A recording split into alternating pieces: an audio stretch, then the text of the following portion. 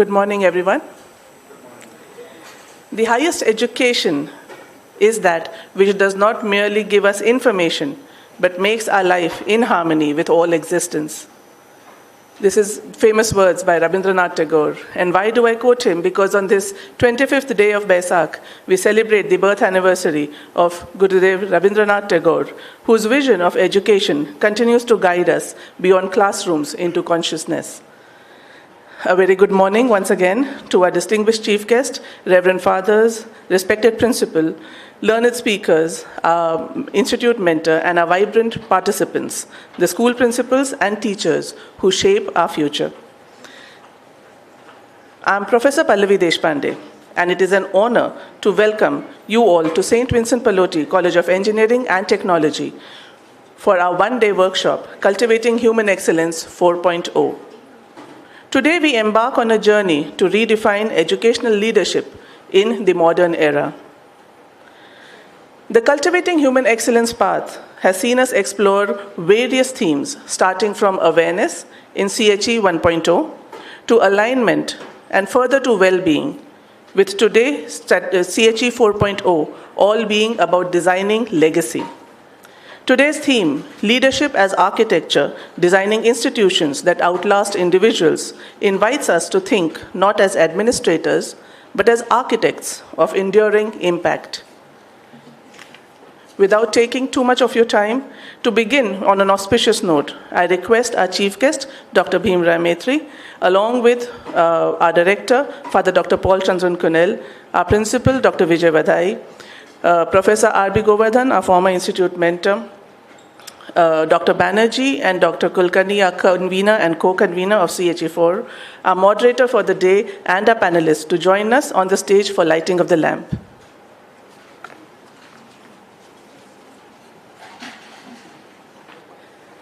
I missed out the names of our very valued CHE mentors. Ma'am, please join us.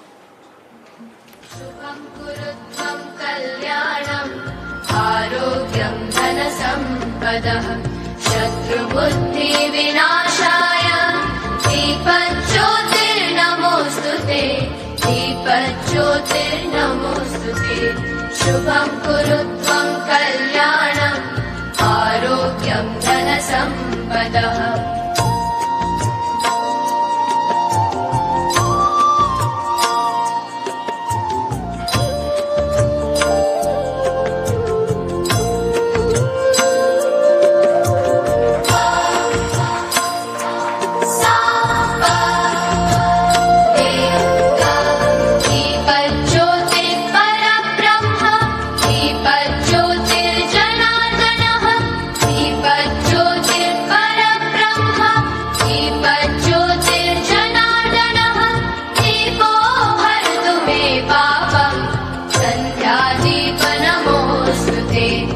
शुभं कुरु त्वं कल्याणम् आरोग्यं धनसम्पदः शुभं कुरु त्वं कल्याणम्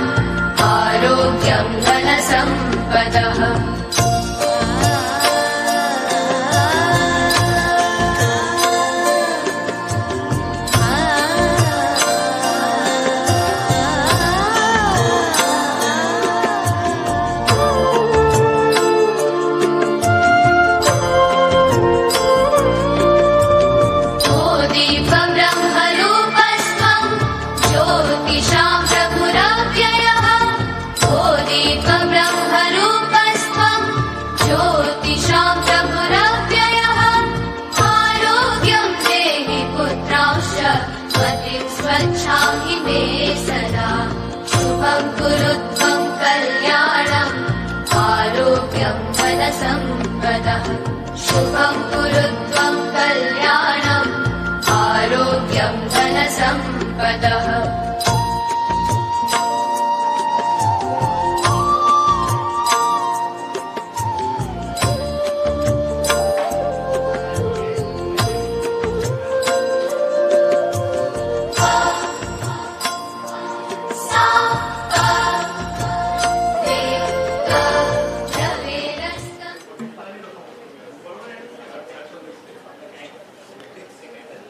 Thank you, everyone. Before we start the proceedings for the day, to seek the blessings of the Almighty, I now invite our director, Father Dr. Paul Chandran Kunal, to lead us into scripture reading and prayer. All are requested to rise.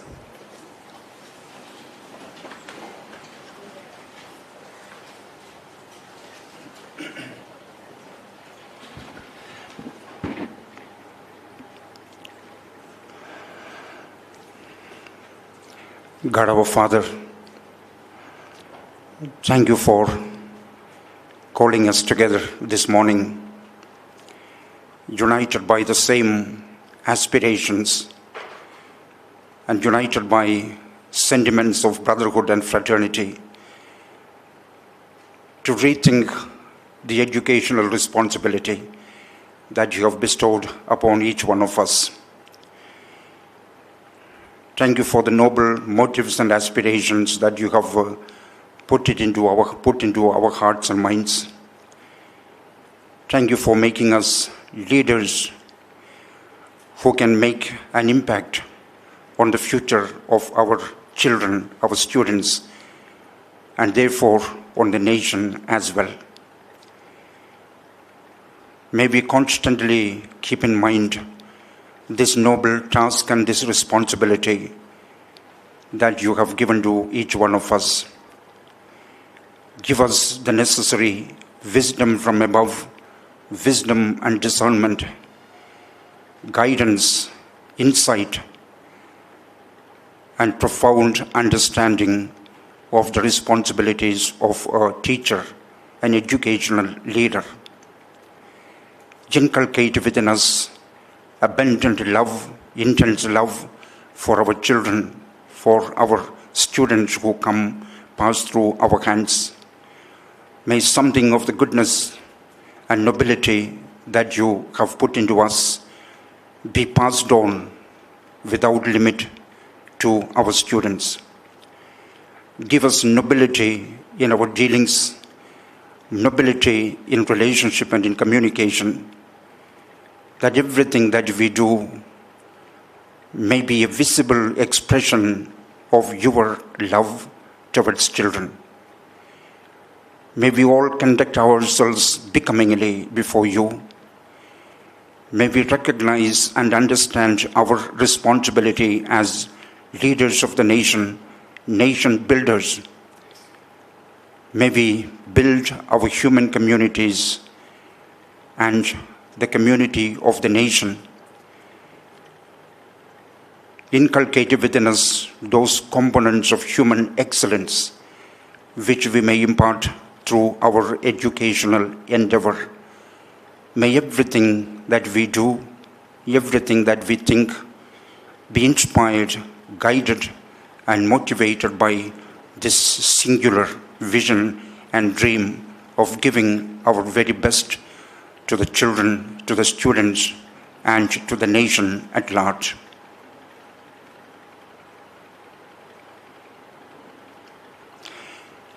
Please be seated.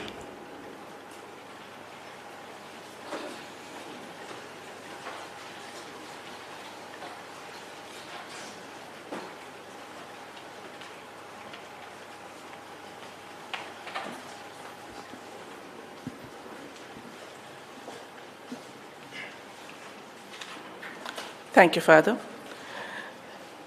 I now request all the management members of SUPCT, the present and the former members, to kindly come on the dais to welcome all our dignitaries and our chief guest today. Please.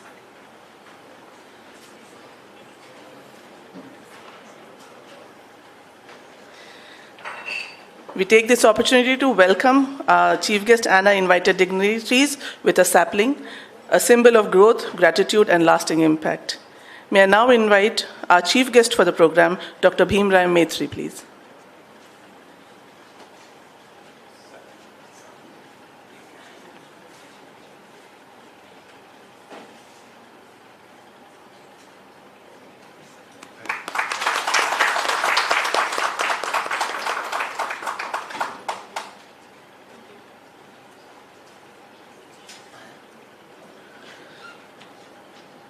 I would like to call upon Mrs. Neeru Kapai, our CHE mentor. Ma'am, please.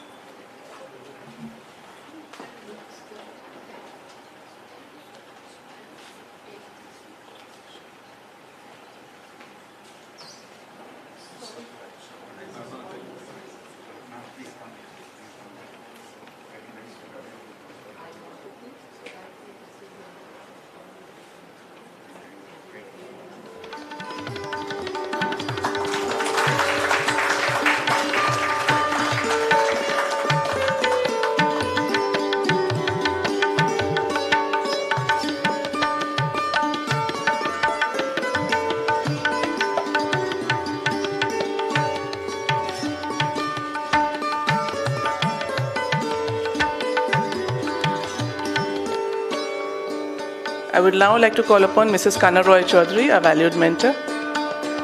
Oh, she's yet to come. Yeah. I would now like to call upon our Lifetime Achievement Awardee, Dr. Pandit Pandey, please.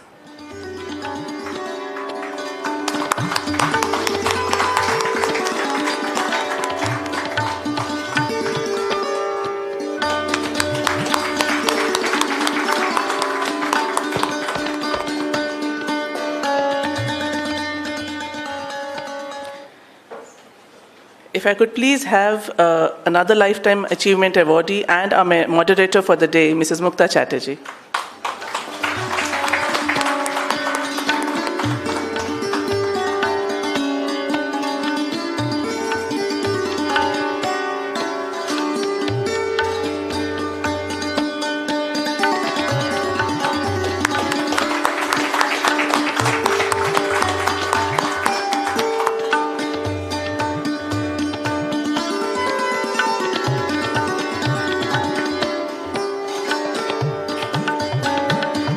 We now move forward to our esteemed panel members for today. Could I please call upon Mrs. Bharti Bijwe?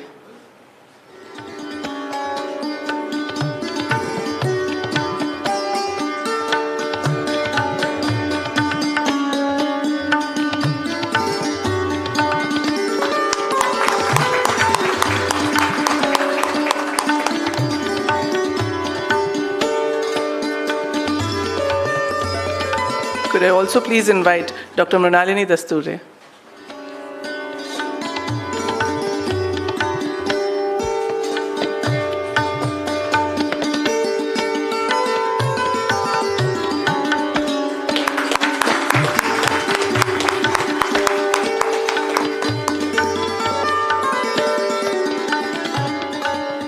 Can we please have Mrs. Abha Meghe?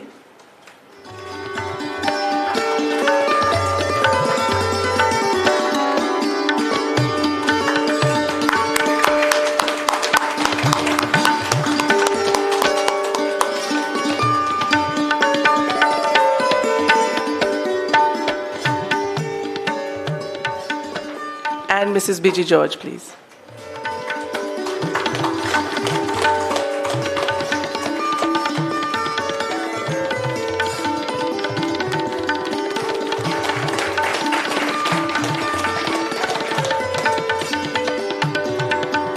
Could I also please call upon Mrs. Reena Dargan? Sorry.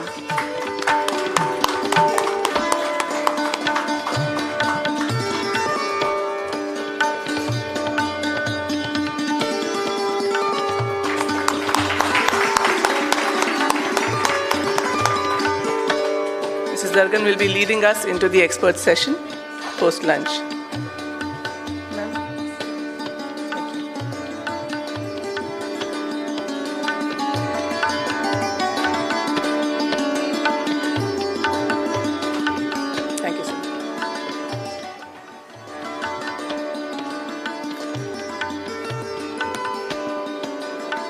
To set the context for today's workshop and to share the vision behind cultivating human excellence, I invite the convener of this program, Dr. Abranil Banerjee, to share his remarks.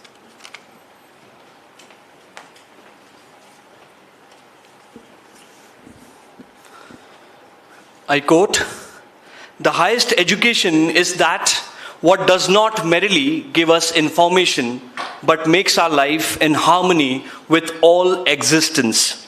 I unquote Rabindranath Tagore. Distinguished chief guest, Dr. Maitre, management members, principals, educators, guests, and participants gathered today. Good morning to all.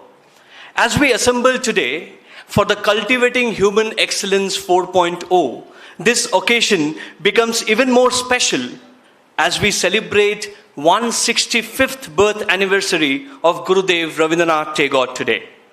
A visionary whose philosophy of education continues to inspire generations across the world. Tagore believed that education must transcend the mere transfer of information.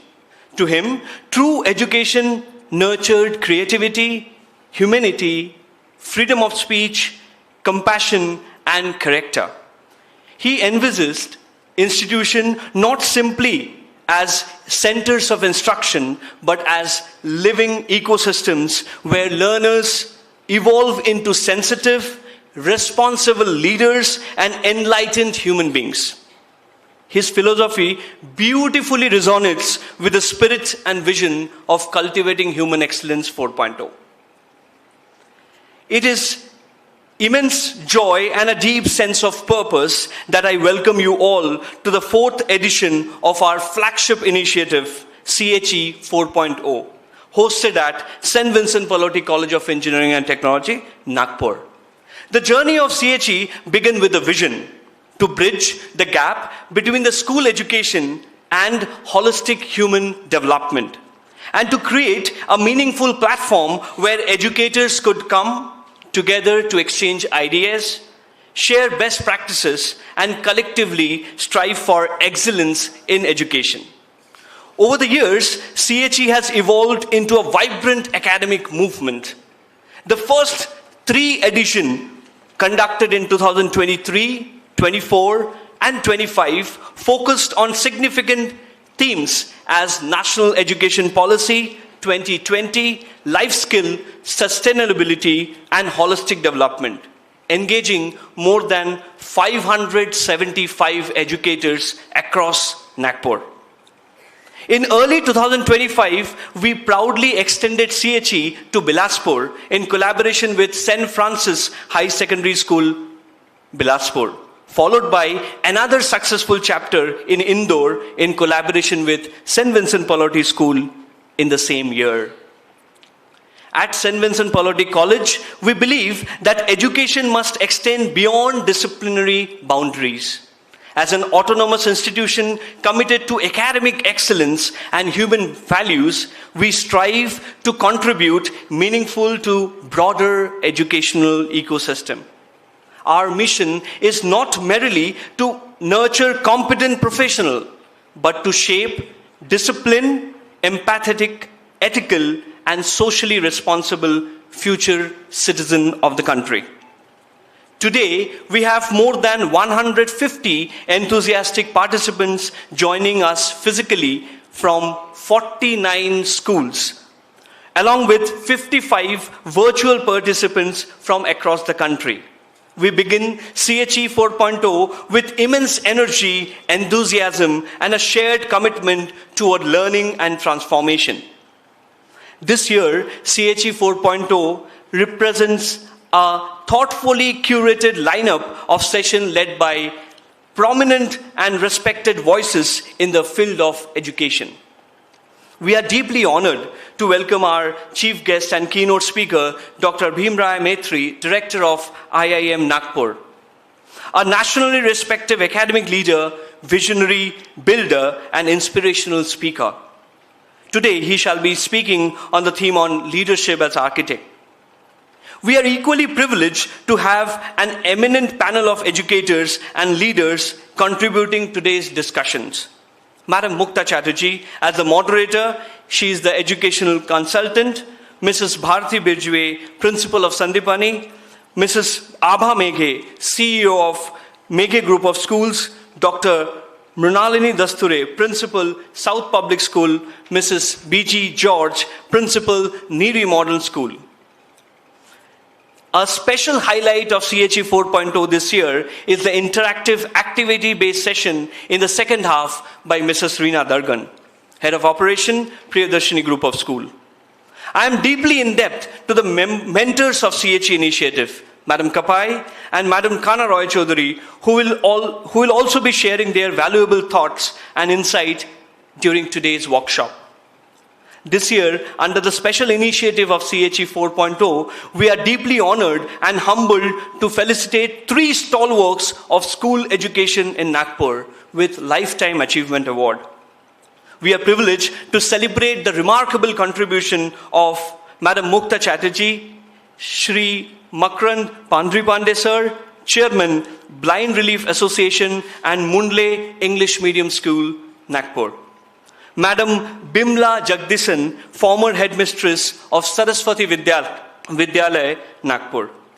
Their inspiring journey remains shining example of visionary leadership, commitment, and service to the education. To all the principal, teachers, coordinators, and educators gathered here today, thank you for your presence. Your dedication and your unwavering commitment to shaping your young mind is commendable. You are true architect of transformation, and your participation today reaffirms our collective belief that education is not merely about information but transformation. I shall conclude with a timeless quote of Sri Ramakrishna Paramahansa. In Bengali he said, "Jotodin bachi totodin pori," which means, as long as I live, so long do I learn. Let Cultivating Human Excellence 4.0 become a celebration of lifelong learning, collaboration, leadership, and inspiration. Thank you.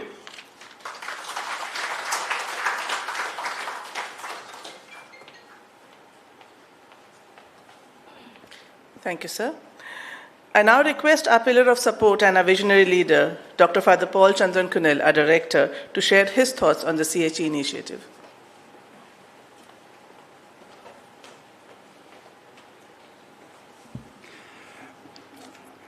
A more detailed thought would be shared later after the inaugural function. At the moment, it's my task and my joy to welcome all of you with great warmth and humanity to this institution. Many of you were here already in the past. Some of you are here for the first time. But I'm sure you are all aware of the Palodi schools, one in Anandanagar and more the one in Beza. I'm sure you have had the opportunity to be associated with one of these schools in the past as well. In case you are not familiar with any of these things, still you have opportunity. And we are very, very happy to welcome you to this institution, this engineering college of St. Vincent Pallotti College and of Engineering and Technology. We, some 4 years back, have been thinking of doing something beyond the classrooms, something more than what we are regularly doing, to take education to a much higher plane, level, and usefulness. And we know that the future of a country, the future of citizens, is intimately, intrinsically linked to the sort of education that he or she receives. When we see certain students, certain gentlemen and women of great achievement, we always inquire, where did he or she study? Who was his or her mentor? Yesterday, one of the teachers from here sent me some notes of gratitude written to them by the students. I was extremely happy to read them. They all unanimously stated one thing: "Ma'am, you have touched our lives. You have made an impact on our lives, and we will never forget you. And we hope to come back and later in life and acknowledge your contributions in public." Certain individuals leave an indelible mark on the lives of children. So do some impactful books. And let us realize that as educators, our task is not just to complete the syllabus, conduct the examination, collect the fees. Far more great responsibility is greater. This session, as I understand, is more than anything else, an awareness building session for ourselves. We are educators, we are architects who prepare the plan, the roadmap for the growth, development, character formation of the students and therefore of our nation. May God bless all of us in this noble task and endeavor. Thank you for being part of this session, and I'm sure we have very, very wonderful sessions ahead held by Dr. Maitri sir and also the panel, eminent panelists. Thank you and God bless you.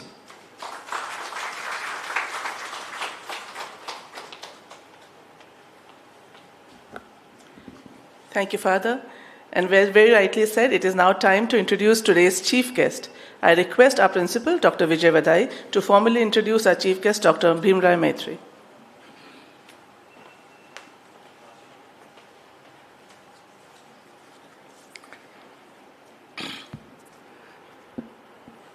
Brahmanandam परमसुखदम केवलम ज्ञानमूर्तिम द्वंद्वातीतम गगनसदृशम तत्वमस्यादिलक्ष्यम एकम नित्यम विमलमचलम सर्वति साक्ष्यभूतम भावातीतम त्रिगुणरहितम सद्गुरुतम Namami.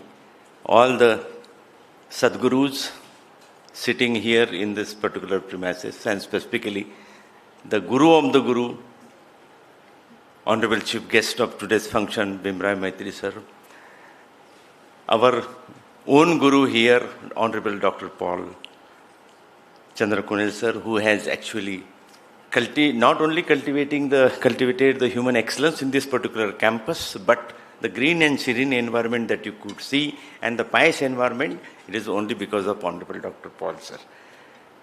The entity which has been crafted since last 21 years, the pioneer and founder, Dr. Govardhan sir is also here to witness, and Father Siju, who have become the financial backbone of this particular institution, St. Vincent Pallotti College of Engineering. He has also graced this particular function of human excellence. I would like to congratulate Abranil Banerjee and Madhura specifically and Pallavi for organizing this and taking the efforts to bring this particular program into this particular campus. I would like to congratulate once again, and special thanks to Bharti Madam and the team and the panel, esteemed team. Sagaranचा हृदयपूर्वक, मनपूर्वक, अंतकरणपूर्वक परत से एकदा स्वागत करतो. And thanks for the giving opportunity to introduce the honorable chief guest of today's function. So distinguished guests, colleagues and friends, it's a privilege to introduce the visionary leader who has the landscape of the management education in India. Please join me with a big hand welcoming the Dr. Bhimrai Maitri sir. Honorable Bhimrai Maitri sir is a global leader in the management. Dr. Maitri sir is a globally recognized authority in supply chain and project management. His career is a masterclass in the institutional development, having served in the pivotal leadership role across the nation's premier institutes. Currently, he serves as a director of the Indian Institute of Management, IIM Nagpur, as a role he has held since 2021. His distinguished career and expertise, his journey of the excellence is backed by the formidable academic foundation, including the PhD from IIT Bombay. Before leading the IIM Nagpur, Dr. Maitri made a significant impact as the director of IIM Tiruchirappalli, dean at MDI Gurgaon, IMI New Delhi, and L&T Institute of the Project Management. He was also the faculty members at a prestigious BITS Pilani, which is the Institute of the Eminence in Maharashtra. National and international impact Sir has created beyond the classroom. Dr. Maitri's influence extends to the national policy and global academic standard. He serves as the chairman of the All India Board of Management Studies at AICT. He is member of the Indian National Commission for Cooperation with UNESCO. Notably, he was the first Indian ever elected as a Vice President, Asia Pacific Division of Decision Science Institutes, DSI, in USA. A legacy of excellence. His contribution has been honored with the AIMA Keval Nohariya Award of the Academic Leadership and Distinguished Service Award by the Asian Specific Decision Science Institute. Ladies and gentlemen, we are honored to have with us as the true architect of the excellence in management, Dr. Bhimraya Maitri. Please give a big round of applause once again. Thank you very much. Thank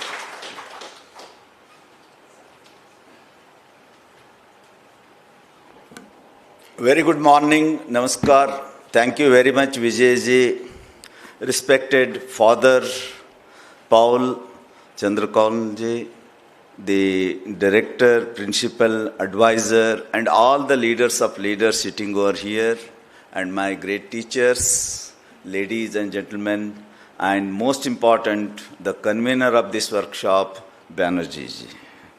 So, first of all, I thank Banerjee. This is a noble thought, the Cultivating Human Excellence. It is a great topic, and the fourth edition happening under the leadership of Father in this great institution.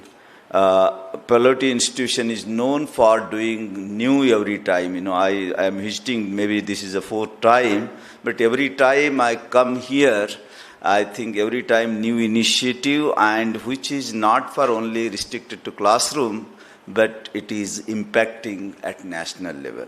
So thank you very much, all the dignitaries and Father, for inviting me.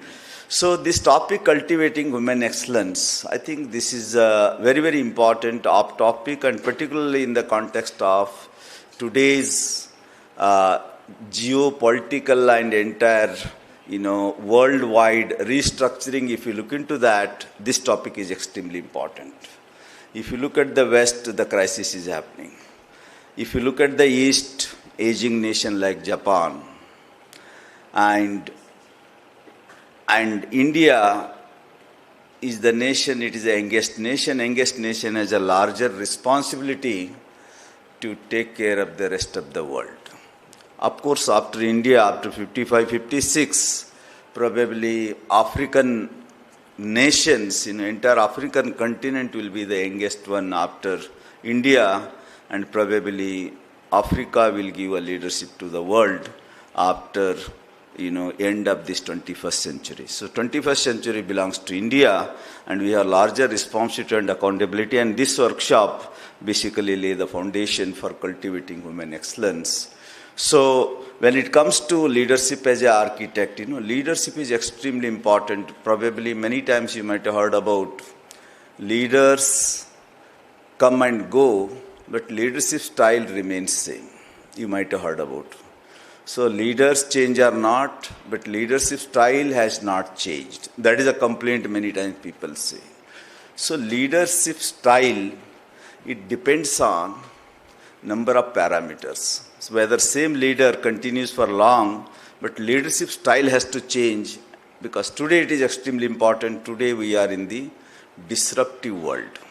So context is changing, and today context is king, and according to the context we have to change our style of leadership.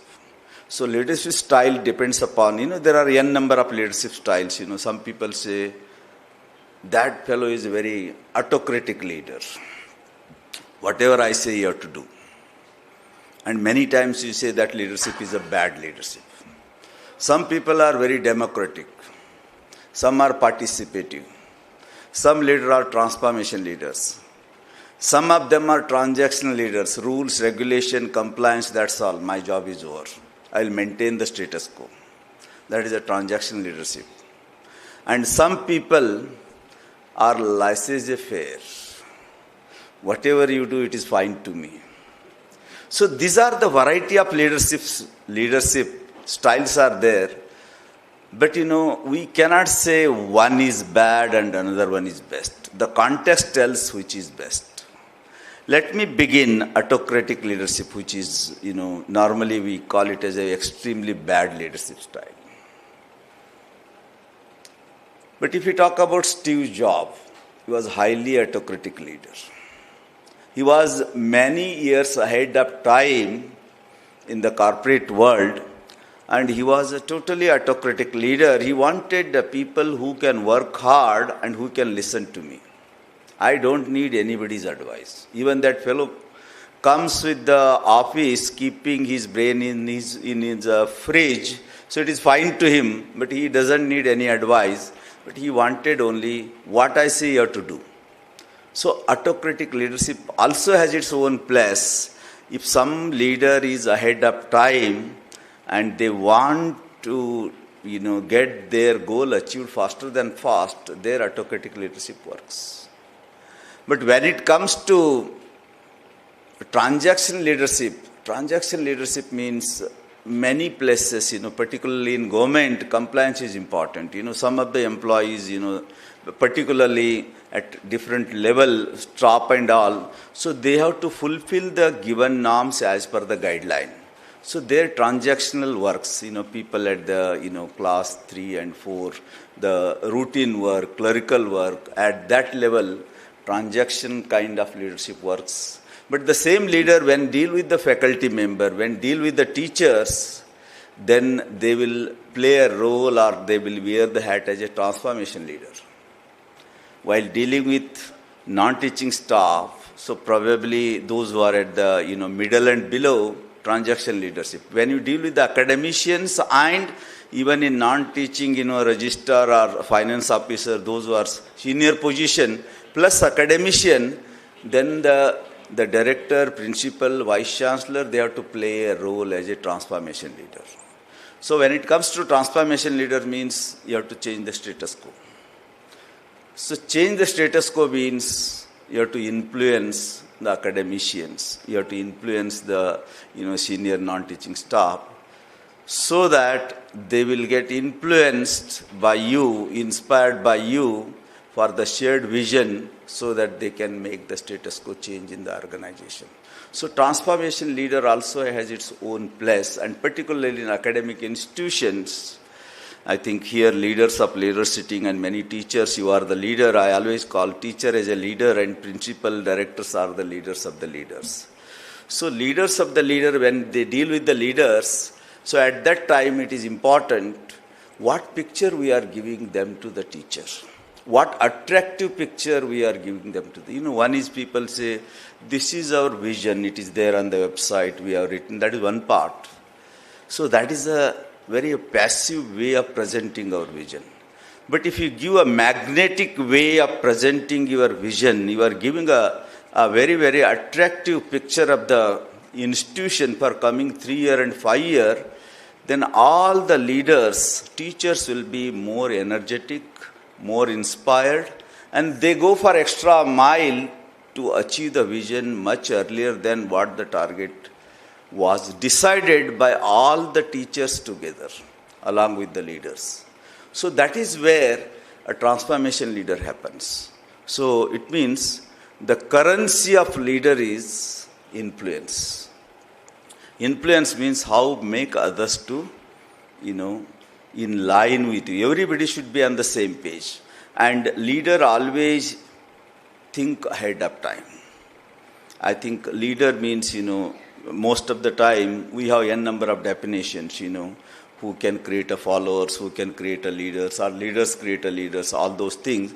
But I believe leaders always create a leaders, not followers. But the most important thing is leaders always, as Swami Vivekananda said, leaders always think the unthinkable, achieve the unachievable, and see the invisible. Such person is called as a leader. So it means, as I told you, like Steve Jobs, leaders always think the unthinkable. And probably that realization comes after 4 or 5 years.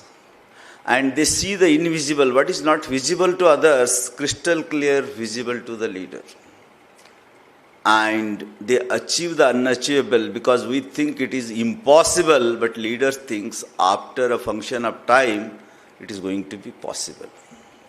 So simple example I tell you. You all know that Sunil Bharti Mittal, 1986, he started Bharti Airtel company.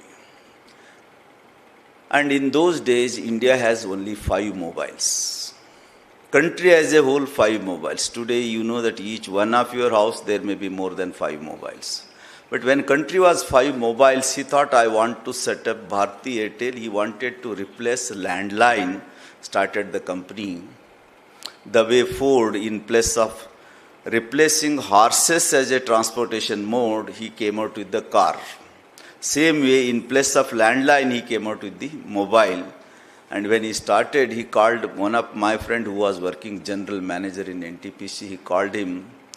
His name is Mr. Agarwal. He was IIT Delhi graduate. He told that from his pocket he took out the mobile. It was a small 3.5 lakh mobile, costly, but it was only used for talking. No other facilities. Today, you can do 50, 60. Your entire business you can do through mobile. 50, 60 activities, not only photograph, video conferencing, banking, n number of things you can do through mobile. But in those days, it was only talking. So he's shown him this is called a mobile. And from the mobile, he took out the SIM and he tells this is called a SIM. Then afterwards, what he says to him is extremely important to listen. He said, अगले 15-20 साल में हर citizen के पास रोटी कपड़ा मकान के साथ mobile भी जोड़ा जाएगा. That is the prediction he did in 86. And a SIM जो है, that is going to be available. हर पान वाला के पास a SIM मिलेगा, बेचने के लिए मिलेगा. That he predicted in 86 when there were 5 mobiles. 73 mobile was invented. Just after 13 years, he wanted to start Bharti Airtel. And 2003, when Mr. Agarwal was talking to me, he told the story that 86 Sunil Bharti Mittal told this. So look at, and what he said, it is a reality after 2000. So that is what leader is all about. So think the unthinkable, achieve the unachievable, and see the invisible.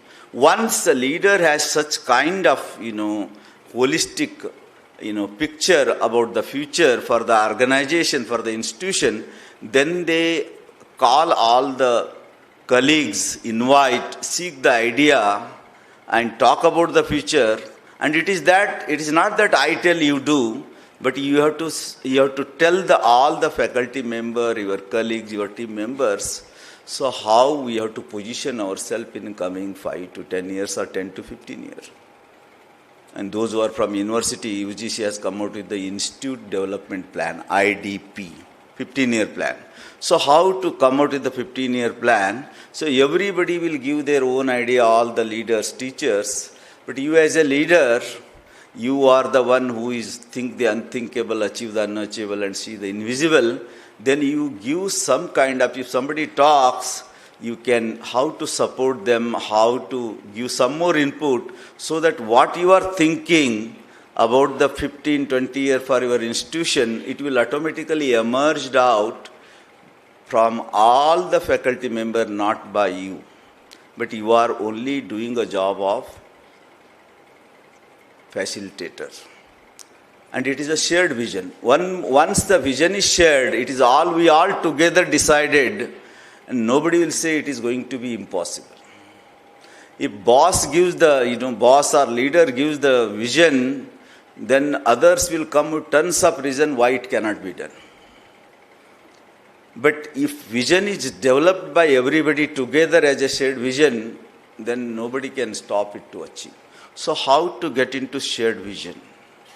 And education institution and the culture, the tradition, they are very, very strong relationship. So education has to be built on the foundations of culture, foundations of traditions, foundations of ethos. So therefore, even national education policy earlier, Banerjee was telling you, talked about through this forum. So therefore, indigenous knowledge system, all over the world they call IKS there also. But in India we call Indian, otherwise it is indigenous knowledge system. Every country has its own fantastic IKS. So how to take it as a bedrock and how to connect with your vision, because future belongs to those who connect the tradition with technology. Only technology is not going to work out. Only tradition is not going to work out. So how to bring these two together to move forwards, to stand out, that is extremely important. So in this kind of context, it is extremely important how to build the ecosystem and environment, Leadership as an architect means how to create that kind of ecosystem. Most of the time, what we do is, if you take an example of doctors, यहाँ चोट लग गए तो doctor will make a treatment here. They will do the local treatment. If there is a problem of teeth, local treatment. But if you go by our own Indian tradition, if you go by Ayurveda, so if problem is somewhere, they give the treatment somewhere else. If flower is not, coming well, it is not fresh, then we pour the water to the soil. We give the manure to the soil. We treat somewhere else, and then you see the flower, the garden. So therefore, education institution also, it is extremely important. It is interconnected. It is basically leaders have to build a biological system, the way our body works, how to create that kind of ecosystem. So many times, if you create education institution as a great garden, then automatically honey bees will come over there. You need not to hunt for honey bees, but if you make it as such a beautiful garden, lot of flowers, but normally what we do is, we don't create a garden, but we hunt for the honey bees. Then we don't get. That is a problem. So this is what, how to make each and every one coming to our education institution as an outstanding leader, as an individual. If you want to create that kind of system, it is not the individual leader is a great, but how to build that ecosystem, how to build that garden, and so that we can attract the best of the best student, best of the best faculty, and best of the best industry, and that is what we call it as a world class. It is not that NIRF ranking or QS ranking or any ranking will decide. That is all.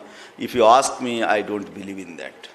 The best student, best teacher, and best industry comes to us. We have done our job. And that should be our, long-term vision. So therefore, for that, leader's important task, most important task for the leader is giving a big picture and attractive picture as a vision. Because the moment you give the big picture, attractive picture, and today time is a competitive advantage. Time is a competitive. It is not that open check is given, you can 30, 40, 50 year I will do this vision. It has no meaning. Entire world would have changed. So today, 5 years is the long duration. Earlier 15 years we used to call, but today 1 year, 3 year, 5 year. So in 5 years, what wonders we can do? How to create our ecosystem, how to move from current level to the next orbit. So that kind of a strategy, that kind of vision we have to build. And if vision is a shared vision, and if all together decided, then everybody work for that, everybody go for extra mile and do it. How to, use influence as a currency to work all the faculty member for that shared vision. So that is extremely important. So the currency of leader is influence.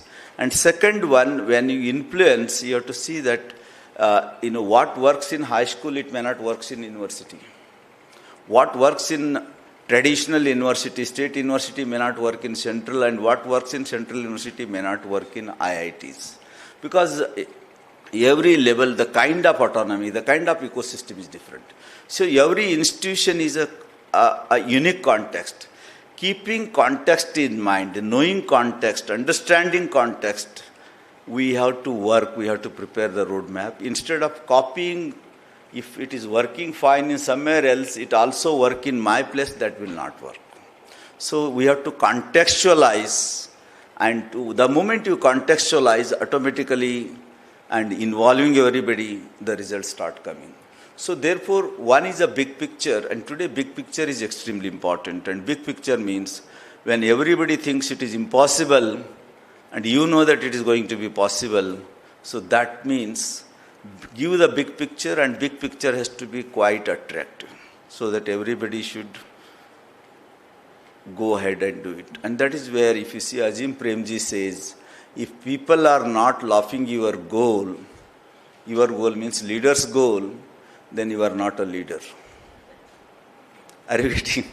So when you come and address, when you talk about your 5-year plan, and when you give a big picture, he says, my approach should be like so and so, and when after the addressing, after giving the vision, after completing formality, when he goes back and after 200 feet or so, when he moves, he looks back. He wants to see what is the reaction of the people, because that action is the real feeling of the people. So after moving some distance, when he comes, when he just looks back, turning his neck, then he see people are laughing, then he will be very happy that my goals are right. So it means that is a big picture. Then once the goals are given, those who did without planning, they failed in their life. Those who planned and they never did, they also failed. So planning and execution should go in hand. So giving vision is one part. Then you sit with your top leaders, top management and all the faculty, different point of time. And then you talk about how it works and how to convince, how to influence. So if you do such kind of sittings, then automatically everybody will be on the same page. Beginning, they say that it is impossible to do. Boss ne to bol ke gaya, but ho hi nahi sakta hai. So that is where in the absence they laugh. But when after series of meetings in 6 months, automatically everybody will be at the line and they will start working. So this is how it works. Anytime, always we say when team is formed, first team is formed, then what happens after forming the team? After the team is formed, there is a storm. People will fight each other. Then after the storm, there is a norm. Then they normalize. And then they work for the goal. Same thing happened here also. Once a vision is told, then everybody has all their own opinions, views. But then normalization takes place and that step has to be done. And then work for the vision. So that is where to create this kind of ecosystem. So some 4 or 5 things leaders have to keep in mind. Number one, leader job is giving a big attractive vision. And the most important, after the vision, when the storm comes, people talk in their own level. Samne to koi nahi bolega, but piche they will talk about all those things. So once you listen the feedback, if you see your own feedback or your own intelligence, then the most important, how to norm. So for that purpose, it is extremely important for leaders that communication. The kind of words, kind of symbols you use when communicating to your colleagues, your teachers, that is extremely important. The way we communicate, that makes everything. One can communicate very differently. One can communicate entirely in other direction. So the way you communicate, whether people should accept or people should by face, they may accept, but actually they may not have accept. So how to make them to accept wholeheartedly? So that communication is important. So how to communicate to the people and what you communicate to the teachers, academicians, and what you communicate to the non-teaching people, both those two communications are different. You have to communicate in their own language. That is important. And everybody's language is different. So therefore, how to communicate in their own language so that they can understand and they should also very happy, it is a great idea, we should be doing it. So this part is extremely important to norming and taking it forward. So this is one part. So after keeping this, the most important part is when you create an ecosystem. So leader as a leader, because the way leaders' examination takes place, the moment they enter the campus till to go out, everybody conducts the examination of the leaders. They may not be knowing, they think I am looking after the institution, taking care of everybody, but everybody is conducting examination on the leader. So leaders are observed by everybody, all the faculty members, all the students, all the staff, everybody is observing, and the way you conduct, the way you behave, that is extremely important in the ecosystem. And that set an example, because leading from the front is extremely important. One incident I'll give you, in Gurgaon, when I was in MDI Gurgaon, there is a company called Sona Koyo. It is Karisma Kapoor's father-in-law company, Dr. Surendra Kapoor's company. So they got a Deming Award. I invited 2005. He said 2001, it is a 5-year effort to get that highest quality award. He was telling when he was moving from this corner of the building to other building and there was open space, when he was walking from, I called him to address our students, he was telling how they achieved the award, how important for leaders to look at this eye and every details. Very small things, how to observe to create that ecosystem. He was telling I was walking from this end to that end and he saw big waste jute was lying on the floor this side. Instead of going this direction, he took a turn and he was about to bend and take that waste cotton. And he said, where those people were there, I don't know. 10 people came, they picked up the waste cotton and they put into the dustbin. So from 2001 onwards, 2005 he was addressing till now, I never find any waste lying in anywhere in the factory premises. It was a steering company, but it is such a neat, clean, that cleanliness of the campus. So he kept it because leading from the front. So leader job is because the way we conduct. Otherwise you would have called 10 people, fired, and I don't allow this one, that, all those kind of language he would have used. But what he did, he was about to take and people came and he never said anything. But people know that our leader likes cleanliness. Cleanliness is a godliness. So that is how these are the small things, but they make a big difference. So as a leader in the campus, it is extremely important we have to take a quality walk in the organization. The moment we take a quality walk, people automatically follow the discipline. Discipline comes. If you just take a round and there is a place for everything and everything should be in its own place.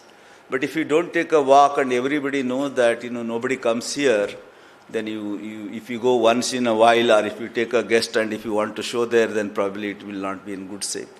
So therefore taking a walk as a leader, one is discipline and second one, everybody knows that leader is the one leading from the front. First coming to the campus, taking around. Others, those who are coming late also, they make a point that I should not come late. If boss is coming, leader is coming right time, then I should be coming. So many things will get changed just to take a walk. Don't say anything to anybody. So these are some of the things if we do, automatically we create a great ecosystem. The most important thing, the students today, they are highly, techno-friendly. Probably they know much better than us when it comes to technology. How to judiciously balance between the technology part and the learning outcomes of the schools and colleges, how to bring the balance because they more spend time in all those internet and all those things. So how to bring back, because at the end of the day, AI has come. So how to digital literacy and also how to provide them do's and don'ts is extremely important because if you build individual as a great leader coming out of the school and colleges, so at that time it is extremely important how to make them as a good citizen. Basically our job is to build a character. So build a character or build a human being who can take care of all living beings. So this is extremely important, not only, building a character and making them employable, but they should also take care of all living beings, including planet. So that is how to bring that kind of thinking. Probably this can be taught to them, that experience, in Hindi we call it as अनुभूति, उनको कराना है तो छोटे छोटे गांव में लेके जाना चाहिए बच्चों को.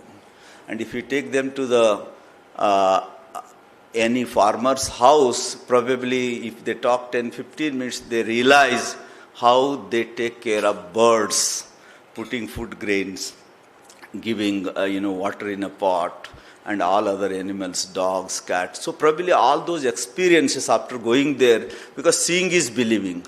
If you say in the class, they forget.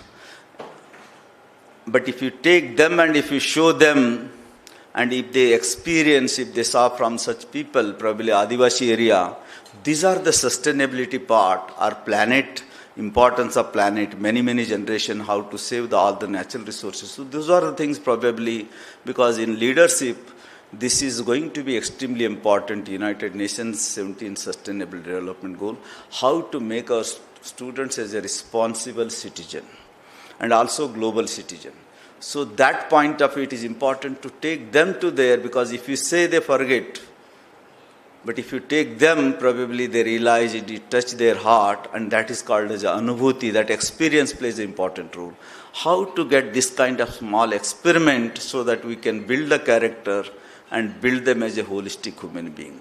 Employability, all those things will follow, but the most important, if you build the character, because today there is a trust deficit environment. Whom to trust and whom not to trust is a big question. Because good time, everybody you feel they are good people. But bad time, then you know who is who. So how to identify that? You see, leader also wear the hat of psychologist. Who has what potential? Everybody in the school, every person has a potential. One or other best potential. No person is useless. Everybody is one or other best potential. How to identify that and how to tap that potential is the job of leader. Tapping the potential. And once you tap the potential, so probably, basically, there is a, what we say, empowerment. All work cannot be done by the leader. Once you know that who is fit for what, there is a place for everyone, and everyone has to be in his or in her own place. Once you understand, then we have to give the requisite accountability and responsibility. Because our job is leaders create a leaders. So we have to share our load and share our lead. So we have to share the load, and we also prepare putting them into the pipeline of leadership. That is sharing the lead.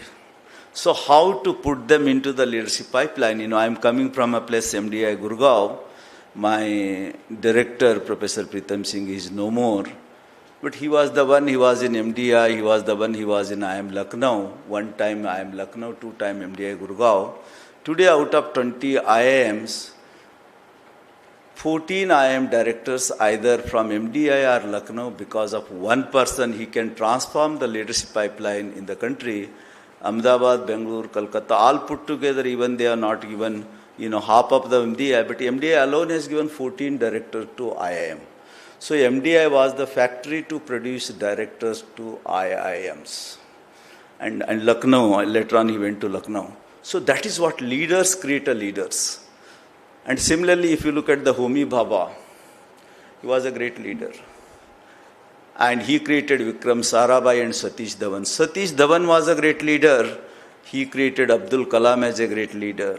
So look at Homi Bhabha to Satish Dhawan, who was heading Indian Institute of Science as a director, and also ISRO, dual charge, 72 to 84. So he produced a leader like Kalam. And you see how series, and this side if you go by, Homi Bhabha, Vikram Sarabhai and Kiran Karnik. Kiran Karnik, probably you know that when Satyam was in crisis, he was appointed as the interim CEO by then Prime Minister Manmohan Singh. And when current Prime Minister first time took a oath in 2014, he was advisor to Prime Minister Modi. So Kiran Karnik, I am Ahmedabad graduate. So if you see how leaders create a leaders, this is the most important job. I think all the leaders sitting over here, how to create more leaders. So leaders create a leader, basically not a leader create a leader and that leader create another leader. So it is a series of leadership should happen. And then only we done our job. Otherwise running the institution, as Father rightly said, it is not only running the institution, but how to create many leaders. And those leaders create some more leaders. And that is what extremely important. And there are many examples in India. And I always, when I, coming from a small village and I studied in Kannada medium in Maharashtra. But when I moved to BITS Pilani to MDI, I learned a lot from my mentor, my director, Professor Pritam Singh. So I thought I learned a lot, but everybody says I learned because of him. So I am because of my leaders. So this is what probably he created that image, and he has transformed not only academic, but he was on the board of Godrej, Maruti, Hero Honda in those days. Today these two are. So he created series of leaders in corporate world as well as academic world. And probably, whatever I learned from him, being a first generation educator, I tried to practice in Trichy. And Trichy, one of my appointee, I appointed him as a professor, I made him as a dean. He wanted to come to Nagpur. Then I said, no, you are not needed in Nagpur, you should go to some other IIM as a director. He got selected IIM Ranchi. Currently he is heading as a director of IIM Ranchi. So until if I don't create few directors from my institution, so I am not a complete leader. I think that kind of, ecosystem if you create, probably we create many leaders. And it is a great, topic, cultivating human excellence. And I am sure that all the living leaders are here, lot of examples and illustrations, and I am sure the teachers will get benefit. And today country needs a large number of leaders, because as per the NEP, all affiliated colleges are going to disappear. They are going to in the form of either state university, deemed university, distinct deemed university, or cluster university. And those universities need a vice chancellor, pro vice chancellors, and deans. So there is a huge demand of leadership in the country, and this kind of workshops probably helps. And many of you probably, if you ignite them, and probably it is a turning point for many of the teachers to become a great leaders. I wish a grand success of this workshop on cultivating human excellence. And the very, very beautiful word used, leadership as architect, I liked. Thank you very much, Father, once again inviting, and Banerjee for inviting me. And thank you very much, all the great leaders. Wish you all the best.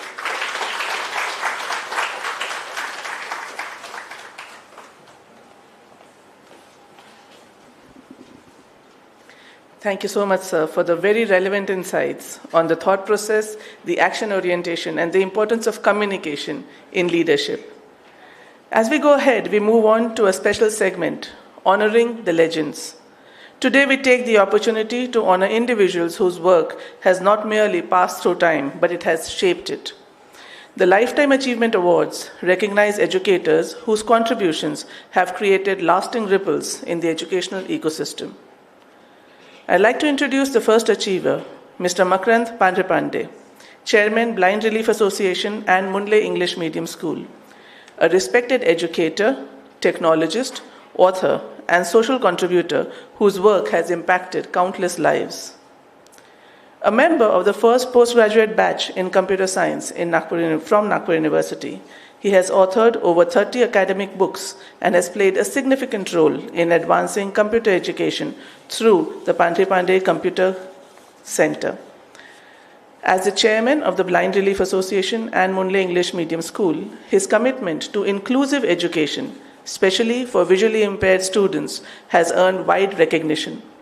His contribution across education, social service, and community leadership truly embody the spirit of lifelong excellence. I call upon Dr. Maitri, Father Dr. Paul, Dr. Vijay Vadai, Professor Govardhan, Father Siju, Dr. Banerjee, and Dr. Kulkarni to please come on stage. And ladies and gentlemen, please join us in honoring Mr. Makrand Pandrepande with the Lifetime Achievement Award.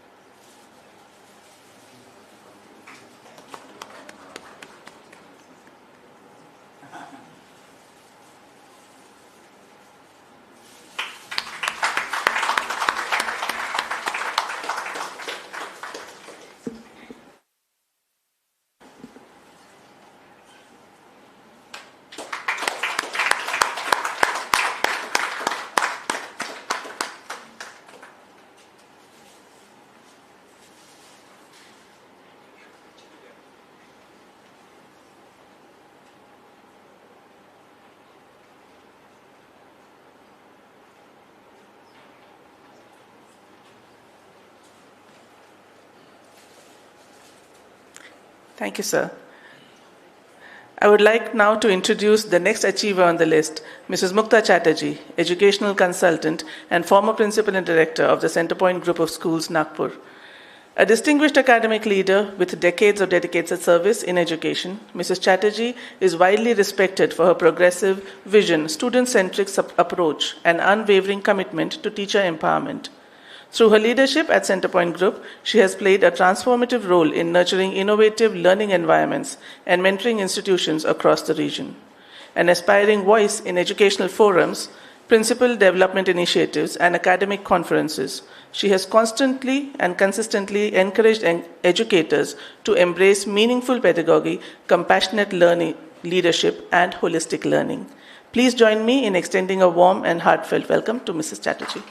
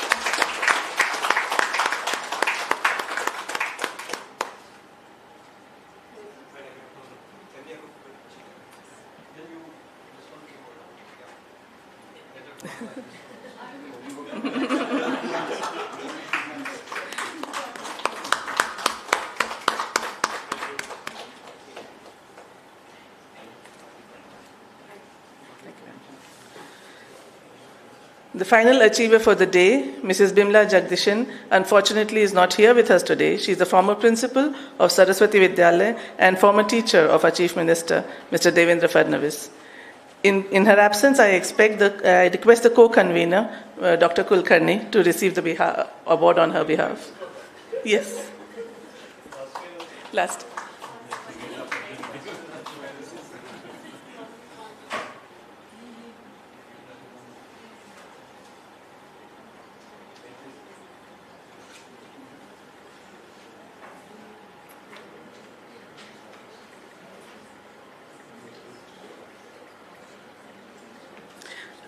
I think we will wait for Mrs. Bimla to come here one day and we will hand over the prize to her.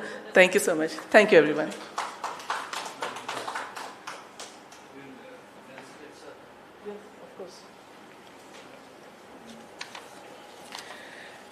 As the chief guest, Dr. Maitri has to attend to his other engagements. As a mark of our deep appreciation for sharing his valuable time and wisdom, I request everyone to please felicitate the chief guest, Dr. Bhimraya Maitri.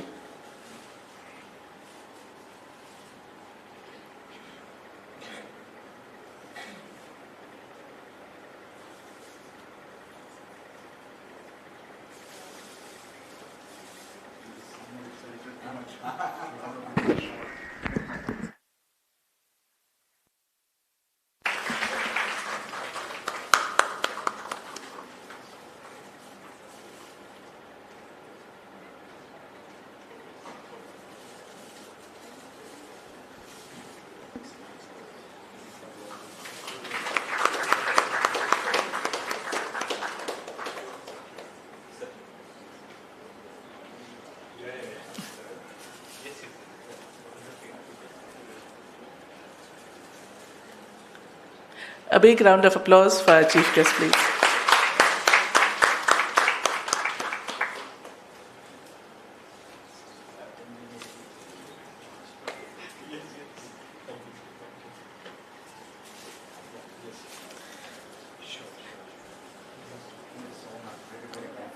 What?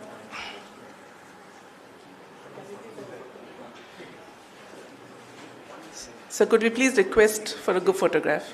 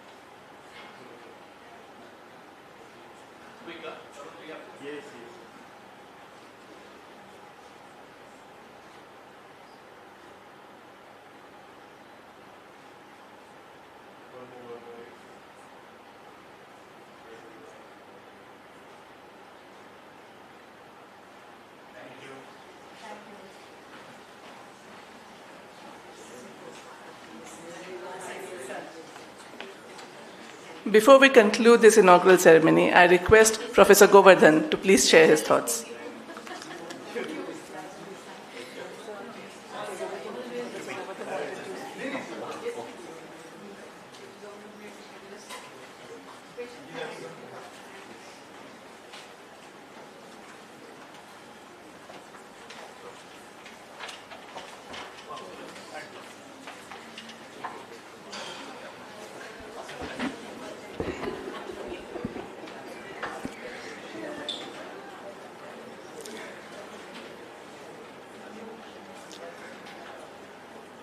Yeah, good morning, respected teachers.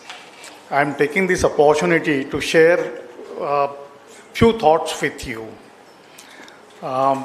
In fact, AI, artificial intelligence, is transformative and also disruptive in nature. It is just at a nascent stage, and I'm also a student of learning AI. Now, in fact, if we see the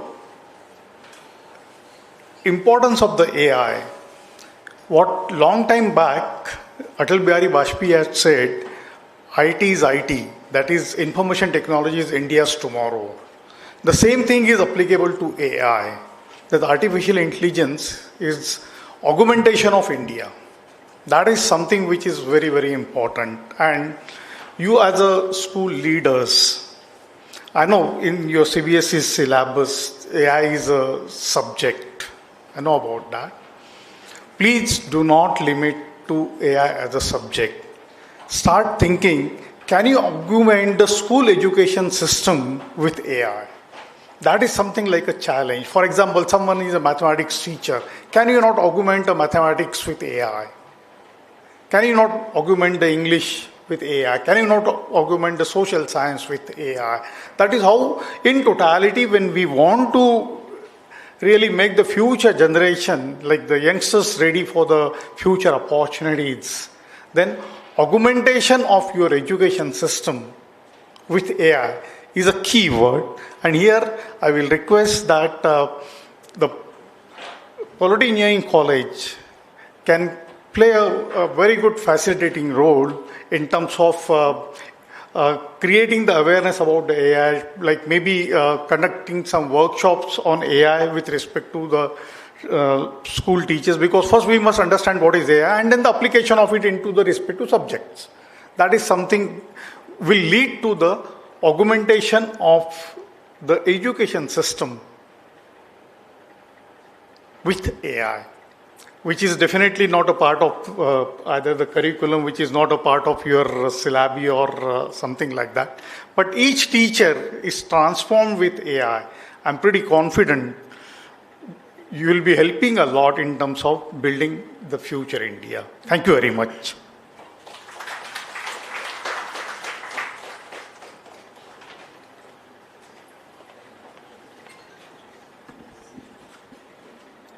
Thank you, sir, for highlighting the need of augmentation with AI in the school education system. As we go ahead, let's continue the momentum of this particular event today and move into a very informative talk by Dr. Father Paul Chandran Kunal. Faith is the bird that keeps the light, feels the light, and sings when the dawn is still dark. Again, famous words by Tagore.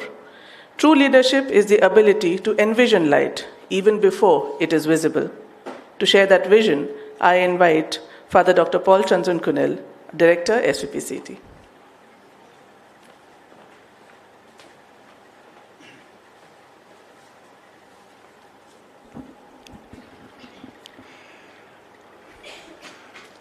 One of the qualities of a great leader we have listened to from our chief guest, Dr. Metri. He is a person who has been trained for leadership and who has trained many people for leadership. And his vision and his ideas are born of experience, and therefore it has got great value. He spoke of transformational leadership, and the leader who leads from the front, a leader who communicates most effectively, choosing every word that he or she uses.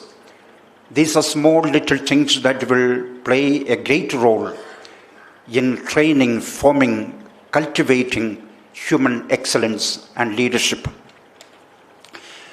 As Banerjee sir has rightly said, this is the 4th edition of this Cultivating Human Excellence.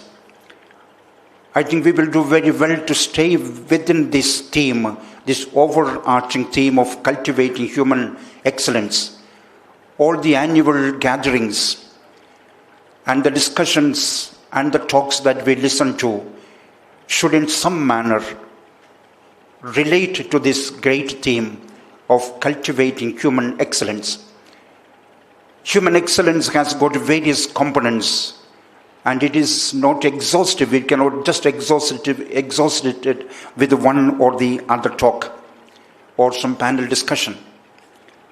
It's a lifelong effort that every one of us has to engage in if we want to cultivate human excellence. As I said in the beginning, this topic or this idea was born of the conviction that what we do at the moment, even after NEP and even after much discussion and rethinking and revisiting of education, is not sufficient to bring out what is best in the individual person. Psychologists tell us that only some 25 to 30% of the human potentialities come to the fore, come to fruition in an ordinary individual. When it comes to a genius or a scientist, probably another 10% or 15%. About 40 to 50% of the human potentialities go waste, go unrealized. And that is underutilization of human resources, which should have been developed in a big way and which would have benefited the world and not just the individual. So we educators have a responsibility to identify what is human excellence and to engage in activities that will promote excellence in every individual that passes through our hands. And this is particularly important today because of the tendency of parents to outsource education. You as teachers, or we as teachers, we are very, very much aware of the limitations of the parents today. Because of the changing structure of social life, both the parents are in many places engaged in some kind of job. And nuclear families are increasingly becoming the norm. Grandparents and joint families are also, to some extent at least, disconnecting from these nuclear families. And therefore, the education of children does not happen as it used to happen, especially in the values, in ethics, in corporate behavior, in professional behavior, in religious behavior, etc. Unfortunately, these dimensions which used to form part of the character of an individual in the past are not available for the children. And parents are in no mood to do that. And when it comes to the school, parents outsource this responsibility. I can't manage my son. Aap dog thoda usko thoda sudhariye. Just to do something. And we know that in the schools, we are also overly driven by a syllabus and a curriculum. And in the school also, we will not, with all our goodwill and with all the efforts that we make, we also will not be in a position to do let's say, something we can do, but not beyond that. But that will not be sufficient either to bring out the very best in a student. And therefore, we have to think of a complementary education. I have often spoken of this dimension of education. In the absence, in the context of the failure of the parents to communicate or to give to the student what is required for life here on earth, and in the context of the difficulties of the school in an overly curriculum-driven syllabus, to give something of this, who will do this? This is the question. Now, can we leave it to the government? Can we leave it to the panchayats? Can we leave it to religious institutions to come in and fill the vacuum? I think this vacuum can be effectively filled in only by educational leaders, which means we have to play an additional role than being mere teachers who run the curriculum, conduct the examination, etc. Because we are speaking of a very, very important dimension of the human person. If we do not enter that private realm of the individual person, we are losing them once and for all. And half the human potentials will remain untapped. Humanity will be the loser. Every individual will be the loser. Now, what are the components of this human excellence? I think every one of us, as leaders and as visionaries, must envisage for ourselves what would be the components of this excellence that we are speaking of. Cultivating human excellence has become a slogan. Okay, cultivating human excellence, we have to cultivate human excellence, etc. But what are the components, the real components of human excellence? I would like to enumerate a few of them. You will certainly have many more, but we don't have an activity, an exercise here where we can all sit together and define those components of human excellence. But I believe in different situations and different institutions, we will be focusing on different dimensions, if not on all of them. The first thing I would emphasize as component of human excellence is respect, kindness, and compassion. Respect for every human person. Kindness, because our final identity, our first identity is that we are members of the human family. We are in the first place members of the human family. We have the same origin and the same destiny. Very often, unfortunately, we lose sight of this fundamental knowledge, this fundamental insight, and therefore tendency to discriminate between cultures, religions, languages, regions, etc. Unfortunately, this is defining our country today. This is not what we have been taught. This is not the educational heritage or the religious heritage of our country. We are in a big way distancing ourselves from that heritage which was built over a period of millennia, 3,000 years.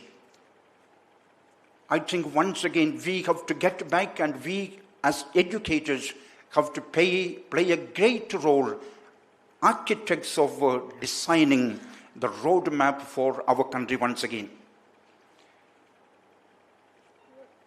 In our Indian history, Indian heritage, education is seen as a sadhana, a means to attain the highest end in life, a means, and that highest end we have to define. We know what it is, and this education must be used to reach that final end. Then it becomes a sadhana to attain the ultimate destiny and the reward. So kindness, concern, and respect and compassion, this is something that we should inculcate among our students day in and day out. And as Maitreya has rightly said, we have to be men and women of kindness and compassion and inclusiveness. We have to lead from the front. A second very important thing is sense of civility, civic sense. Sir was speaking of the filth, the heap that lies here and there, littered, not just on the corridor, but all along our roads, our campuses, our public places, etc. If not schools, if not teachers, who will educate our children to this end? Parents, we know, especially in the rural setup, etc., there is no difference between filth and what is not filthy. It's all the same. And when it is come to schools, and the high-profile schools, okay, some emphasis is already laid in this. But in many schools, I am afraid, there is no real focus and teaching and discipline into civic behavior. And therefore, we have no regard for environment, we have no regard for the privacy of the other people, we have no regard for cleanliness, and we are quite comfortable with this. Civic sense. Today you are hearing of in Europe and in Australia and in other countries which used to be very, very tolerant towards Indians are becoming aggressive towards us in a big way. What is the reason? We are too keen to say that this is racism. It is not. It is not. It is because our civic sense is actually not there. Or we have not learned how to insert ourselves into the culture in which we live. We have to speak their language. We have to follow their behavioral patterns. We have to respect their culture, their language, their styles of behavior, their privacy, everything. Unfortunately, we do not adapt ourselves. This is where civic sense has to be cultivated and taught at some stage to our students. Responsible citizenship. Responsible citizenship. These are, in my opinion, some of the most essential components, and more than anything else, religious magnanimity. I don't say religious tolerance. No, tolerance is okay. I don't like it, but somehow let it be. That is not religious magnanimity. Religious magnanimity means that we accept and enthusiastically welcome every believer, every religion, every practice, every scripture. Because every religion we know holds something of the divine. It indicates to us a pathway to reach God. It also speaks of a way in which God has communicated with that individual, that religious group, that culture from time immemorial. And not just through my religion, through every scripture, through every religion, God has been communicating and guiding believers of particular religions. Why do we not accept this greater truth? Dr. Sarvepalli Radhakrishnan once said, religious tolerance, he used the word tolerance, which was in currency at that time. He said, tolerance is the homage that you pay to the inexhaustibility of the absolute. The absolute is so big and so great and so inexhaustible, and therefore one particular religious experience alone cannot exhaust the absoluteness of the divine.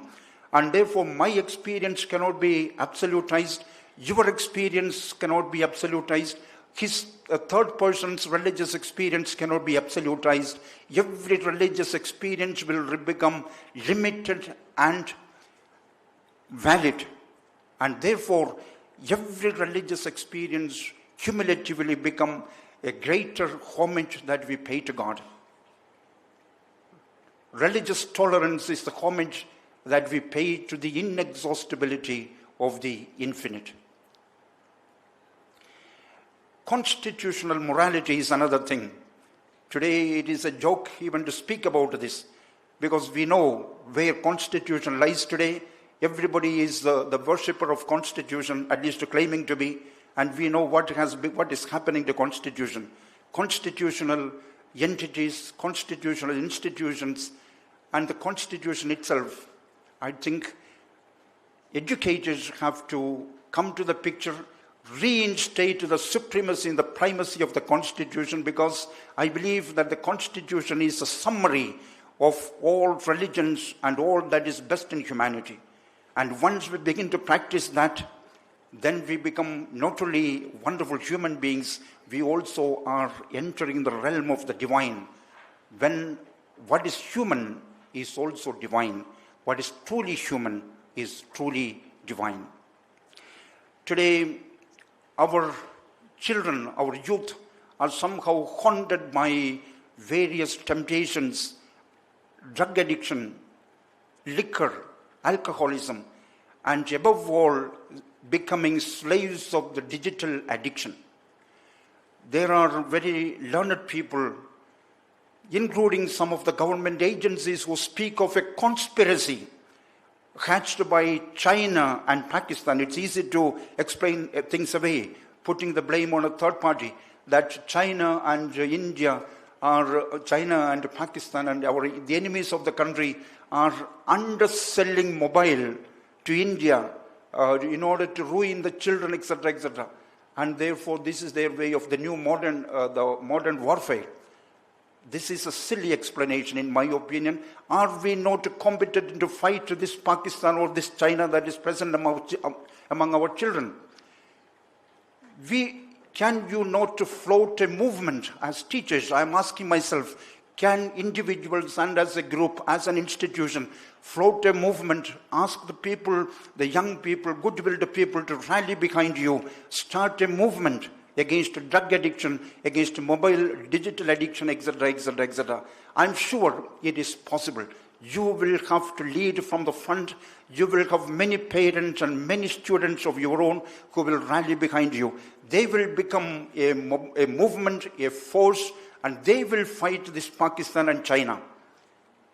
Let us not put our Indian soldiers on operation for this task. We are the soldiers here, and we will be able to fight most effectively this sort of menace. I think cultivating human excellence would mean that we engage ourselves in this sort of pioneering movement, getting the students and the parents and the teachers rally behind our leadership. Then we will see something wonderful happening. May our country move in this direction through the inspired and conscientious leadership of every one of us gathered here. May God bless all of us in our endeavor. Thank you.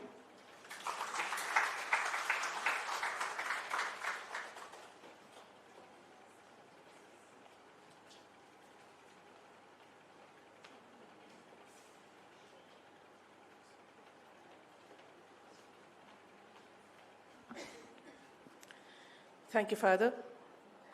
Education, at its core, is an act of deep commitment, of loving the world enough to shape it.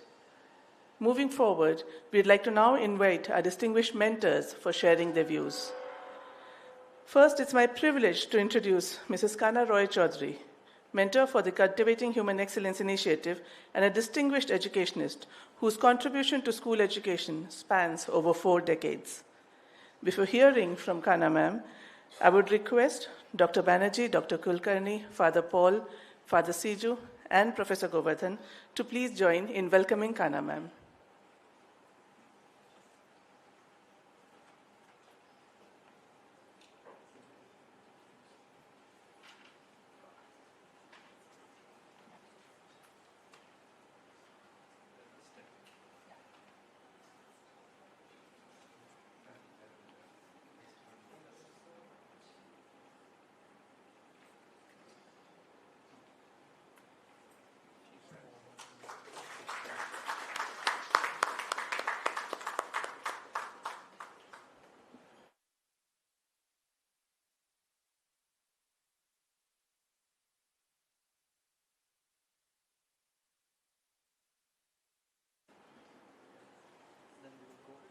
Yes, please. Mrs. Kana Roy Chaudhary, former principal of Centrepoint School. Ma'am, please.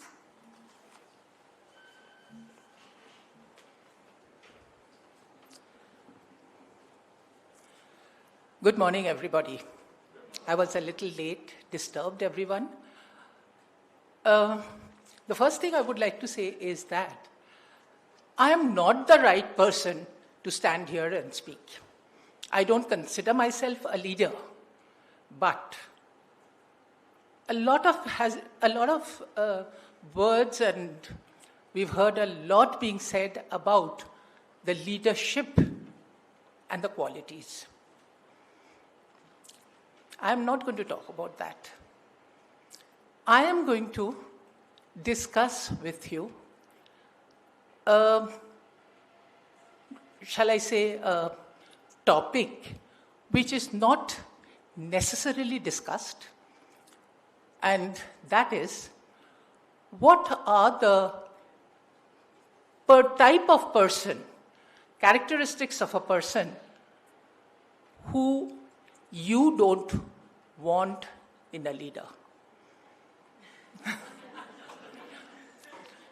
Well, it's not difficult, because as Dr. Matri said, leaders are preparing leaders. So we are all here to become leaders, or even better leaders. I want your opinion about what are these characteristics you don't want in a leader. Okay. Yes. Ma'am, you want to say something? No? You're most welcome to say it. The first thing I would like to say is, whenever we visualize a leader, we think of somebody very smart, very, very self-assured. Am I right? And we sort of get awed. And then we don't have the guts to ask anything or say anything negative to what has already been said. I know it's difficult, but don't you come across this type of leaders? See, leaders are in a position of power. This power sort of scares us. So I would like to know what kind of leaders you don't visualize. I mean, I won't say visualize, you come across, unfortunately, sometimes. Don't say you haven't come across this type of leaders. I'm not meaning all the eminent people sitting here, because please don't take it otherwise. But we have come across people who think, shall I use the word, the saying, they think no end of themselves. And that is something we don't want. I want your participation. Yes, please. Excellent. Biased and favoritism. Yes. Which we don't like. We don't like at all, but we can't say anything. Anything else? Please. My way or highway. My way or Absolutely. My way or highway. Yes.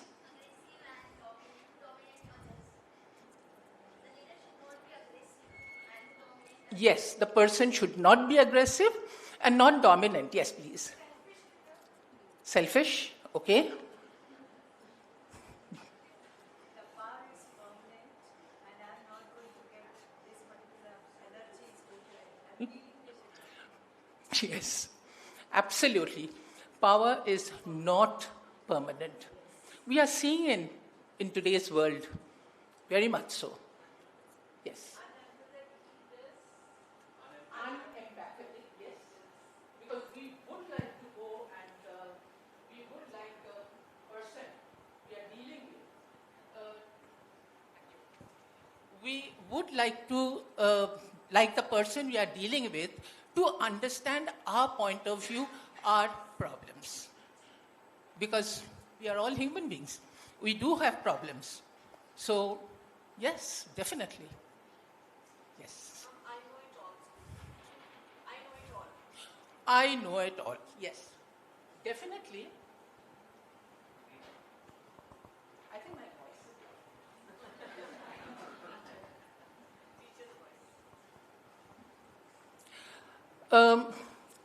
the knowledge of the game, the rules of the game is something every leader should know.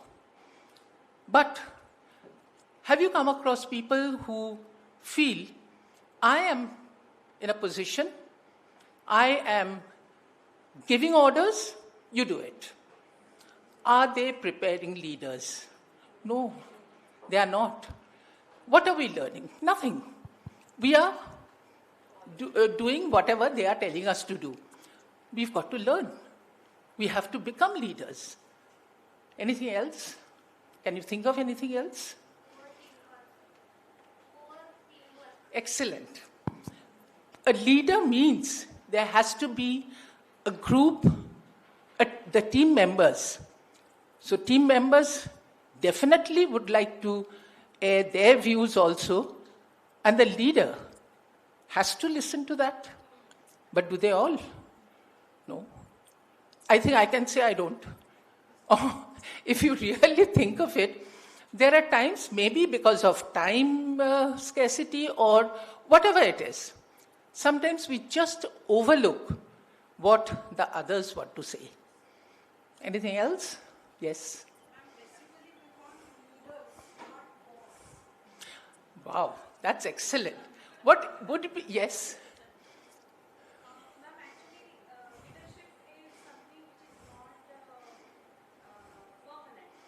Yes.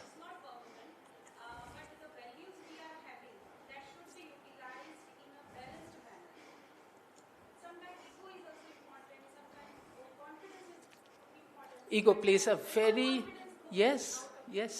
Ego is the worst thing that can happen in one's life.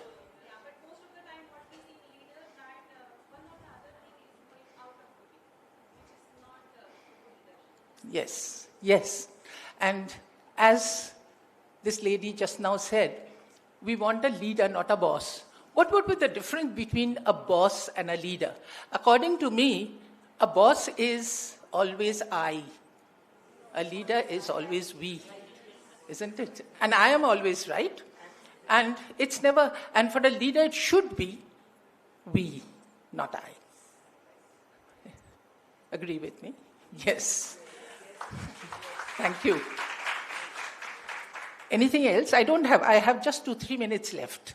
So, yes.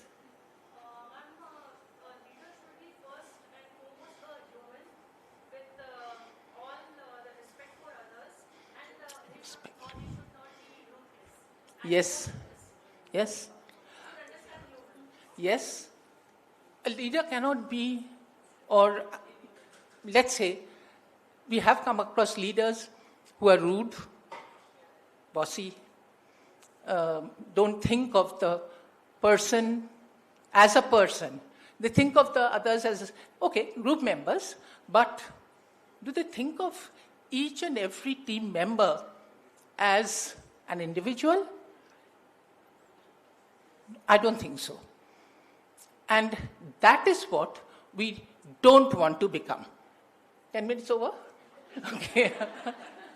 No, there are so many speakers that I would like to listen to, so I don't want to take too much of your time. I purposely didn't take the qualities of a leader, but you've come out with the qualities which we don't want. So opposite thing is what should be in a leader. Thank you so much.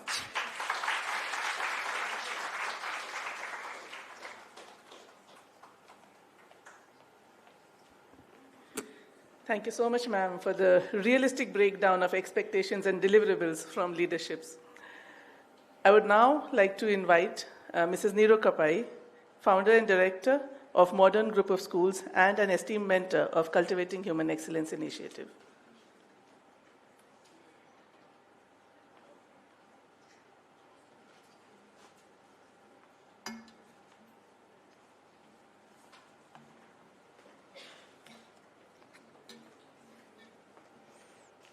What I'm doing is just the style.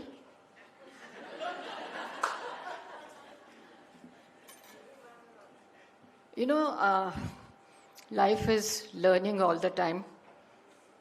Age doesn't matter. But if you have appreciated and you have liked something, somehow or the other you want to follow it, whether you do it openly or you do it discreetly, but you do want to fulfill your desires and keep yourself happy. So a path to happiness for me, this was a support system and a style. Before I start anything, I would love to thank Father Paul for inviting me here. More than that, I would love to thank Dr. Maitri, Kona ma'am, and Dr. Paul once again for making my life easy. Out of pity hai, malum nahi, but they have really made my life very, very easy and comfortable because they have covered the entire curriculum. They have not left anything for me. So the game is to be played now in a different way. So when you have to plan something different and you have to plan something hatke, like Maggi noodles, then what is required? And before you give me an answer, you know what I'm feeling like? I'm feeling very proud that I'm addressing and talking to the creators of future leaders.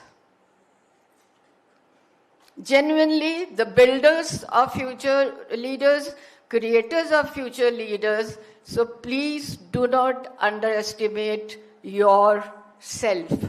हम बेकार के, हम कौन से profession में आ गए, यहाँ तो पगार नहीं मिलती, वो स्कूल डीए नहीं देता, वो टीए नहीं देता. You people invite unpleasantness and create discomfort as far as your thinking is concerned.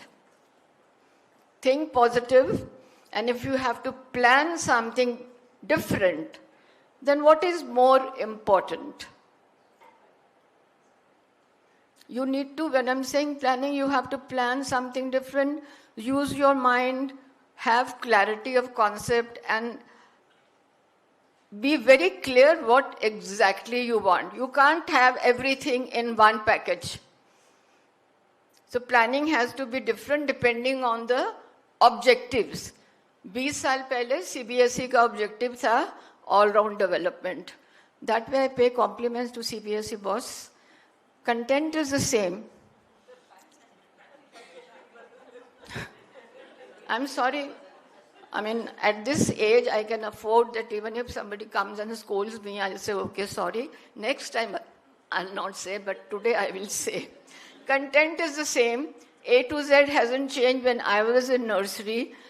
A to Z same, 1 to 100 same, K, K, G, G same, and even multiplication, addition, everything same. Every 10 years, जैसे ladies के dress designing का style change होता है, कभी with tight pants, कभी with loose pants, कभी with palazzo, कभी long shirt. CBSE is playing a wonderful game. It's only presentation. Our time, when I started teaching, we used to make charts. अब इतना अलग से बोलूंगी तो 10 मिनट, no penalty ना for 11 and 12 minutes. अब जो सोचा था वो नहीं हुआ, ये हटके हो रहा है. तो कॉन्सेप्ट में डिफरेंस है, but terminology difference.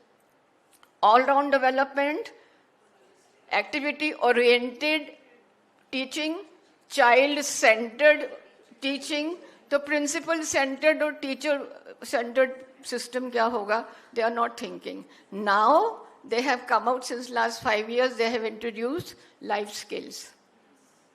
And life skills को strengthen करने के लिए, now they have come out with leadership. So if you all are the leaders, which you are, still there is a scope for improvement. Everybody is a leader in a different way. Everybody cannot do everything. It is as per your aptitude, attitude, and your interest. So that means rest of your life, there is a lot of time for improving your style. Restricting the discussion with school environment. So I would just give you a small gist. A leader is someone who inspires, motivates, and guides. Simple language. You as teachers, you as principal need to motivate, inspire, and keep the interest in a child alive. And let me tell you, leaders are not born. पैदा होकर नहीं आते. Leaders are built, leaders are created, and leaders are trained. When all these things you have to do, you have to think of self-improvement, keeping these in mind, and you have to prepare a curriculum for the students so that they can be prepared for future leadership. And what will be the need of that time after 10 years? Nobody can plan. But your planning to prepare a leader should be very, very clear. And leaders are not like they are available on a leadership tree. This is the mango tree, bring the 10, this is the different tree, bring. No. This is not where you can go and focus on the environment and depend and leave the responsibility onto them. It's absolutely not. You have to plan, and when you are planning, you have to have a very clear vision. When you are fixing up a vision and you are fixing up a goal, your clarity of thought and the clarity of objectives should be very clear. It doesn't stop here. You need to share, because leader is a person who sets a goal and who sees a vision. And implementation ke liye, where do they depend? Depend on the teachers. So vision is by the leader, and working and implementation is on the managers or the teachers. Leader and the vision is what is to be done, what is to be achieved. And the managers or the teacher's role is how it is to be done. What all can be done to achieve a fixed goal. Leaders look ahead to determine what should be done, and management focuses on how should be done. Leader is the one who knows the way, who goes the way, and who shows the way. This is something very, very clear. That's what I was saying, that there is no such thing as leadership tree. You just cannot go and harvest leaders from leadership tree. You have to train them and you have to build them. So a lot of responsibility is now falling on the principals and the school management. They should be very clear as far as their objectives are concerned. Ma'am was talking about, this quick shifting of the paper. Anybody wants to know the secret of it? Younger the age, smaller the print. Bigger and older the age, prints also become bigger. So on one page there is one sentence. So don't count 4 pages leke aa gayi ma'am, kya karne wali hai. That's what I was saying. So one very important thing which you need to understand is that no one follows average people. So what should we do? Focus on excellence. Things which ma'am wanted you to come out and tell, and you are very hesitant, uske opposite. Abhi is class mein hum opposite sikha rahe hain. What she said, unka opposite examples we will give so that we are all very clear. Learn to take responsibility. When I'm talking about these points, means it's a scope for you to improve, And these are the points keep in mind when you are preparing your students to become leaders. And it has to be from the early classes, not when they reach 10th and 11th, when their interest is somewhere else. They are more interested in nature rather than your rules and regulations of becoming a good leader. Learn to take responsibility and be accountable. Only responsibility will not work. They need to be accountable, and when they are doing this, you have to upgrade their skill of decision making. Once they know decision making, once they accept the reality, then automatically they'll be accountable for it. And leaders have to be accountable. Your leaders will decide something, 100% nahi, to 90% teachers will resist. This is not possible. It will take so much of time. How will I do it? You know the statement, अरे शुरू तो करो काम, फिर मैं हूं ना. Instilling the confidence in them, giving them an opportunity to learn, to explore other areas, but then don't leave them halfway. Support them.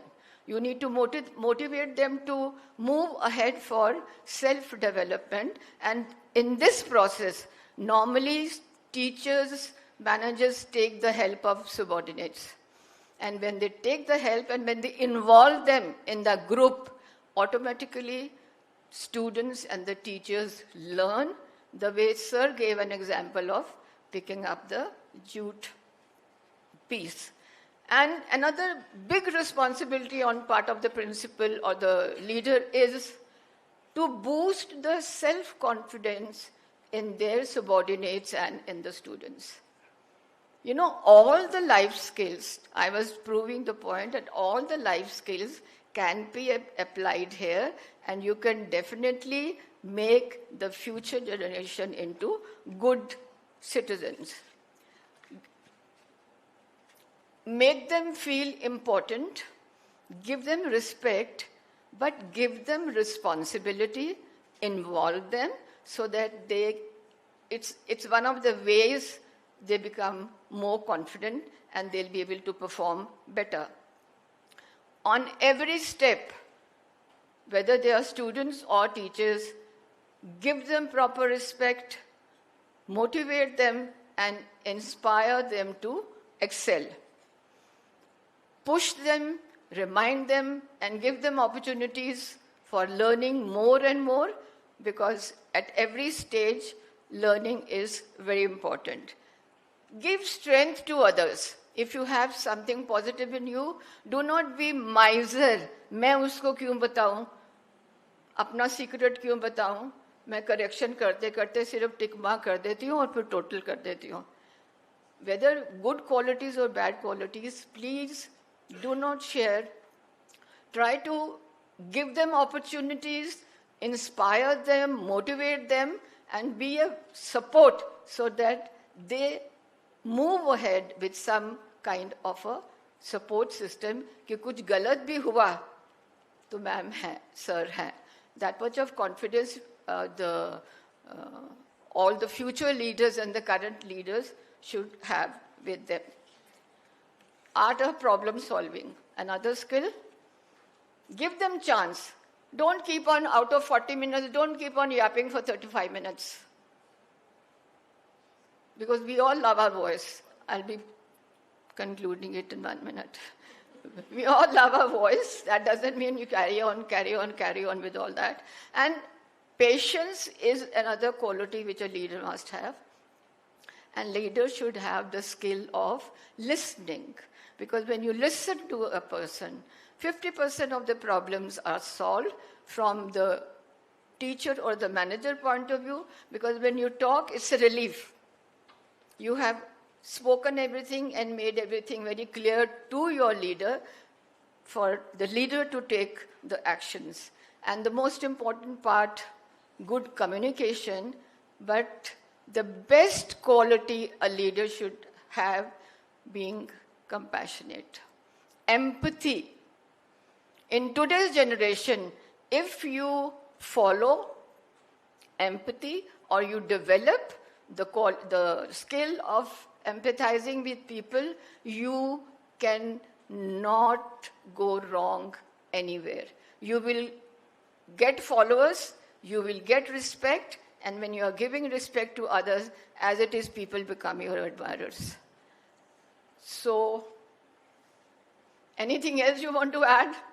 There are so many points. Dr. Paul said points in a different way. Dr. Maitri shared his points from a different angle. These were referred to school-related, but be creative and be different. Then entire world will come to you for your guidance, for your suggestions, and wishing all of you best of luck for producing and creating best of leaders for future, because that is a need for our country. And Dr. Paul, thank you so much for giving the opportunity, and I always look forward to come to your campus. So invitees की list में नाम delete नहीं करना. Thank you so much.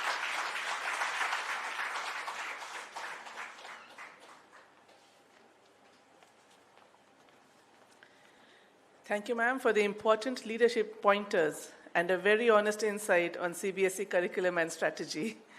Now, I think we'll all take a break for 10 minutes and reconvene over here. Thank you.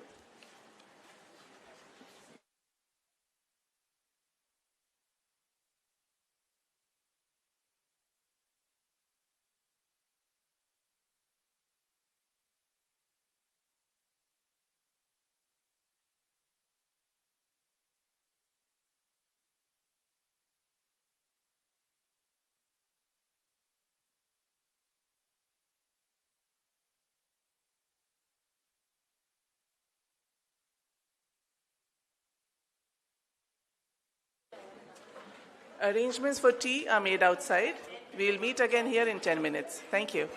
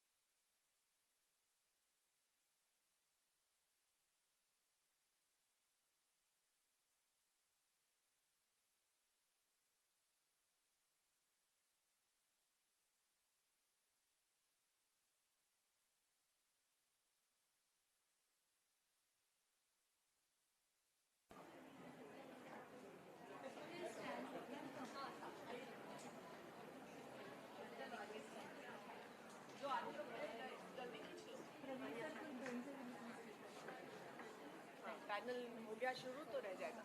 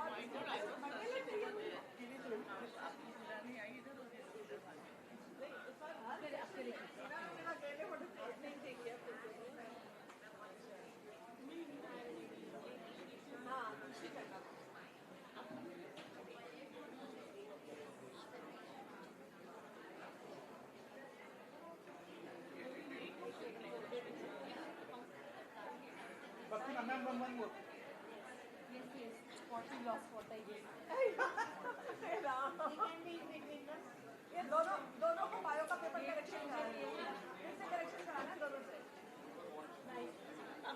सबका दोनों को correction में सबका अच्छा सबका आ जाओ।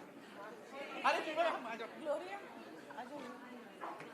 दीप्ति आ जाओ।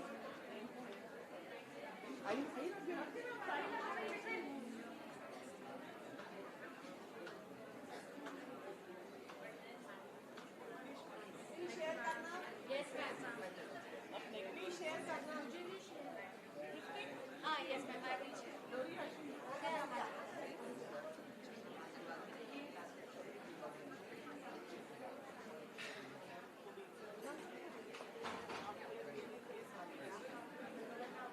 शिल्पा में और इनको बुलाने गए थे हमारे लिए हो गए।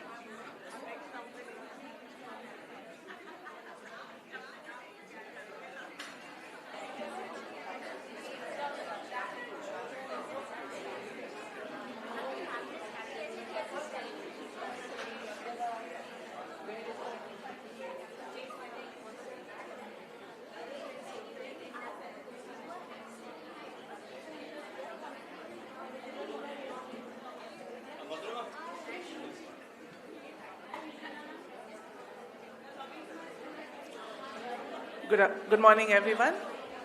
I kindly request everyone to take their seats.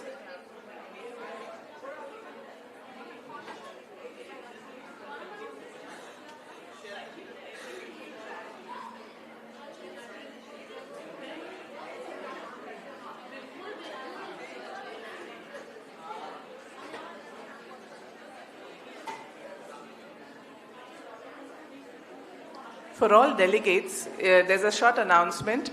There are pull-out tables on your seats to your right. If in case you want to jot down something, kindly make use of those tables. On your right, there is a collapsible table over there.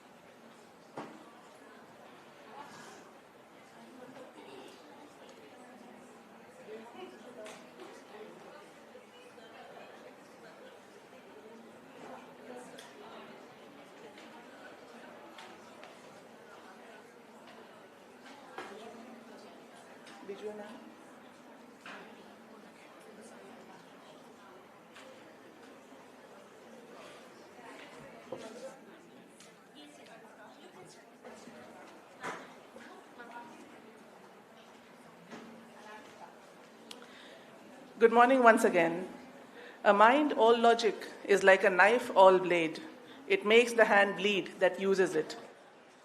True leadership is built not only on intellect, but also on empathy, vision, and human understanding. As we journey through the theme of leadership as architecture, designing institutions that outlast individuals, we now move into a session focused on insights and meaningful dialogue. Allow me to introduce our panelists and our moderator for the day. Mrs. Bharti Bhijwe, Principal of Sandipani School, Nagpur, and Chairperson of Nagpur Sahodaya Schools Complex. Mrs. Abha Mekhe, CEO of the Mekhe Group of Schools, Nagpur. Dr. Mrs. Mrinalini Dasture, Principal of the South Public School, Nagpur. Mrs. B.G. George, Principal, Neeri Modern School, Nagpur. And our moderator for the day, Mrs. Mukta Chatterjee, former Principal and Director of the Centrepoint Group of Schools, Nagpur. Please join me in welcoming the panelists and the moderator.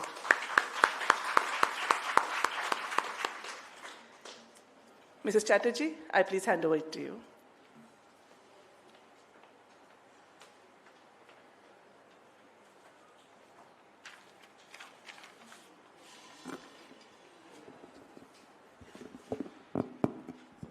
Yeah, it's okay.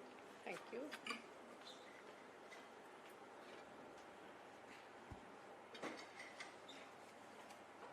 Good morning. It's still morning. And thank you, everybody, for being here. It really makes me feel that I've come back home to be with old friends, my old colleagues. So thank you very much. Right at the outset, I would like to congratulate Father Paul and the organizers of this conference for choosing such a wonderful topic for our panel discussion. And I'm sure I echo the sentiments of my colleagues here on the dais with me. Yesterday, when I sat down to think of the topic, I realized that it is like an ocean. Initially, I thought, oh, Abronil, what topic have you chosen? What can we speak on this? It's a typically engineering college topic.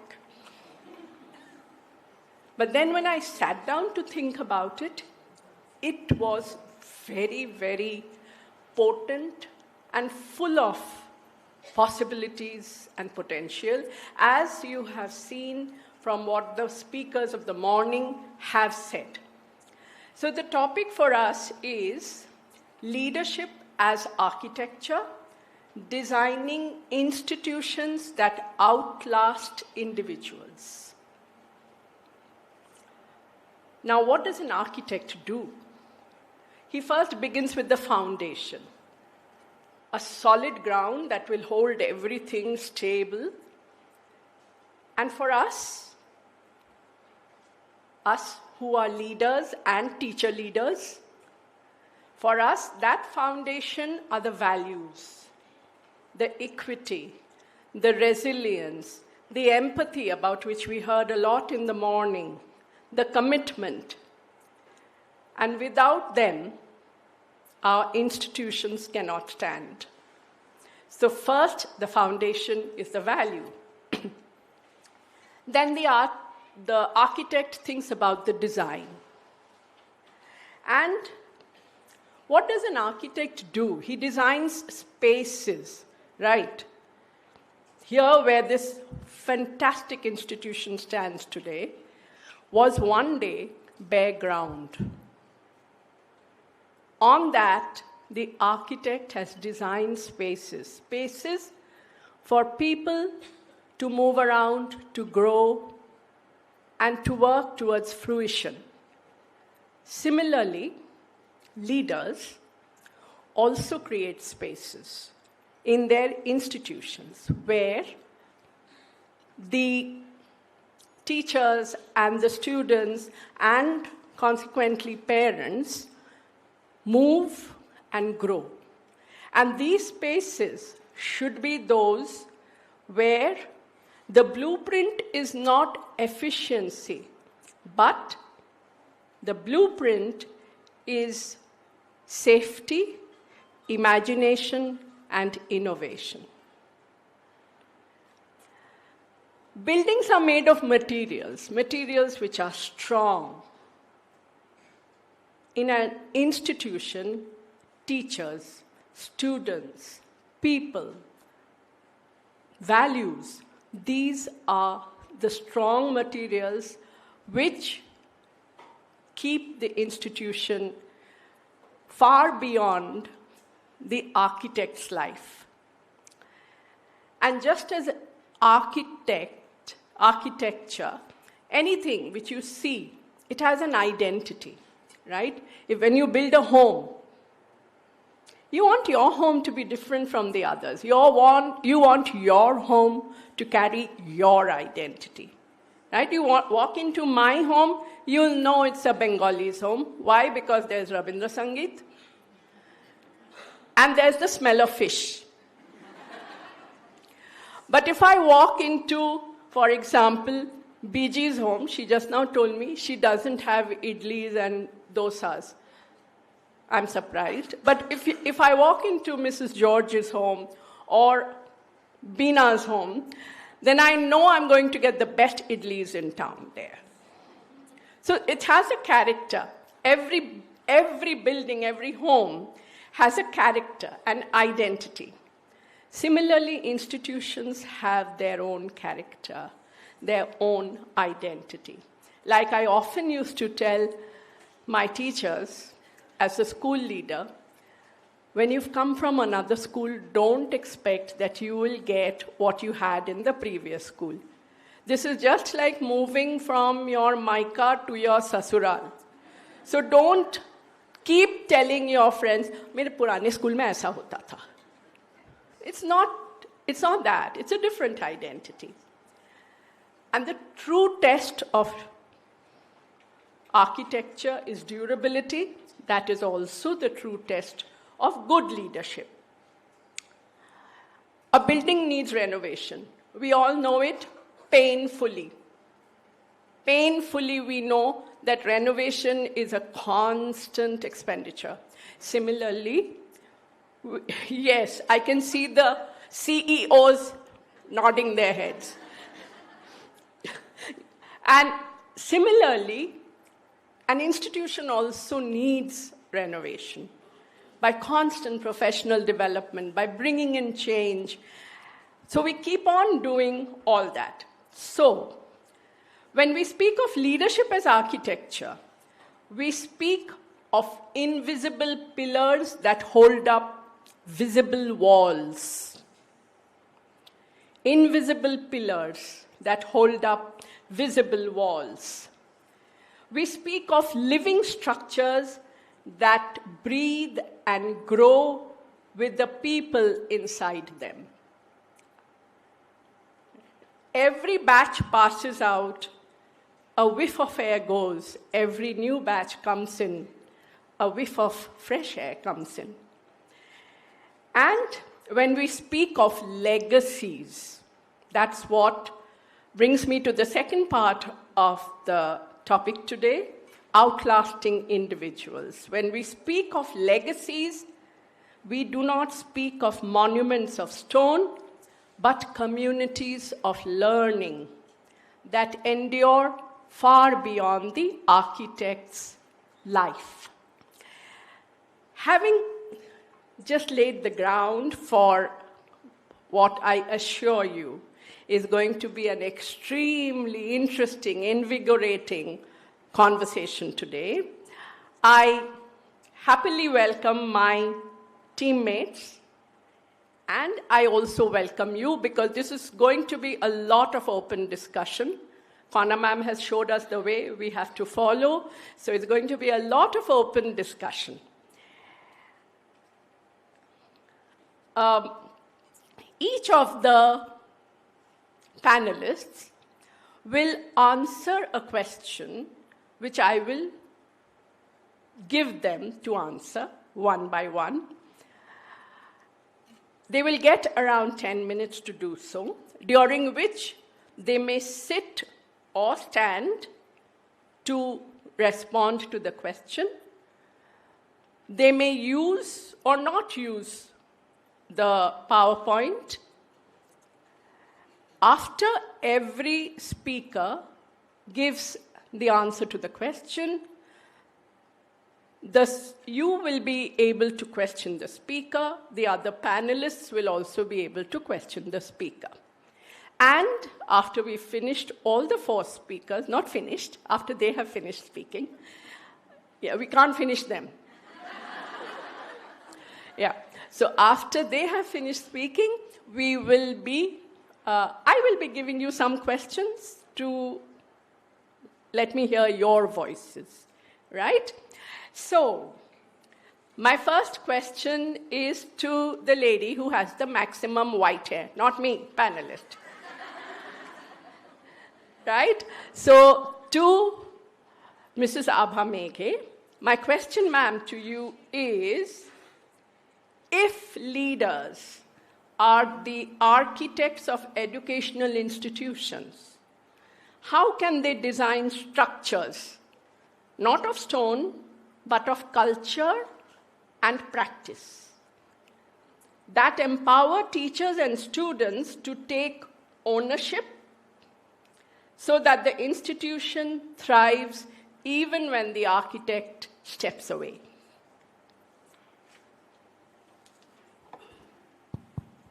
Thank you. And it's an exam for me. Though I'm working, running the schools, group of schools and all, but still it is an exam for me. Before giving the answer to the Mukta ma'am and the question asked by ma'am, I would like to ask a question to all of you. How many of you came here to attend this workshop on the very first day of the vacation by force by the principal or the management कि आपको जाना है और यहाँ attend करना है?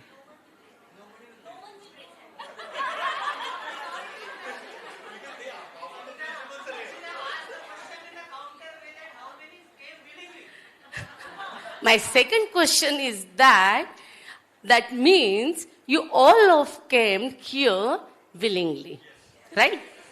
And that is one answer, that is you have taken the ownership of your duties. Am I right? I want to learn something. I want to do something best in my career. That is a ownership, that is a responsibility. And the leadership, today's leadership is nothing than the control. It is not a control, but it is the empowerment. So, empowering the people, empowering the team is a leadership. Giving an example, all of we have seen the Mahatma Gandhi in the photo. Very thin, not very heighted, a very normal personality. What he did, he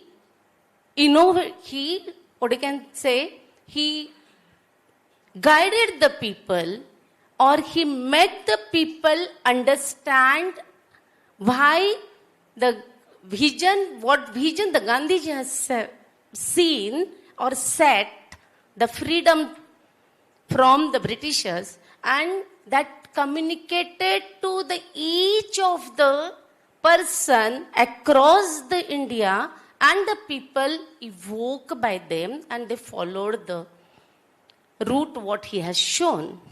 What the leader is doing, he never fight alone therefore against the Britishers.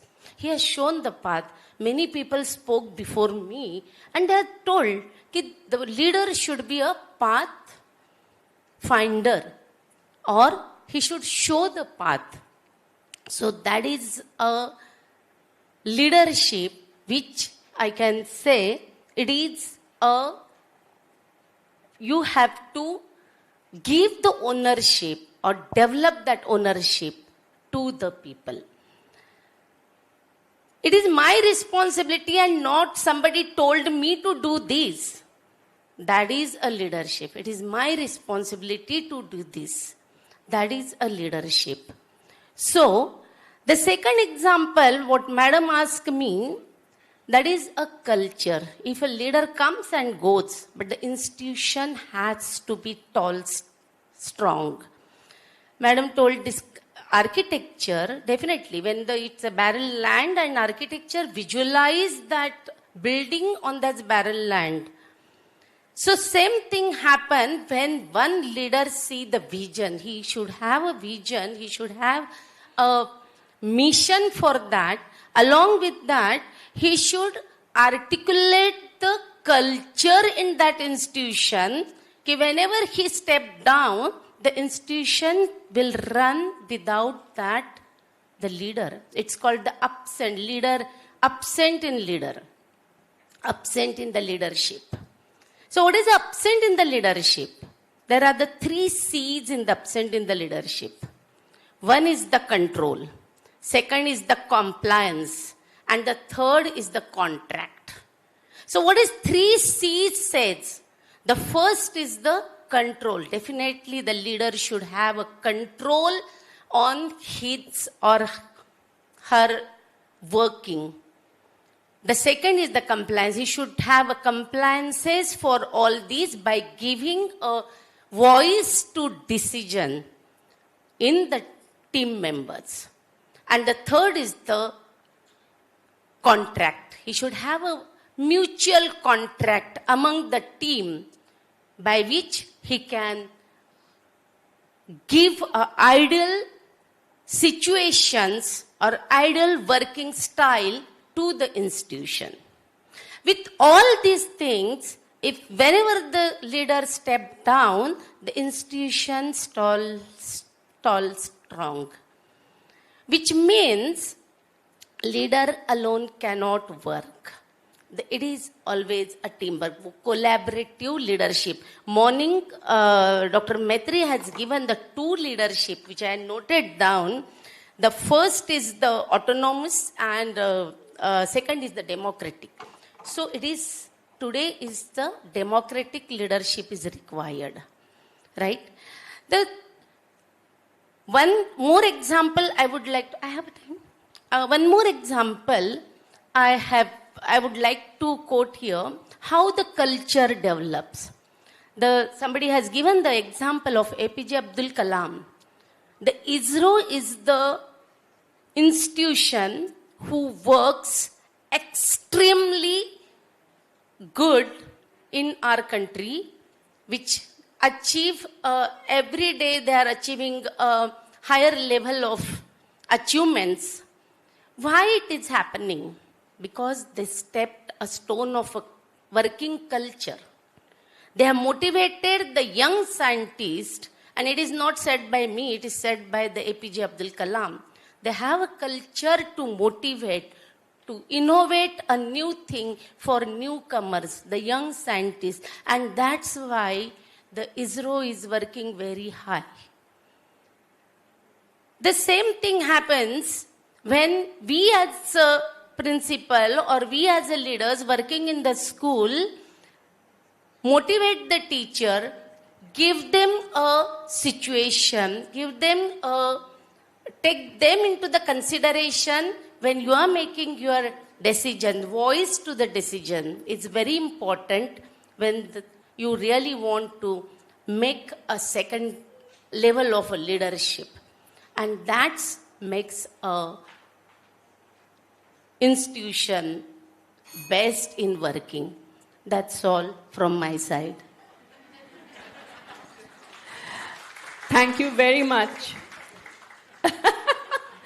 Yeah, Abha ma'am said, and she told us beyond your hearing, so she said, I was waiting for the bell. So that's the true leader. Abha ma'am, I have a short question for you, very short. So you said that the leader must have control over his own working. What about his team's working?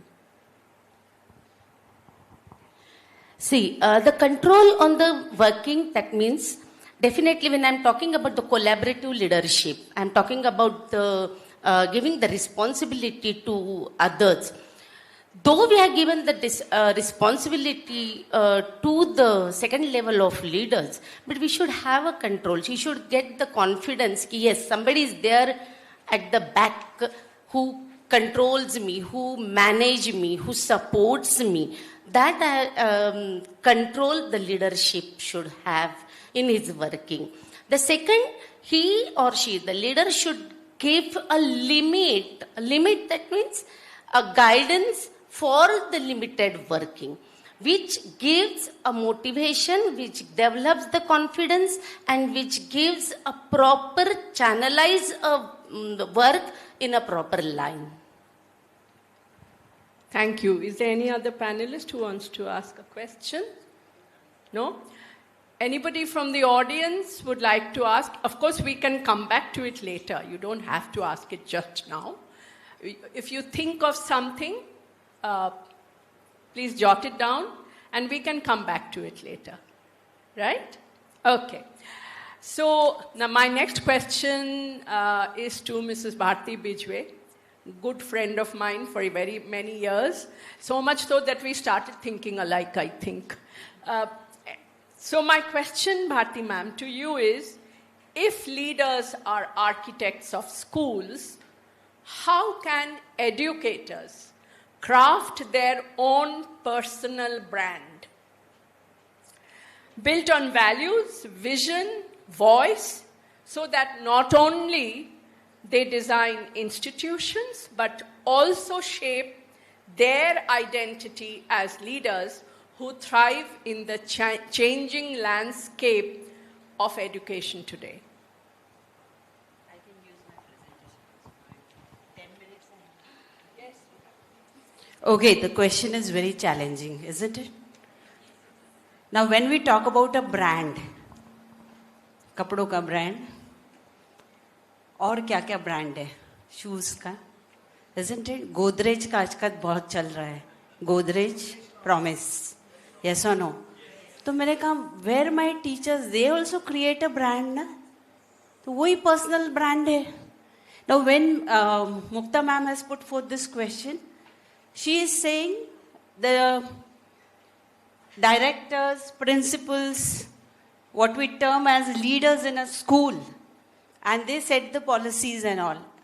The architecture, the infrastructure, and everything physically. Then they have their own culture of the institution, which we need to follow. But then, when we talk about this personal brand, it is what is happening here. I want to make it very clear.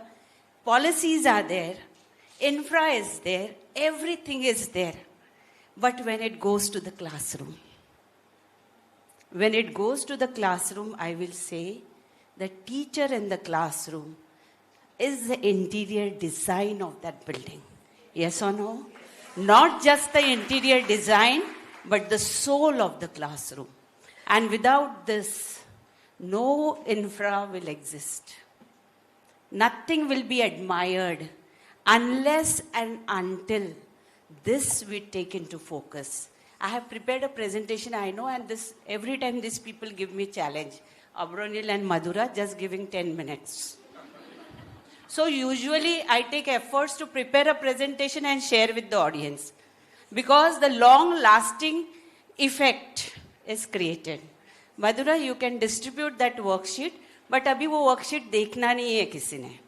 It's a gentle reminder, because let me go through fast. I'll go through the presentation, because in the presentation itself you'll get the clue कि 5 minutes में कितना मजा आएगा जब हम worksheet करेंगे. Okay? And you'll get to know yourself better through this worksheet. Chalo, let's move. Everyone agree? Everything is smart around us and becoming smarter day by day. Chalo. This you can use it for your teachers. Those who are attending this workshop, take this presentation, take it to your colleagues. Okay, smartphones dekhe hai, smart devices dekhe hai, smart cars, smart cities. But can we say this about us? Smart teachers. Socho, I'm just leaving you with few questions. Ma'am had posed a question and I have plenty of questions based on the same. Okay, in the era of chat GPT and AI, teachers will have to think about their relevance. All of you agree with me? तो अभी हमारा profession क्या है? What is our profession now? Who is being satisfied? Big challenge. Yes or no? Do you think after 31 years of career, I can't say I have satisfied people or the stakeholders? 200%, of course, I'm talking of.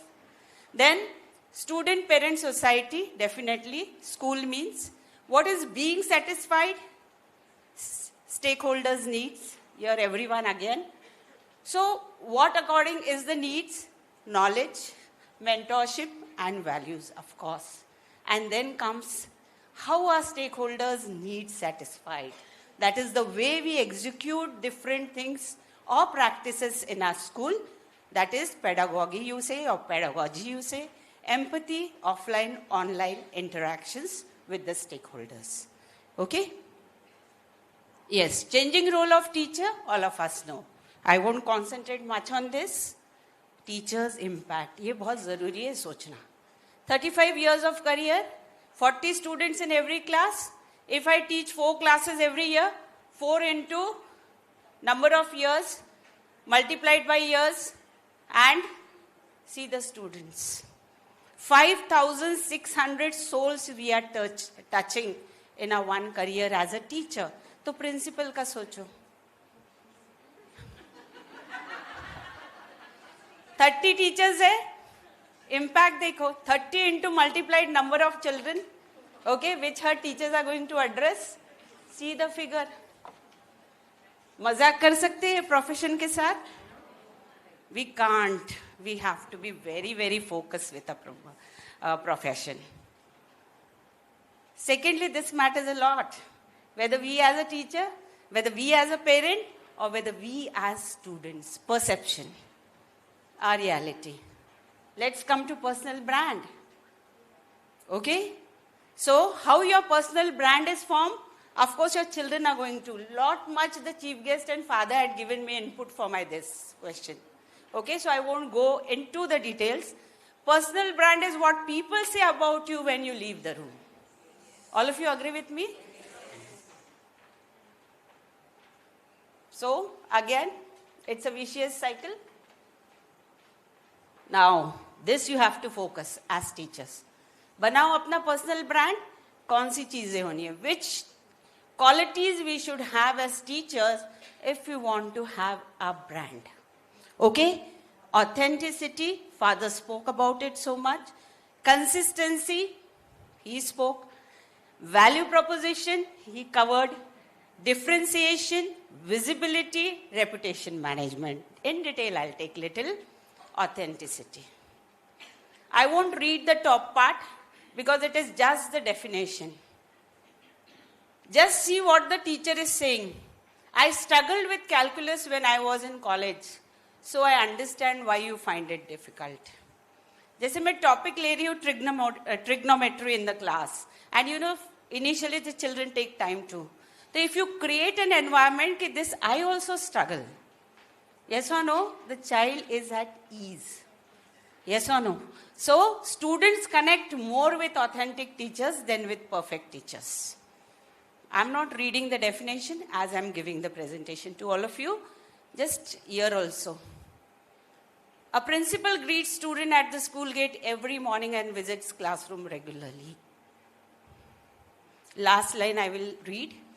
Brand is not built in one inspirational speech. अब मैं आ जाके speech दे दूँ, brand बन जाए, ऐसा तो कुछ नहीं है. You have to practice. It is built in everyday behavior. You as a teacher, what are you doing? Okay. Then value proposition, student. If you want to actually understand physics, attend her class. What can be the reason? Above it is stated. Every educator should ask, Why should students be excited to enter my class? This question is for us as teachers. Differentiation means what? Let's see. A student is saying, history class is like watching a movie. Means what? Great educators are remembered not for the syllabus they covered, but for the experience they created. Yes or no? You look forward for that class. Are we really doing this? Think about it. Visibility. This is also now we have to create. What actually it is? Whatever good practices you are doing with the children, awareness should be there. Whether it is your colleagues, whether it is your authorities, whether it is the parents. So, if your good work remains invisible, your impact remains limited. So you have nowadays so much of like school apps are there, your Insta page is there, Twitter is there. Whatever best you're doing with the kids should reflect on those web pages or whatever. Reputation management. This to every other day principals and some class teachers do experience in the class. Now, if a parent, nowadays WhatsApp groups are there of parents. So some nonsense keeps on circulating at times. So teachers can't be impulsive. What they need to do is what? She has to show the maturity and try to sort out the situation. Then what is said about her? Reputation is not built when things go well. It is built when things go wrong. How did you handle the situation? Think over it. Students may forget what we taught, but they never forget the kind of teacher we were. All of us agree? And that is our personal brand. Yes, I understood. What is your leadership style? Okay? This is the worksheet I have given you, just showing you the picture. ठीक है? Same is there on the worksheet. क्या करना है? Question number ये add करना है. And then whatever, total score जो maximum है, maximum, that is your leadership style. Very simple. बाद में करना है. Leadership brand, different types. I'm not reading everything. You can go through it. The principal decides the exam rules and communicate them clearly to all teachers. ये example है वो style का. इसमें कुछ नहीं हो सकता है. Leadership brand, democratic. The school wants to, I'm just giving example here because all have spoke about it. The school wants to redesign the annual day. The principal asks teachers for ideas and involves them in decision making. That is an example of democratic way. Facilitative, a principal allows teacher to design innovative learning activities and trust them to experiment. That is the style. Situational, बहुत important है in today's life. And this is what the situational leader will vary their style so that it is appropriate for the particular group. That means what? Their current levels of skill and confidence is taken into consideration and for the particular task in hand. जो बहुत अच्छा orator है उसको comparing दिया जाता है. Yes और no? वो सिचुएशनल हो गया लीडरशिप. ये एनईपी का पेज है, प्लीज ये बहुत इंपॉर्टेंट है. Very well it is said, the teacher must be at the center of the fundamental reforms in the education system. The new education policy must help re-establish teachers at all levels as the most respected and essential members of a society. Because they truly shape our next generation of citizens, it must do everything to empower teachers and help them to do their job as effectively as possible. And this is the best I found, and I thought I should end up my presentation with this quotation. In a completely rational society, teachers would be at the tip of the pyramid, not near the bottom. In that society, the best of us would be teachers, and the rest of us would have to settle for something else. Do you agree? So thank you. Questions are invited. Thank you so much for that extra minute. Thank you very much, Bharti ma'am. I have $1 million question. When Madhura rang the bell, what did you mean by saying, I understand? I understand that I have to be consistent with the policy for today's workshop. Great. That's a leader. I was trying to throw a googly to her. She picked it up and threw it back at me. No. Jokes apart, you did say that brands are not built in a day. Yes. But nowadays we are seeing brands being built, in a lifetime. Okay. Or in a speech. So how do we interpret that?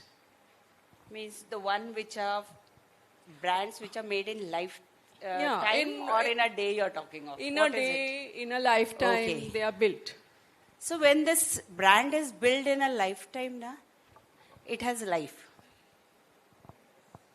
But if brand is built in one day, it may be like China product. Maybe. I am not taking 100% this, but it may be like a China product. Yes, it's very appealing, looks very good, but can't guarantee how much it will last for. Yeah, so Lu Su Kong, Kwang Qing, that kind of a brand. Okay. You may be wondering, with the finesse and the elan with which the panelists are answering my questions, that they have the questions beforehand. Yeah, a part of it they have, but what I'm asking in between, they don't. Right? So I'm writing it here if anybody wants proof. These are the questions. I would like to call Mrs. B.G. George the next, and my question to her is, if leaders are architects of transformation, how can school leadership move beyond drafting visionary blueprints to actually shaping classrooms where that vision is lived, empowering teachers, inspiring students, and embedding changes into daily practices? Yours, BG. Yeah. Good enough. But the question was so long. No, I'll have to look into the question because there are 3 parts to it. Anyways, when we talk about the first part was leaders as transformation, you'll have to help me out. Okay. Yeah, I can hold it. If leaders are architects of transformation, how can leadership move beyond? Yeah. So, when we talk about transformation, it's all about bringing in a change or an advancement which is not what was existing in the past. So, who brings about the transformation? The one who is able to realize the wrongs that are happening, or maybe a slight slip that could be corrected well in time. I'll give you a simple example to make you understand this. A few years back, when I was a teacher, I had taken a few students to an inter-school competition. And it so happened that towards the end, everybody is excited in a hall like that, and we are all excited, anxious, waiting for the results and the results to be declared. In the meantime, something breaks up and the chief guest unusually is called up to speak before the prizes are given away. The chief guest comes, speaks very well, he gives a motivational speech. Everything about the speech is good. But there's that one line that caught my attention. He said, stand true to the vision of the school. So now the question is, stand true to the vision of the school. He just turned around and saw a few volunteers of the host school standing besides. What did he do? He just turned to them and said, what is the vision of your school? What would have been the response? They would have just stood still. No response. So he again asked them, can you tell me where the vision statement is written in your school? And one of the 5-6 boys who were standing over there pointed to the adjoining wall and said, there it is. So where was the vision statement? On the wall of the building. Then he said, how many of you can say it without looking at it? Nobody could do that. And this caught my attention. Why is it that the vision is not incorporated into the school mechanisms? So when we talk about transformation, it's about involving every little thing, every little attribute that is a part of the school statements. We make huge designer statements out of vision, mission, and all the achievements that we need to do. But out of the entire lot, any element that deals with humanity, that deals with values, that deals with integrity, are we even bothered to inculcate it into the students? That is where transformation should come in. And if you talk about leaders bringing in the transformation, the leader should herself or himself be able to identify these elements which can bring about the transformation, get it into the school working system, allow the teachers to be empowered with those elements, and then send her or him into the classrooms so that the person is able to deliver those values into the class. Today, when we look at the world around, why the world around? Even for matter of a 10-minute news, what do you get to see? Destructions happening here and there. What needs to be transformed? What needs to be transformed?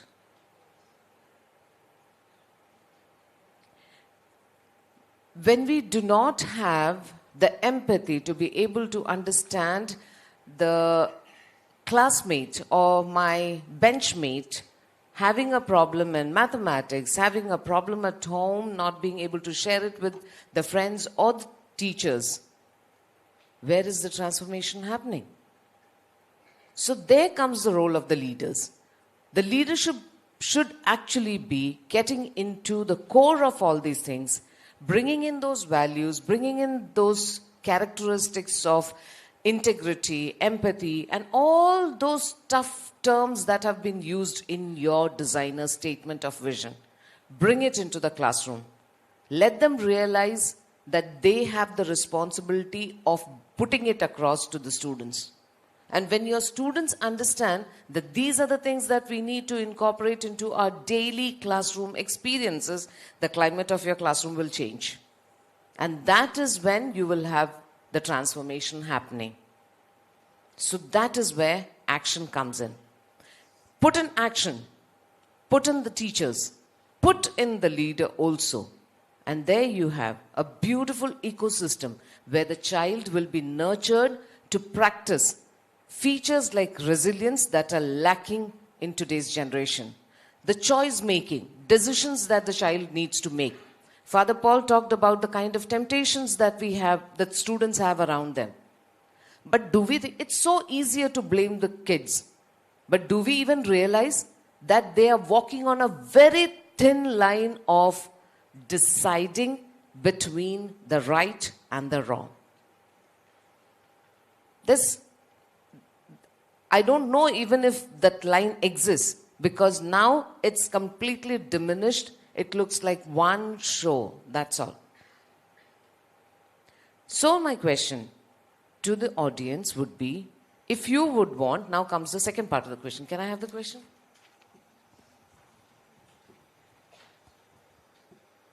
And I better do it justice to that, otherwise she's going to throw even more tougher question to me. So first is empowering teachers. So how do we empower teachers? We need to make them aware of their responsibilities towards the students, towards the institution, towards the vision statement of the institution. Then we talk about inspiring students. How will students get inspired? By making them repeat the vision statement in the assembly every single day. Just because I found other school kids not answering, so I want my students to answer. No, that doesn't work. So how do we do it? Practices that we carry out in the school. All these values, all these elements of vision that we had in our statement, can we put it into practice? Can we make them to be, can we help them to develop as empathetic human beings rising up, so that we don't have adults in another 10 years destroying the entire planet. That's the thing. Embedding change into daily practice. This reminds me, when we talk about embedding, there's one thing that I'm reminded of. Take Steve Jobs at Apple. What did he do? He did not market groundbreaking products. He just embedded a system into the institution and the system of Apple, which stayed on, and the culture continued with the employees of the company long, long after he passed away. And that is what embedding actually means. I'll leave you with another note.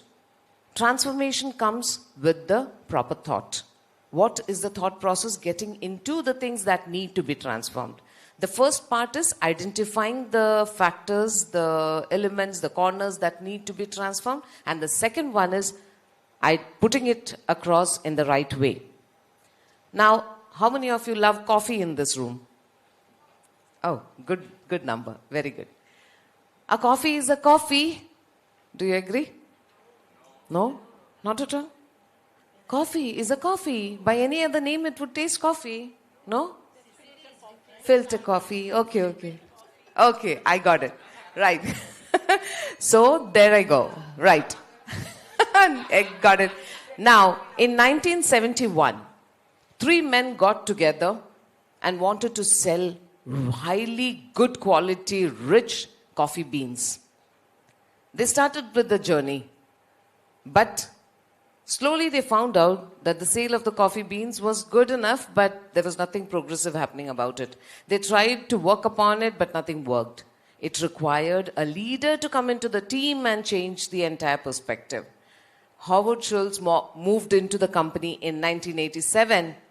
He bought the company 2 years later, and today it's known as the cafe style across the world by the name Starbucks. So that's how leaders build legacies and leaders bring about transformations. Thank you. Thank you, BG ma'am. And I don't have a question for you. But I do have something which I was reminded of based on what you spoke. That is words by Abraham Lincoln. He said that the philosophy of a classroom in this generation will become the philosophy of the government in the next. That is exactly what you were talking about, vision coming into the classrooms, down from the walls and into the classrooms, right? And I won't give you time to ask questions now. I will give you time later. I think since we are doing that, we might as well keep to that. My last question is to Dr. Mrinalini Dasture. I'm starting all the questions, if you've noticed, in the same way, with change of one word. If leaders are architects of institutions, how can educators who both lead and aspire design learning spaces that not only withstand change, but actively welcome it, turning every shift into an opportunity for growth and renewal? Over to you, Mrinalini. Thank you so much. I think that I'll be able to do justice to the question asked by Mukta ma'am, Mukta di, after my 10 minutes of presentation. May I? As Bharti ma'am did, in the same way I want to go. Will you permit, Didi? Thank you. Thank you so much. She's a moderator today. Otherwise also, whatsoever she will ask me to do, without questioning, I'll do it. कुछ लोग होते हैं ना, हमें रास्तों की जरूरत नहीं है, हमें तेरे पैरों के निशान मिल गए हैं, तो क्वेश्चन नहीं करना चाहिए. I am taking permission. Thank you so much.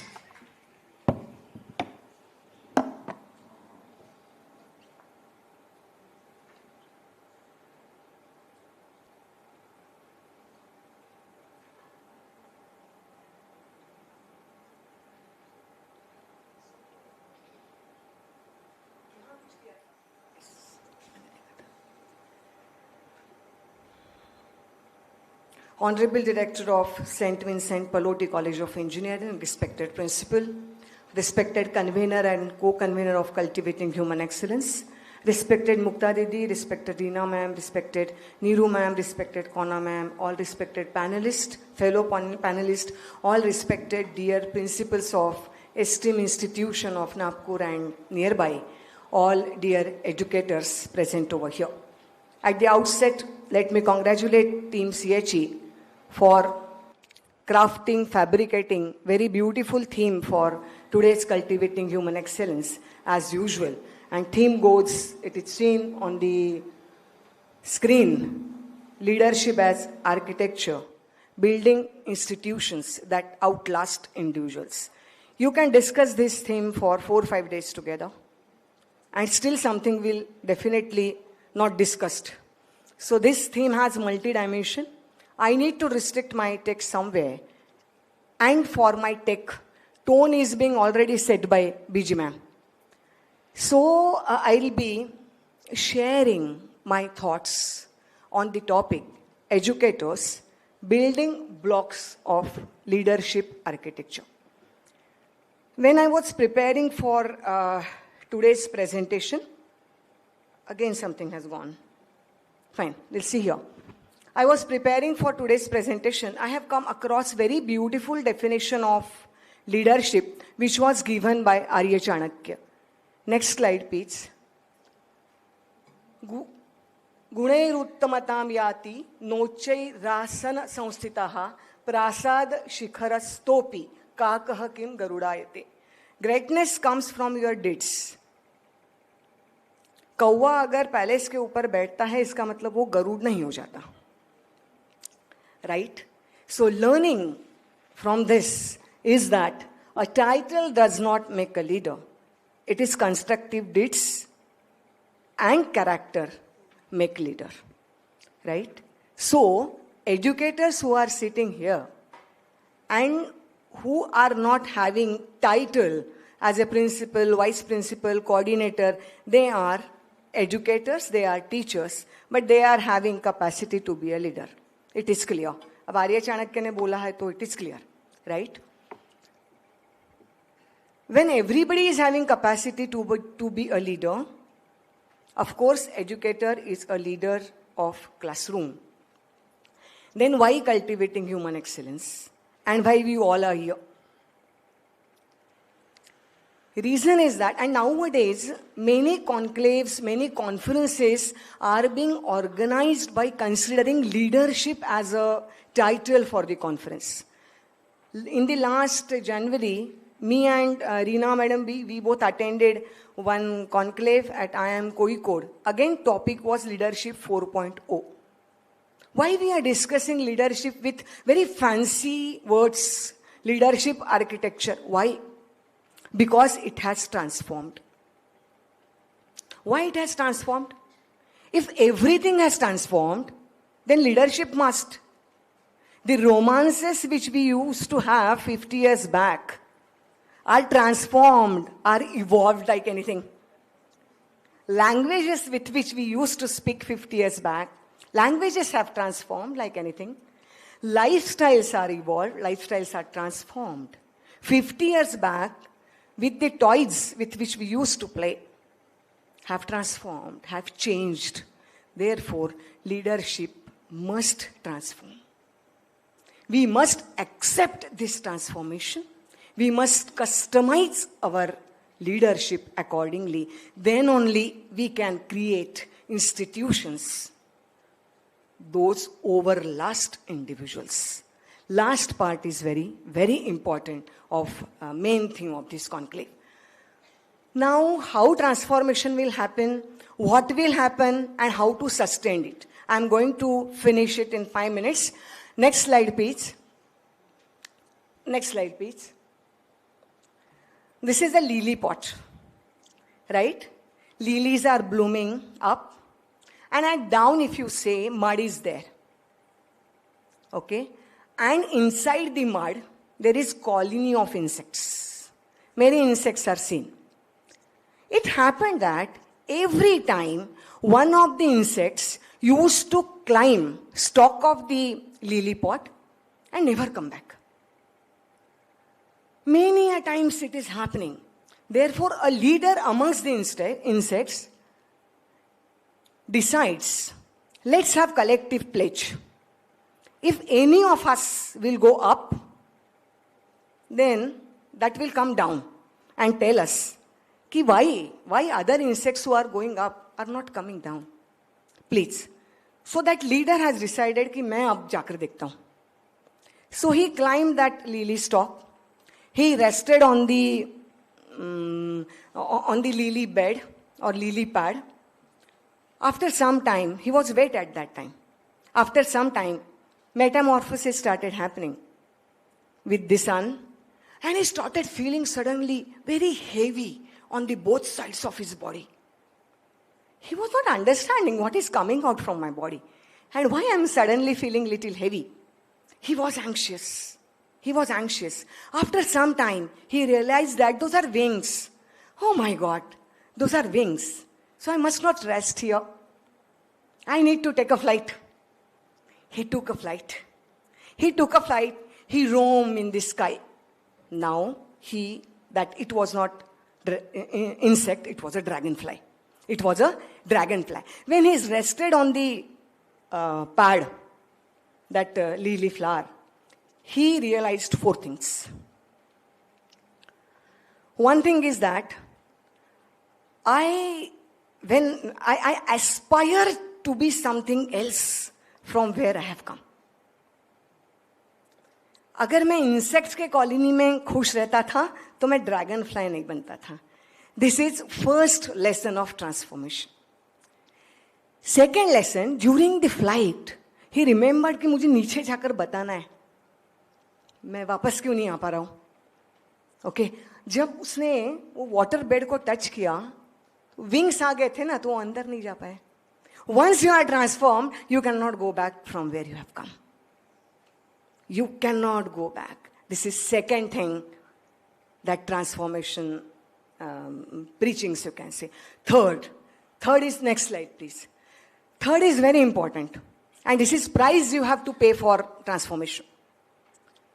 A friend of Mohandas Karamchand Gandhi cannot be friend of Mahatma Gandhi. A friend of Lata Mangeshkar cannot be friend of Bharat Ratna Lata Mangeshkar. Means your friends won't recognize you once you are transformed. Right? अगर वो dragon fly insects के colony में जाता था तो उसको कोई नहीं पहचानता था. This is the price of transformation you have to pay. Now what? Create colony of dragon flies. Find more dragon flies, and all together there will be teamwork and collective leadership, you can say. I'm going to connect it to the main topic.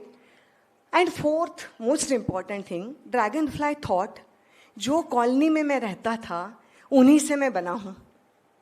उनको तो उनके पास मैं जाकर बता नहीं पा रहा हूं. I'm not able to tell them कि what has happened to me. Then one realization which has come, one day many more insects will think कि why that person who was very much trustworthy didn't come back.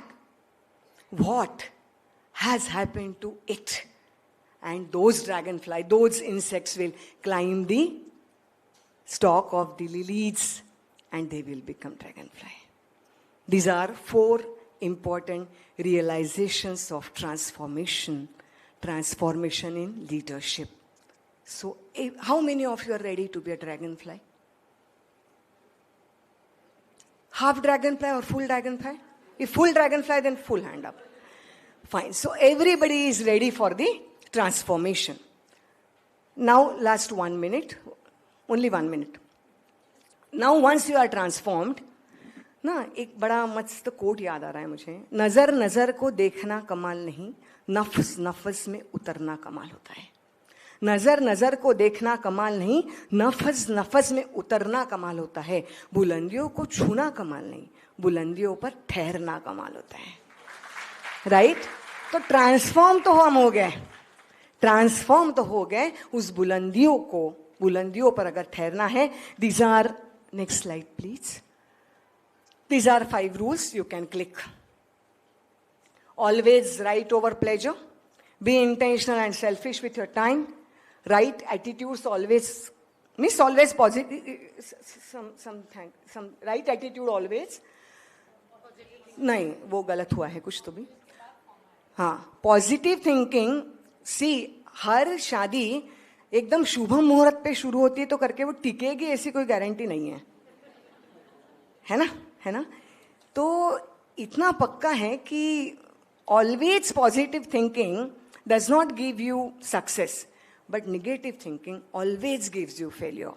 So better we must have proper attitude and then have champion mindset.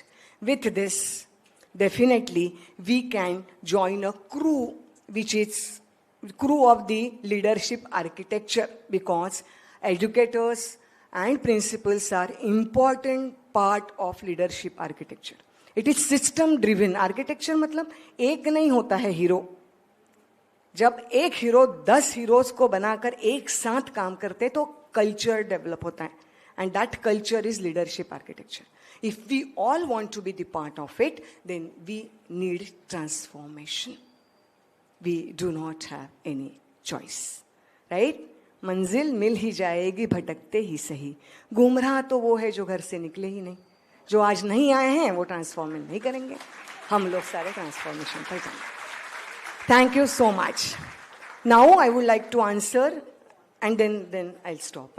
Answer Didi's question कि how you can create resilient spaces for learning.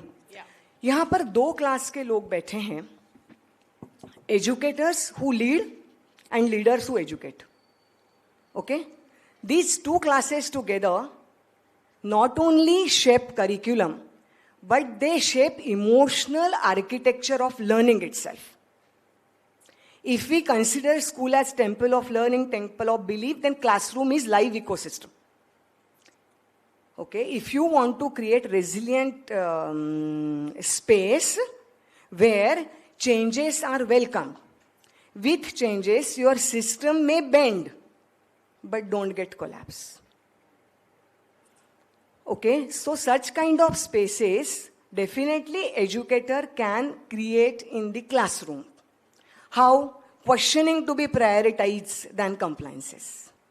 Most important thing. That is psychology of children to be taken care of. This is first and most important thing we have to do. Experimentation to be overrated than the mistakes. Then only we can create that resilient classroom. And classroom must be student centric. ये student centric word से ना मुझे शुरू से थोड़ा सा problem है. Unless and until education is teacher centric, it cannot be student centric. I strongly believe. So first, education to be teacher centric. What is teacher centric education? What teacher is supposed to do? Because anyways teacher, we are looking at teacher as educator, as leaders. She need to create such kind of resilient atmosphere into the class wherein children will not be afraid of being judged. They will not be afraid of making mistakes. Okay, and they will be part of education system. They will be part of pedagogical approaches, most important. And here comes the role of educator. So finally we are coming to that minute and beautiful piece of paper we carry in the class is lesson plan. You need to design lesson plan in such a way that your pedagogical approaches allow students to be part of learning. With this we can create resilient space. Thank you. Thank you so much. Love you. God bless you all. Mrinalini ma'am, you can please wait over there for a minute. I have a question for you. Yes, ma'am. So today in the morning when we were hearing Neeru ma'am, we did hear... No, ma'am, I'm not saying anything to you. It was another point of view. She did speak about the resistance to change. Mm-hmm. Ma'am spoke about that. And as leaders, we often face that. If you are a school principal and not a CEO, then you have to often bring a new idea first to be ratified by the CEO, who, unlike Abha ma'am, sometimes doesn't know what you're talking about. Unlike Abha ma'am. Okay? And once the management ratifies it, then you have to convince your teachers also, and there is more resistance there. No time. Ye har baar she comes back from a trip or a conference, she comes with a new idea, and she makes us do all this, forces us to do all this. So how do we tackle this? Or even if I am a teacher, I know I have a very good idea, I take it to the school leader and the school leader just throws it into the dustbin. What do I do? How do I tackle that? I think from beginning only we need to teach our children as well as to our teachers to be in the calculated discomfort. Because in comfortable mode, in comfortable position, resistance comes always. And as I am physics person, resistance is directly proportional to voltage. So we need to only motivation and setting example can help to come out of that resistance. And a leader need to set an example for that. Then all educators will join the crew for this leadership architecture. Thank you so much. Thank you. Thank you so much. Thank you, Mrinalini ma'am. And now the questions are open from the house. Anybody who wants to ask? Yes, sir, please.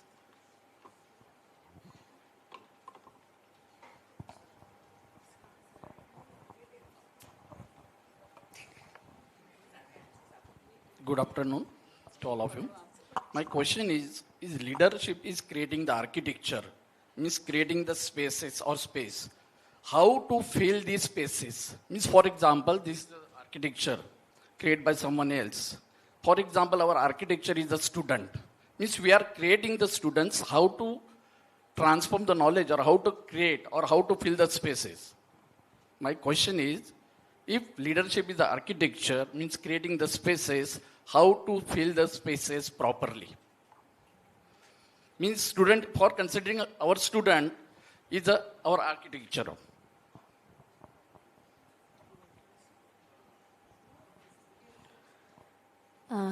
Yes.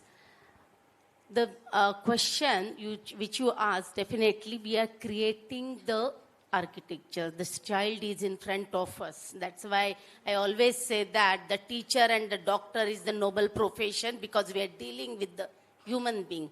The teachers as well as the doctors, we both are dealing with the human being.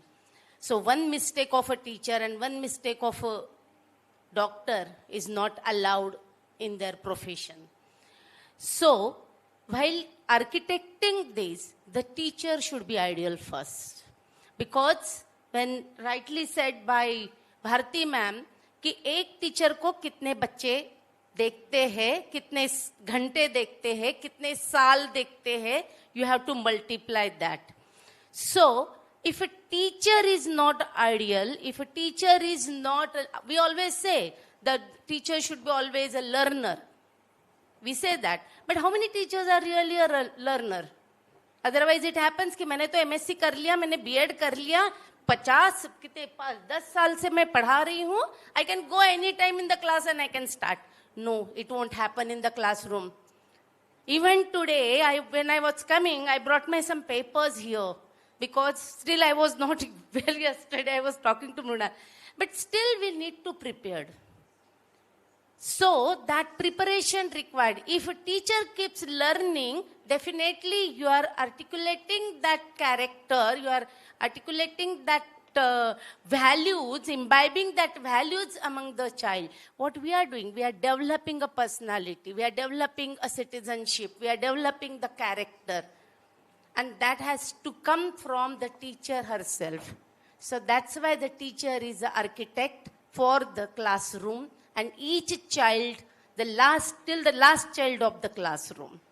So the teacher has to work on her, then only she can architect the class. Thank you for a very good question, sir. And Abha ma'am, thank you for the response. Is there anybody in the panel who would like to add to it? Or shall we take another question? We can take maximum 2 questions. Yes, Digvijay.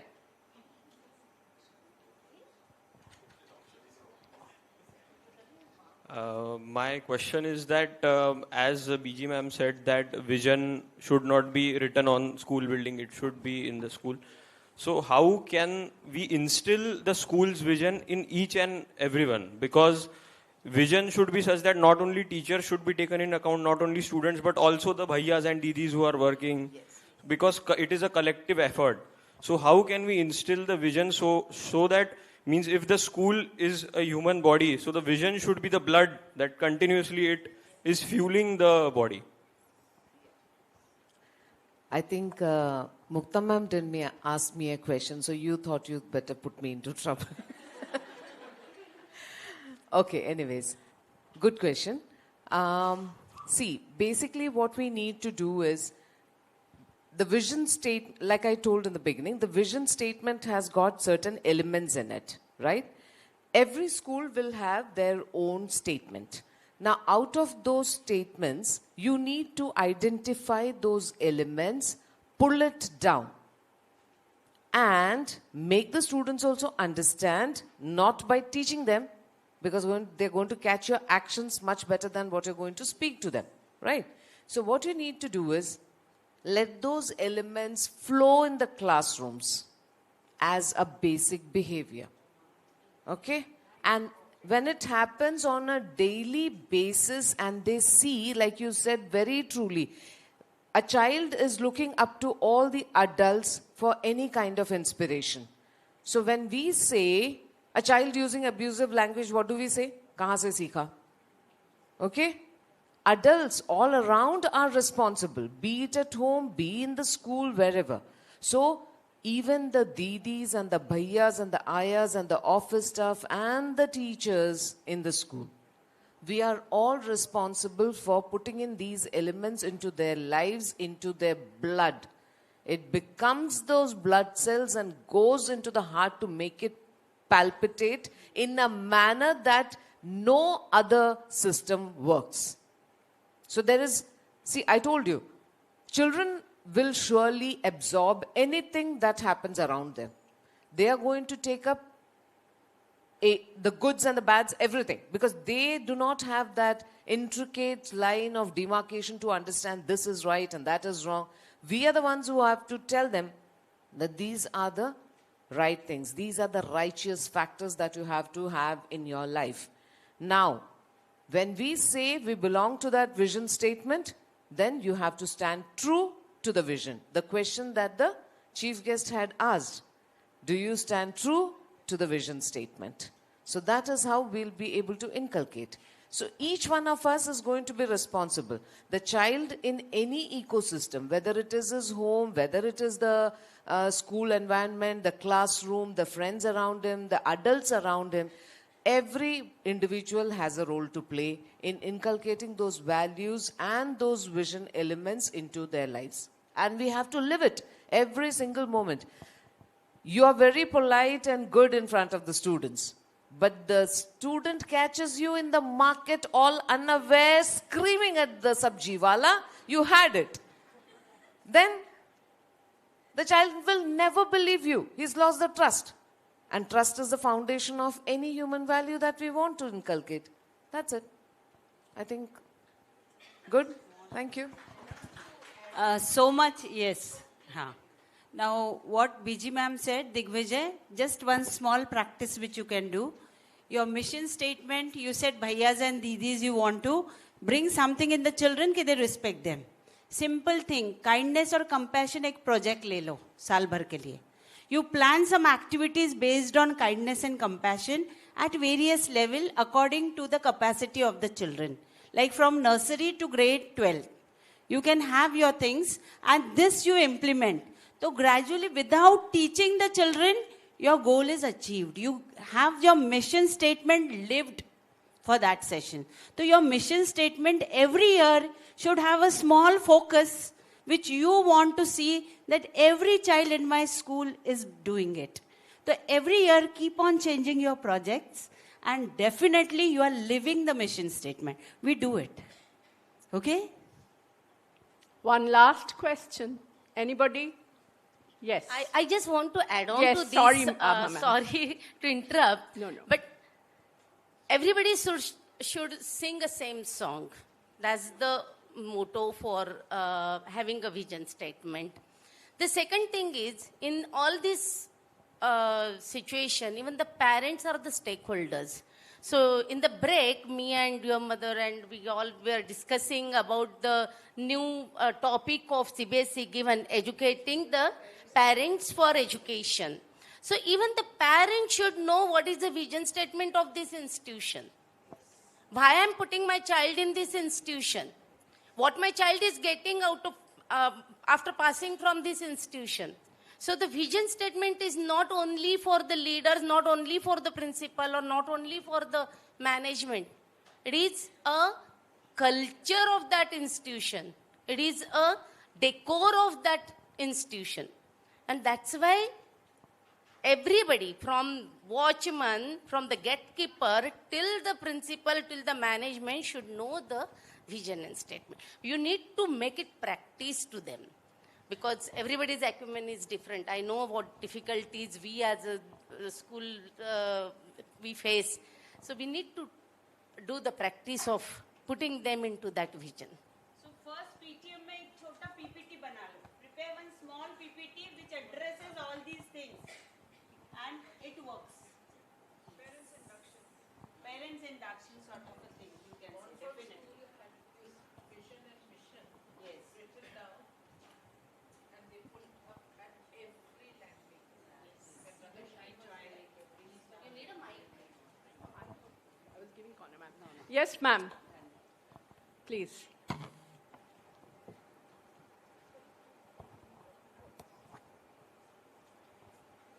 Hello, ma'am. Ma'am, Mrinalini ma'am, you have just narrated such a beautiful story. Thank you so much, ma'am. And I will always remember this, and I will share this with my colleagues as well as my students also. Thank you so much, ma'am. I have one question. Ma'am, we are talking about resilience here. But the trend which is going on, the competitive trend, and the way the children are being trained to be in the competition, the race, the pace, everything. So in that race, the students are only taught to be in the competition, to win the competition. But somewhere, even I have seen in some of my students also, they are just putting 200% of their efforts to be in the race, to become first in the race. So what and how and where we are telling them, if they are not able to succeed, how they should cope with that thing. Means we have seen so many real life examples also, where the bright students, when they could not make it to the their goal targets, they are taking some steps which are actually not to be taken. So I think the word that we are talking here about, resilience, that has to be somewhere inculcated in a proper way in classrooms. So ma'am, I just want a little more clarification, if you can guide me about that. Thank you, ma'am. We all are happy that CBSE has come up with two most important initiatives in this regard. One is that holistic progress card.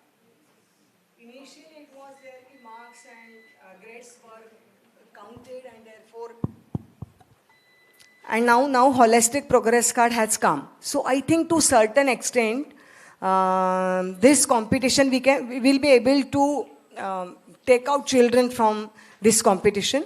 Second thing is that educating parents for education. Again, if you see this module which CBSE has come up, say again this module is also talking about the same thing. When children are not, children are taking extreme steps, no? So according to me, in 80% of cases, parents are responsible for that. Because it's not teacher, it's not school, it's not principal who is putting children in rest. It's parents who are putting children into rest. I would like to tell you one example which happened this year in my school. I'm not going to take the name of that child. Very bright child. Very bright child. Bright to the extent he knows complete Bhagavad Gita by heart and with meanings. Okay, he is first in every competition. But in our school, we give Shining Star Award to a child who is good in everything, in behavior, in talking. So this time, that child didn't get that Shining Star Award.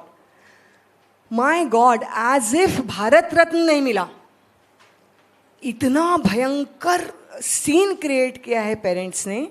So I think we need to, everybody must agree with me at this point. We need to educate parents not to put their respective children in rest.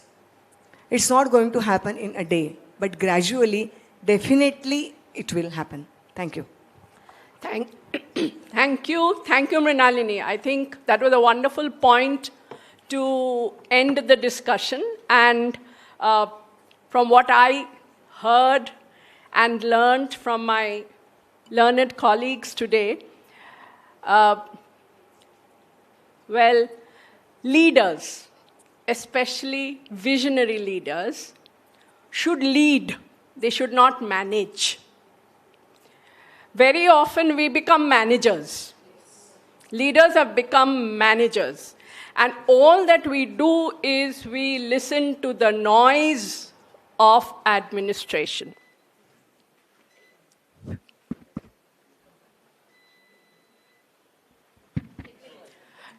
Yes, we listen to the noise of administration. I really call it the noise of administration. I know there are deadlines to be adhered to, the syllabus has to be completed, the teachers have to be kept on their toes. I'm talking as a school leader. All this, and the management has to be made happy, and the parents have to be made happy. I know. But in this race, like the students have a race, schools have a race also. And in this race, we lose our vision. We stop leading with positivity and hope. That's what's happening. We need to make that change in ourselves also. We have spoken about transformation. We need to make that change. What is happening is we are confusing the core and the periphery. There are some core values of leading a school, core qualities of leading a school, which we very often sacrifice to peripheral administrative tasks. And this happens not only for the principal, it also happens for teachers. It also happens for teachers. I know my colleagues will not be very happy with me for saying this, because they may say that, well, now you are no longer a school principal, so you dusre sur ga rahe ho. But it is something which I regret also. At times, I did let the periphery take precedence over the core. So, transformation has to be embraced. We all know that. Continuous professional faculty development has to be done. And the danger lies in allowing the periphery to overshadow the core. Skills must be renewed, and for schools to endure, leaders must lead not only with vision, but with humility. Right? Many of you said taskmasters and my way or your way. Yes, or highway, my way or the highway. So they must lead with humility. They must lead with courage. They must lead with resilience and, above all, faith in the future. And so, Father Paul, with your permission, may we close this discussion? Thank you. Thank you, all of you. Thank you, my dear, dear friends and colleagues. It's been lovely.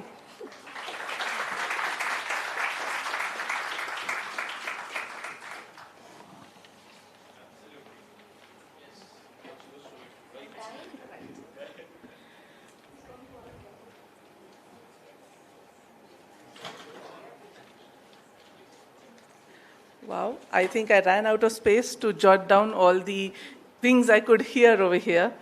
I think if I were to summarize it, I have got a few pointers. It starts with getting inspired, building, practicing, embedding, translating and transforming, as well as sustaining the effort to bring about a positive change. I think we all have a great work cut out for everyone over here. Before we go further, I'd like to request Father Dr. Paul, Dr. Banerjee, and Dr. Kulkarni to please come on stage to felicitate our dignitaries.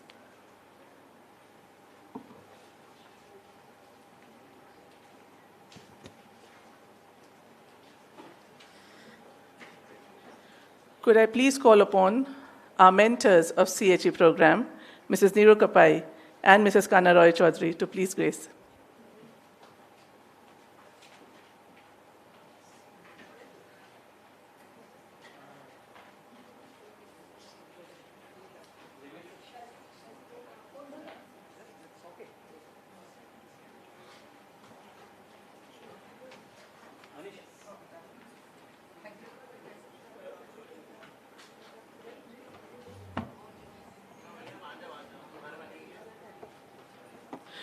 I would also request Rohan sir to please join us. He has always been a great support to this initiative.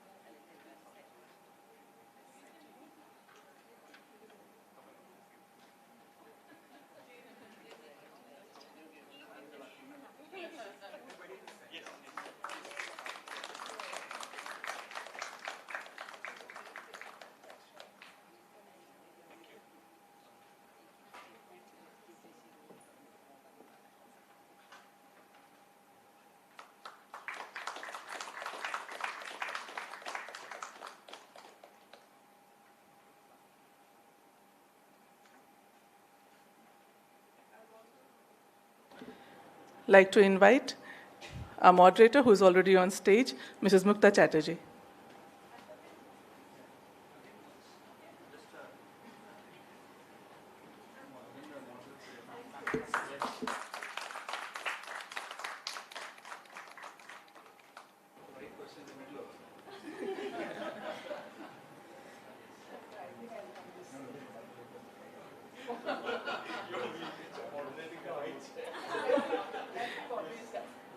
Could I please invite our panelist, Mrs. Abha Meghe?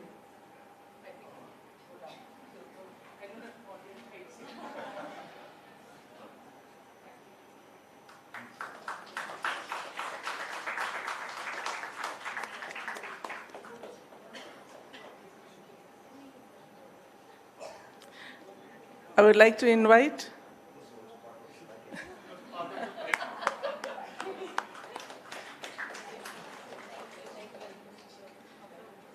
Could I please invite Dr. Mrinalini Dasture?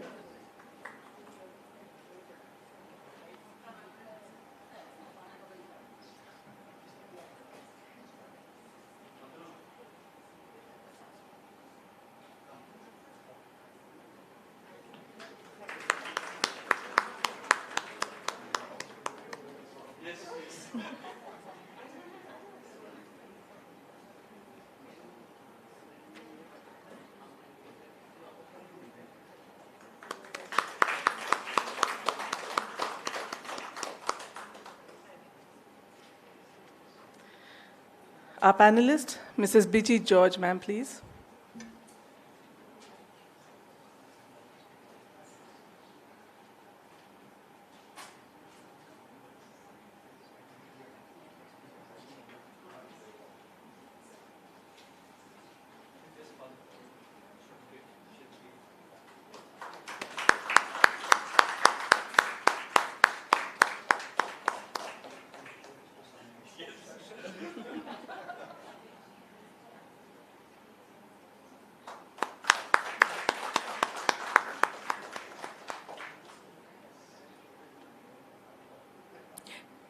And our panelist, Mrs. Bharti Bijwe, please.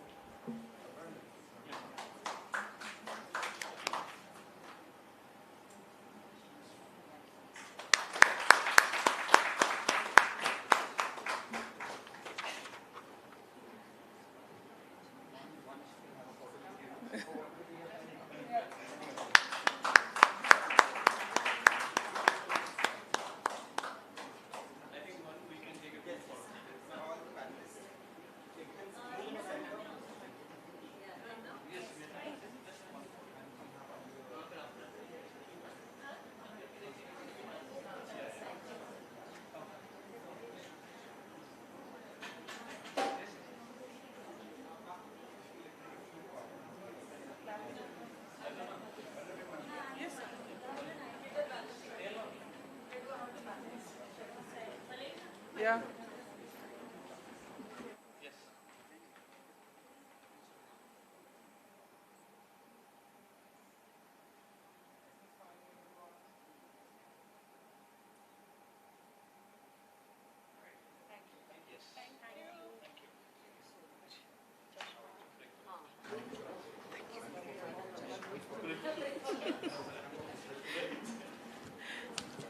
Thank you so much, everyone.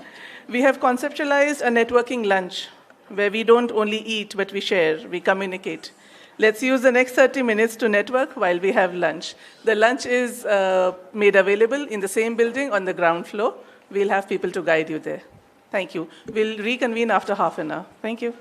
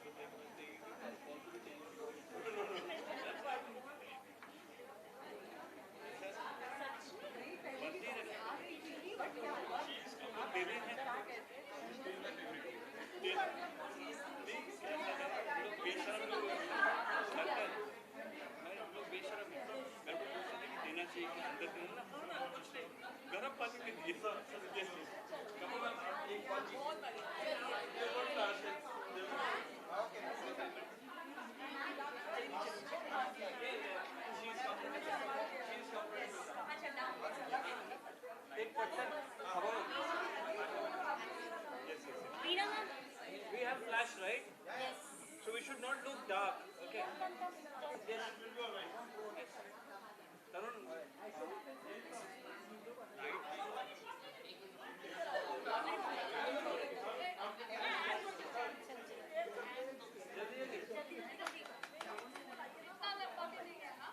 Make it quick.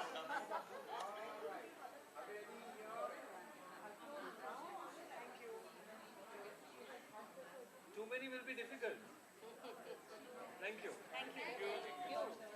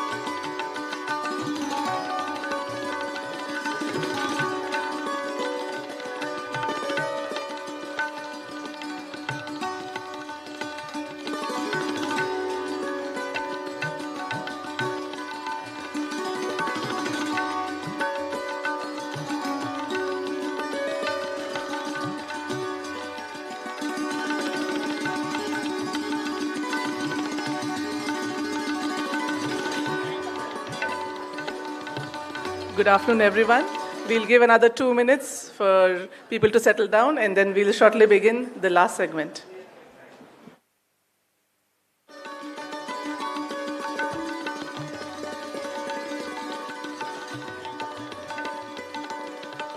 Good afternoon, everyone.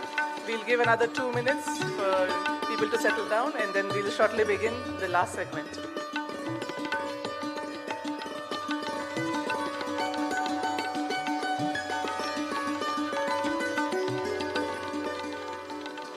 Good afternoon, everyone. We'll give another 2 minutes for people to settle down, and then we'll shortly begin the last segment.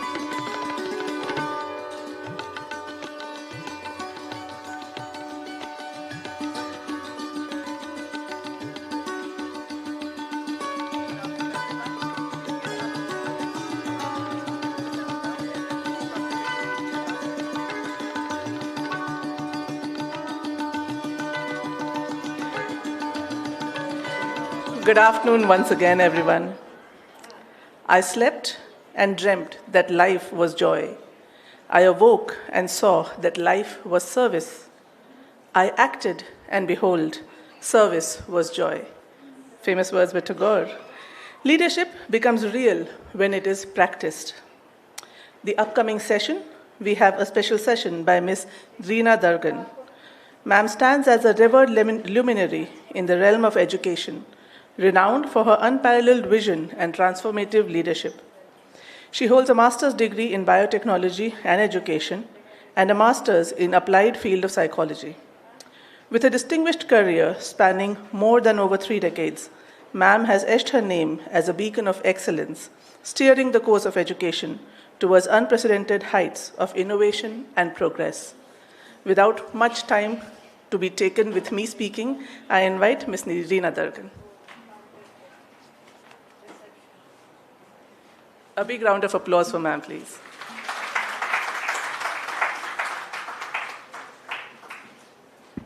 Good afternoon. Good afternoon. That's like a class. I have a couple of disclaimers to make. Just give me 2 minutes before I jump into the serious business. One, I put my cheating material before the session so nobody noticed I walked empty-handed to show that I know it all. The second, I have tried over the years since the first time I heard Mrinal Dasture ma'am to practice all the Sanskrit that she recites, the tongue twisters, and I have not been able to manage. So there is a verse of Gita in my presentation, and you will see it is only in English, because that is the only thing that probably I'll be able to manage with confidence. So that is one disclaimer. And the third and the most important is that we will be going through certain slides here. These are just this is the tip of the iceberg, if you actually see. Since morning, we have been listening to all the eminent speakers about leadership. We've tried to understand, introspect, agree, disagree. We've done all that. And as everybody has said, it is never sufficient time to talk about this topic. It can be a 3-day program, it can be an year-long program if you really want to design it the way, because it's as you progress, you keep learning. I have just picked up 5 important sections, which I personally thought was a step towards leadership making, and considered them as the base for the entire activity-based sessions that I have kind of planned for all of you. So as we go through this session, slides in simple 5 of them, I will also speak about slides a little, give you a little basic of the topic that we are going to deal with. Then you will get a questionnaire. And once you get a questionnaire, the second phase of the session will start. So, chapter 18, verse 42, you can actually read it. It is right there on the screen. Serenity, self-resilient, authority, purity, forgiveness, uprightness, knowledge, wisdom, and belief in God makes you Brahmin, a teacher. So when you see all these words have been spoken already in the morning, there's nothing new. So, next slide, please, sir. All right. The first and foremost for an academic leader. So when you actually speak about leadership, there are corporate leaders, there are other leaders, religious leaders, political leaders. But this focus, this exercise is purely academic, and therefore I'm talking about academic leadership. So you should have what is considered as academic vision. We spoke about vision in the morning. So vision of your institution and vision of you as a leader, vision of you as an educator is what we are going to deal with in this section. So here it says, this slide actually says that unless you have a clear eye for what you want, you have a vision, your entire efforts go scattered. So for example, if you have to go to right side of the Wardha road, that's Hyderabad, and you don't know where you are going to, finally, which route you are going to take, which part of the country you want to go, you will actually go to Kamptee and then go to Hyderabad. That's waste of resource, waste of time, waste of energy. Therefore, when your vision is clear as to where is it that you want to hit, what's your goal, that is where it starts. And that is where you can call yourself an academic leader with a good vision. Next slide, please. Sir? Yes. This is your capacity to take decision. Now, here I would like to say only one sentence. Most of the time, what we do is we delay our decisions. Right? It is the most hurtful thing for any organization to do.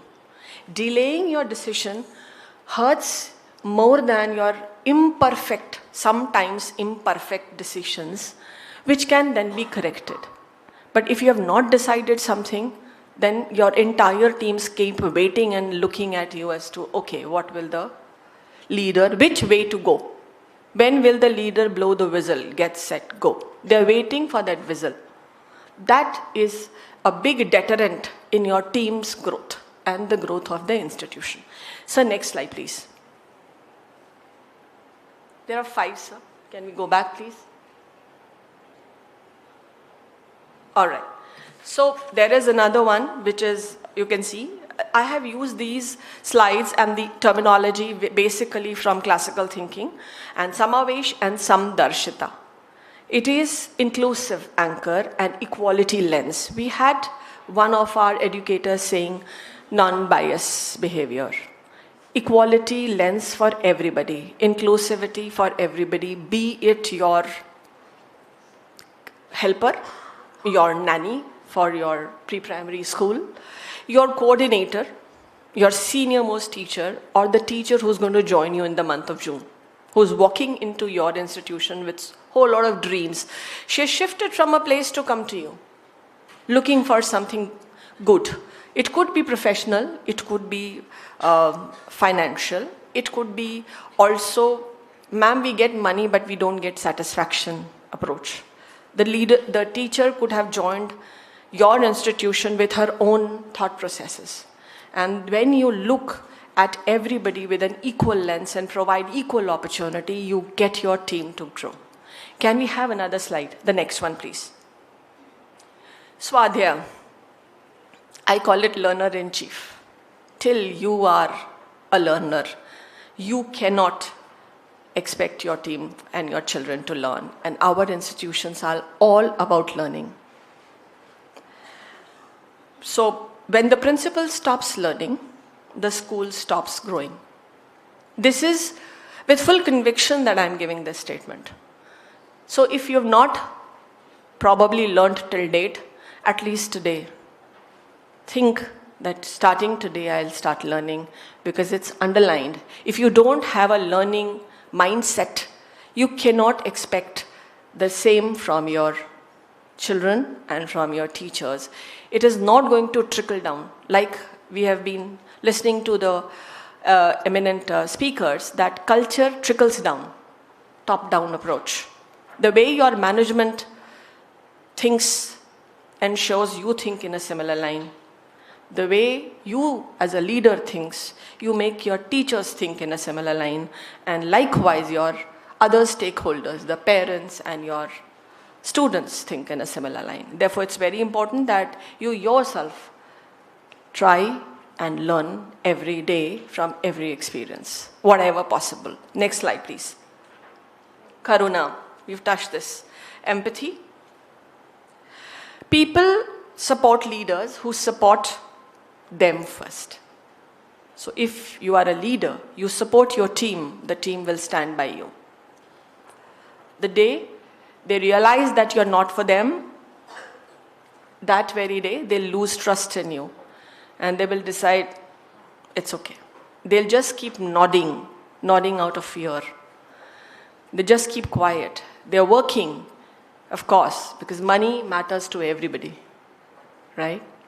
So they will come to your institution, but the vision in the blood, like ma'am answered to the young boy's question, will not flow. It will not take shape. Therefore, it is important that you have that as a leader. It's not necessary that you are only the principal. You could be coordinator. You could be subject in charge. You could be coordinating a section. You could be an academic coordinator, but you have 5 people reporting to you.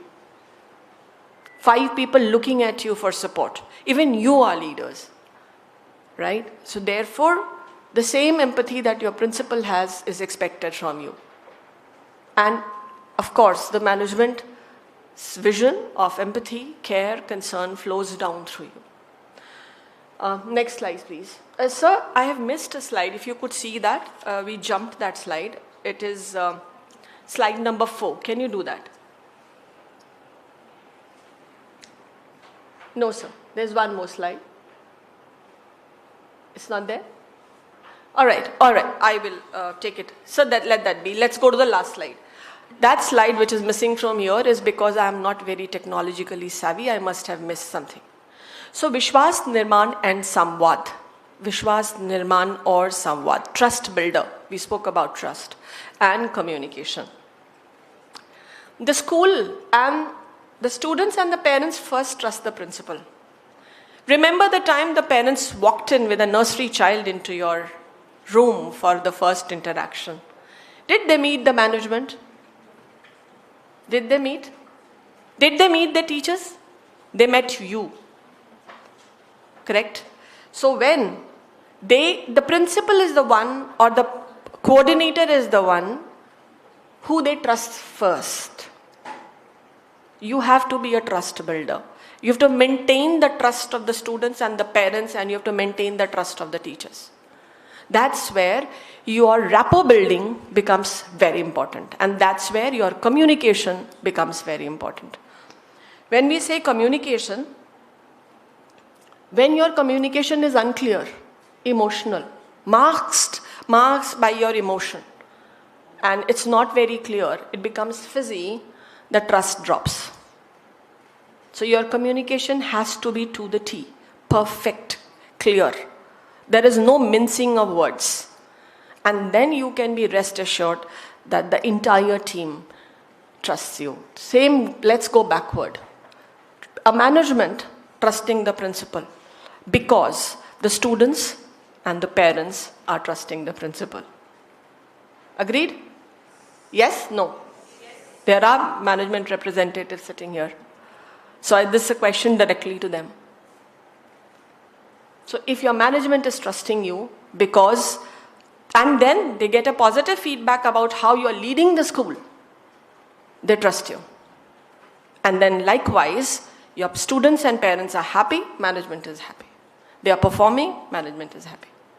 And the trust builds up from there. And then when you trust your teachers, they perform to the best of their abilities. And one of the panelists said that they go beyond their office hours to work for the school because of the rapport that the principal has with the teachers, right? And parents throughout the year will never come for complaint if they know that you listen to them, correct? So that's where your Vishwas Nirman and Samvad comes into play. Can we have the last slide? Yes. Sir, can we go back, please? Yes. The Gita calls this combination Buddhi Yukta. Intellect paired with character. This is what we have been talking since morning. We'll hold on till here. Just leave that on the screen, please. Thank you. So may I request everybody to distribute the question papers that you have? While the distribution is happening, are certain rules and how this activity will go on. You're getting questions based on these 5 parameters that we just shared. Now, the idea is not for the sheet to look good. You get that? So it has to be an honest reflection. If by any chance you are manipulating your answers because it looks good that way, you are not able to reflect and the entire activity and exercise gets defeated. Am I clear in this? Be honest, mark yourself. We will analyze it after you have completed the section 1 and then analyze it after you have completed the section 2. There are 5 sections. It won't take much time if you're honest. It will take a lot of time if you want to manipulate it. So my request is, be honest. This is a time when you can be honest with yourself. Nobody is going to take away your job or cut down on your pay hike. Don't worry. Just be honest that you are, read the question, choose the answer. 2 is for always, 1 is for some time, and 0 is for never. This is your scorecard. So once you choose whatever out of the 3 options, just mark yourself. And please, there is no peer correction, so your sheet is not going to go to your teacher sitting next to you. So pure honesty is expected because this is a reflective exercise. And I hope everybody has got the sheet.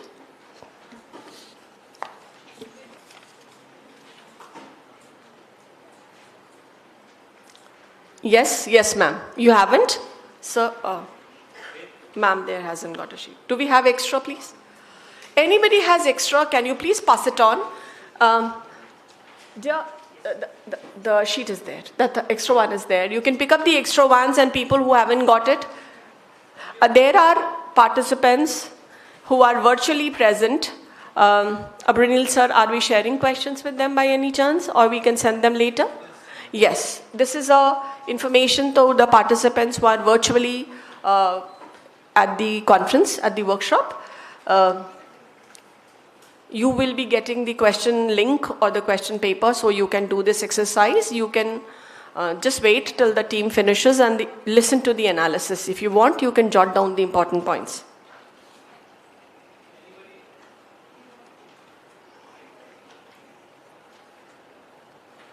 Payal ma'am, can we time it a bit? Time the, I think... No. Not we are doing the whole questions together? We can do section wise also. Section wise. Yeah, 7 to 10, max.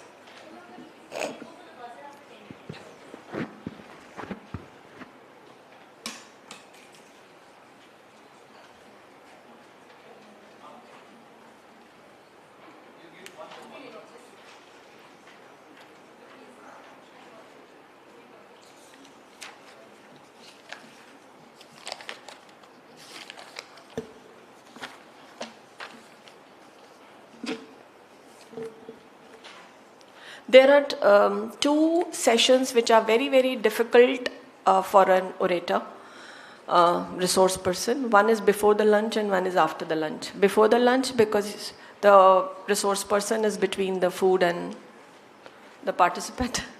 And the other one is you have to keep participants awake after the full lunch.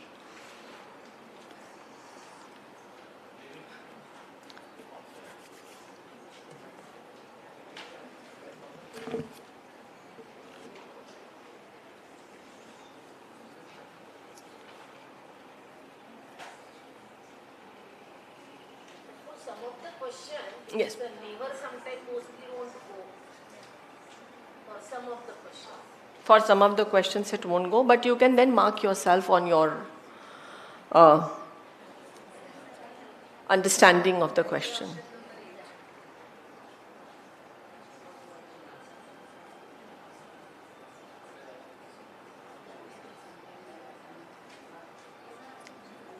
But, ma'am, are you talking about question number 8? Yeah.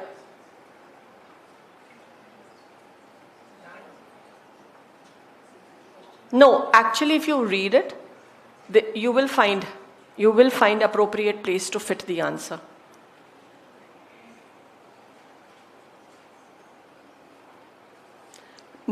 If you go to question number 9, do you make those pedagogical changes? Do you make it sometimes? Do you make it always? Do you never make it? Read the question like that. You'll be able to find the answer. These are the situations that I have put as a question. Anybody has doubt? I'm happy to answer or explain.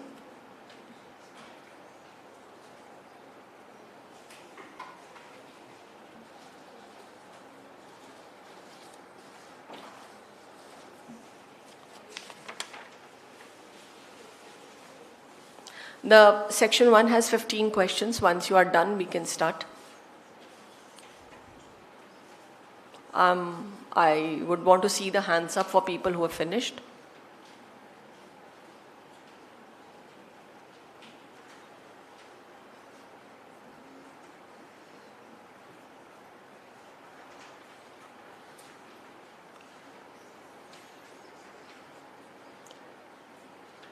For people who have finished section 1, by the time the rest of them are finishing, you can move on to section 2 as well.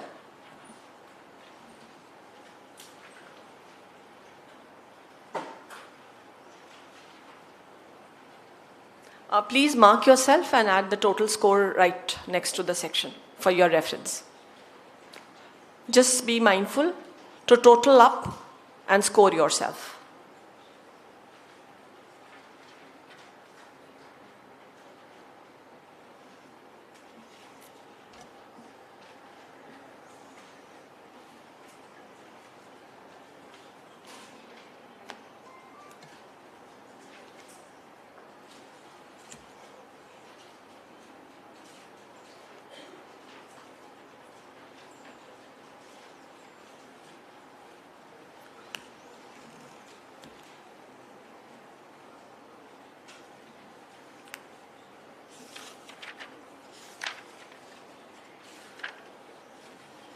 So is 10 minutes over?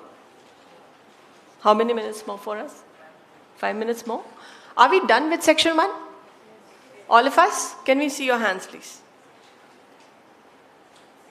1 is over?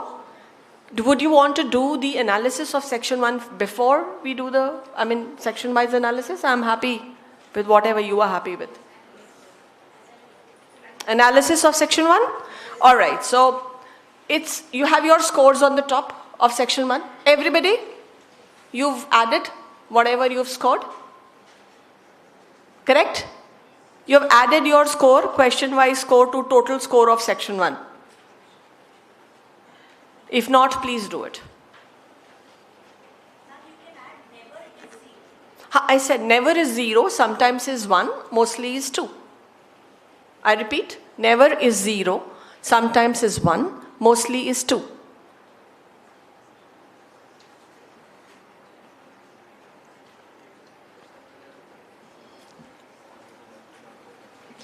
Is this all right? Shall I proceed?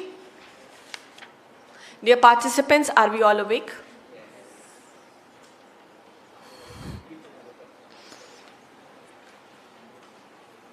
So we start the analysis of section A, right? Now, how many of us have got our scores between 24 to 30? Our scores between 24 to 30. Total scores between 24 to 30. Sometimes is 1. 0. And mostly is 2. All right. Now, 24 to 30. Can I see your hands up? Everybody's scared. Don't. I'm not asking for you to raise your hand. It is an introspection exercise. It's a reflection exercise. Keep this course to yourself, but I'll discuss the questions with you. If you have got 24 to 30, you are on the right track. You are walking the talk. If your score is between 22 to 16, you are learning focused, but you have a lot of administrative noise happening around you. Reduce that noise. The time that you spend in administration is more than the time that you spend in academics. And therefore, it's a time to flip. And if your score is less than 16, you actually have slipped in to role of the school manager, and you're not a school educator, educational, academic leader.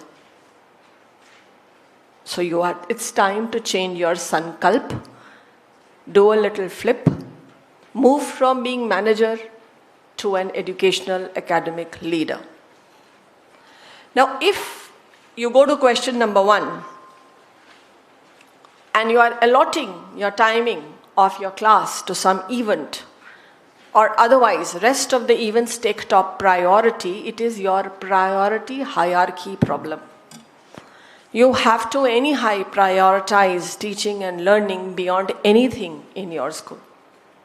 That's where you're slipping into a different zone altogether.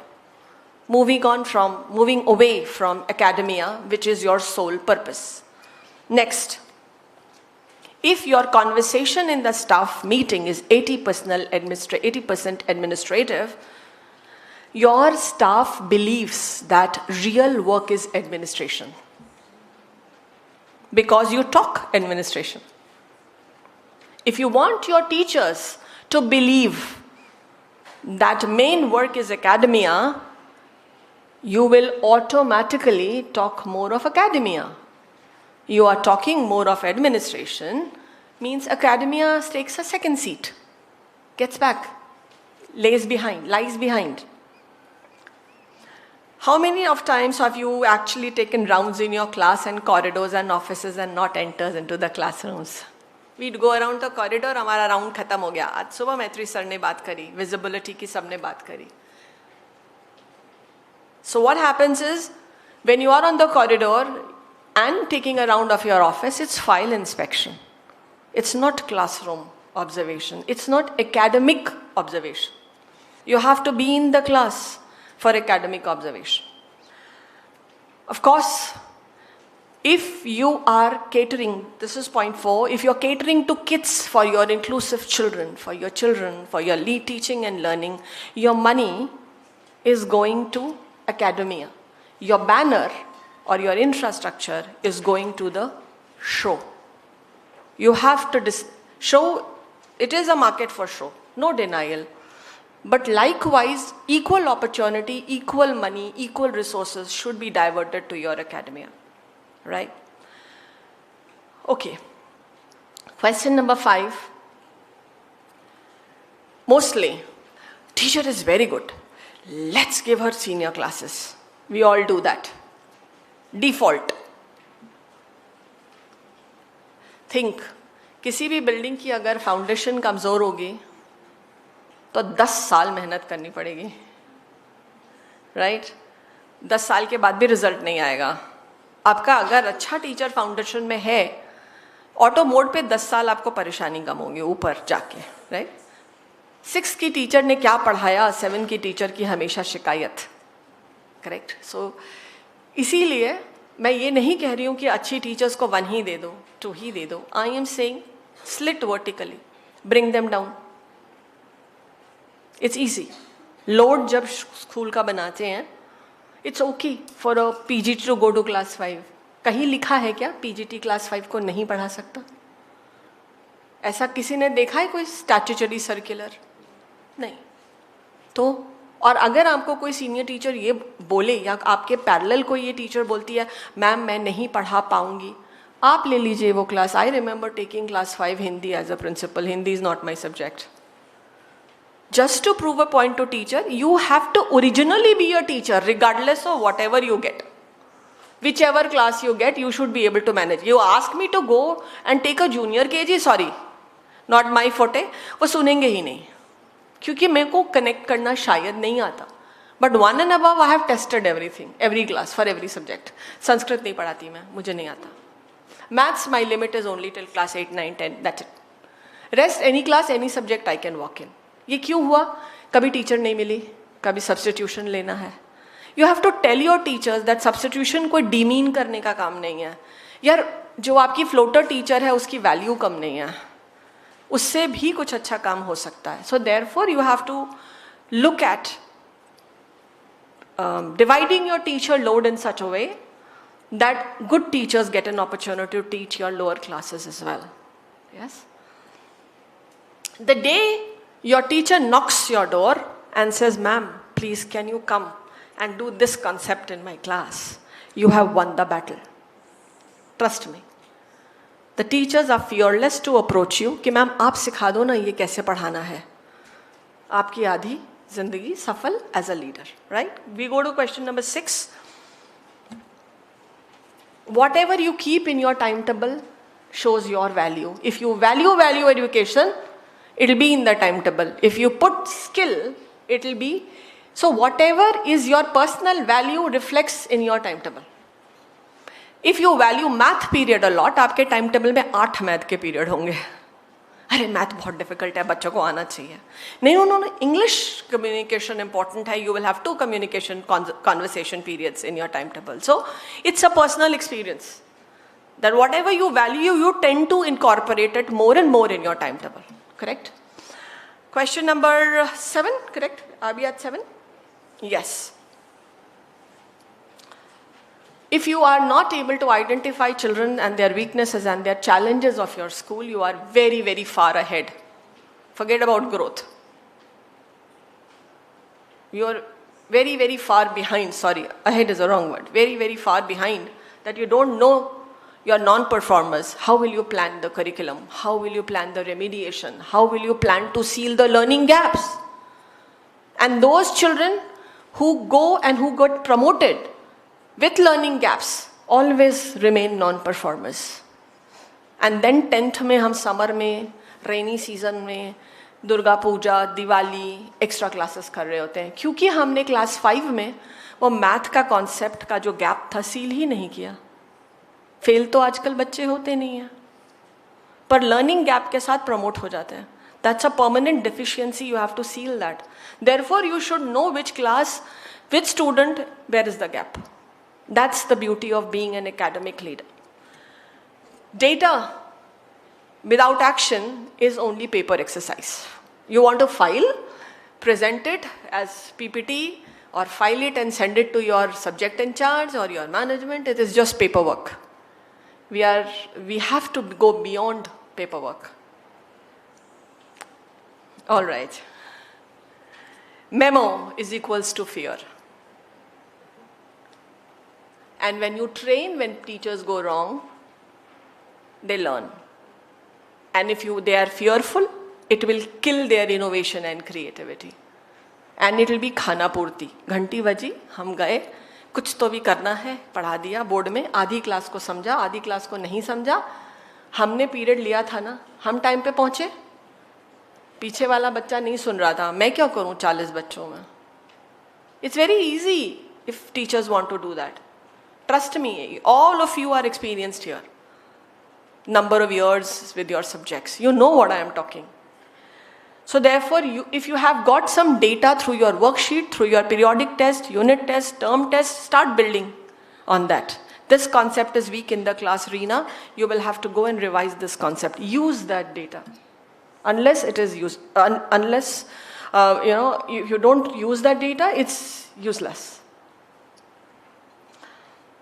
Okay. It is not always evaluation. You will have to grow with your team. And we always celebrate. We talk about resilience. We always celebrate good result. Wow, maza aa gaya, trophy aa gayi, this and that, right? Have any of us ever celebrated our failed lessons? Never. And हमारी teacher डर से हमारे सामने बोलती ही नहीं है कि ma'am ये तो मैं पढ़ाने गई थी, this was a disaster.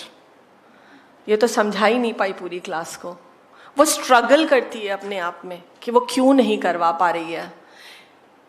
Develop this culture of teachers approaching you saying sorry ma'am, मुझसे ये केमिस्ट्री का बॉन्ड नहीं हो रहा. Your leader will come up and give you some ideas. I remember chemistry class of class 11th and 11th, chemical bonding. हमारी उस class को समझ ही नहीं आ रहा था. And I had 2 chemistry teachers taking chemistry then. और we were sitting and we were discussing, ma'am करें क्या. ऐसे एक काम करते हैं, क्ले ले लो अलग अलग कलर का और खूब सारे टूथपिक्स मंगा लो और छोड़ दो क्लास में. सब बच्चों ने बॉन्ड्स बनाए थे, ट्रिपल बॉन्ड, सिंगल बॉन्ड, इसका कॉम्बिनेशन, हाइड्रोजन, ऑक्सीजन, सब किया. कैसे हो गया? We put them into action, we gave a little creativity, teachers got a little encouragement, we shared our promises, our challenges, and then we went ahead. It's okay to go wrong. But when you accept that you are wrong, you will make changes. The teacher who's sitting here who tried and tested this is right on the left of the hall. She's sitting here doing this. And that's the reason I picked up this example, because I'm sure she remembers it. Yes, ma'am, it worked. It worked. There.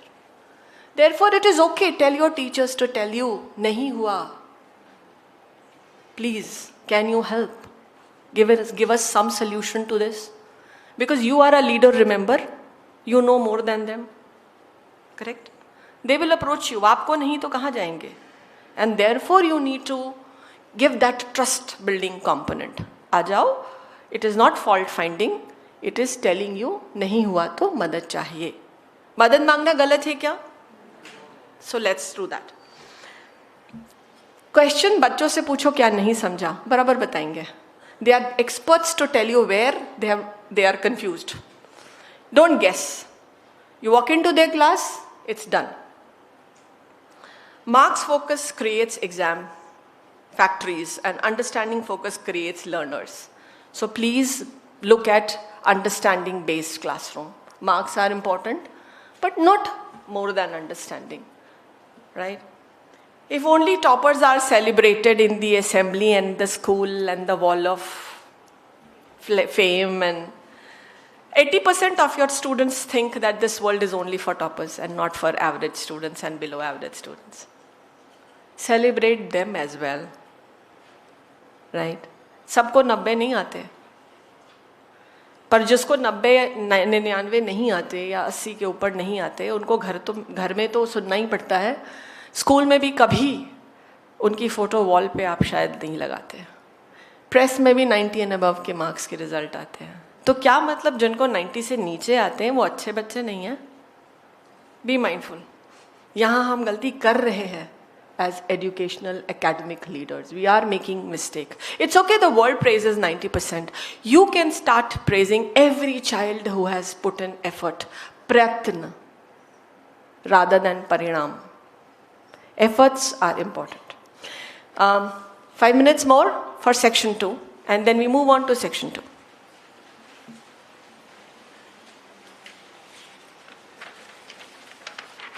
Section 2 is smaller.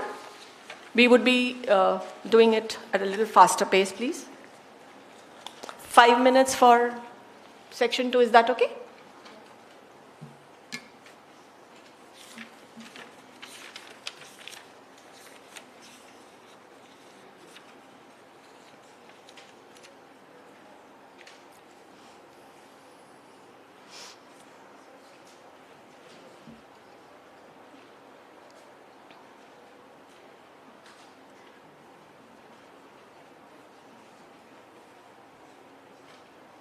Here your score won't be out of 30, it will be out of 28.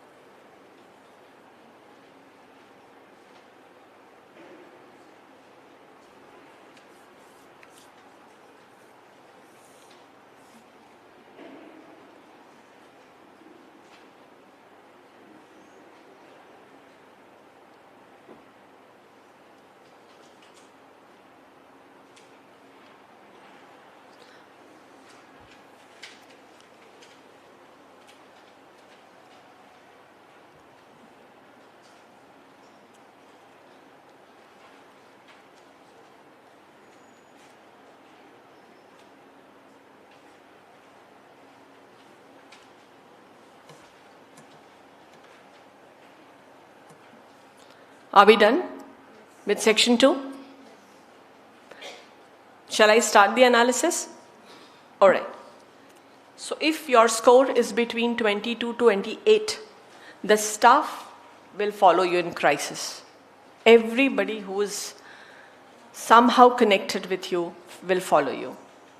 They'll stand by you. 21 to 16, there is a leak. You have to find the leak and fix it. In your trust and communication, there is a gap. And if it is below 16, as I said, you are a manager, not a leader.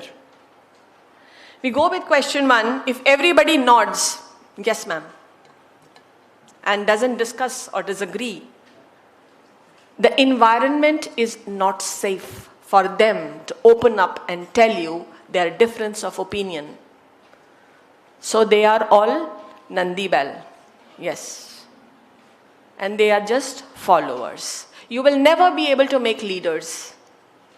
And we are here to discuss how to make leaders. Leaders who hide mistakes breed politics. Who own these mistakes breed trust. Simple.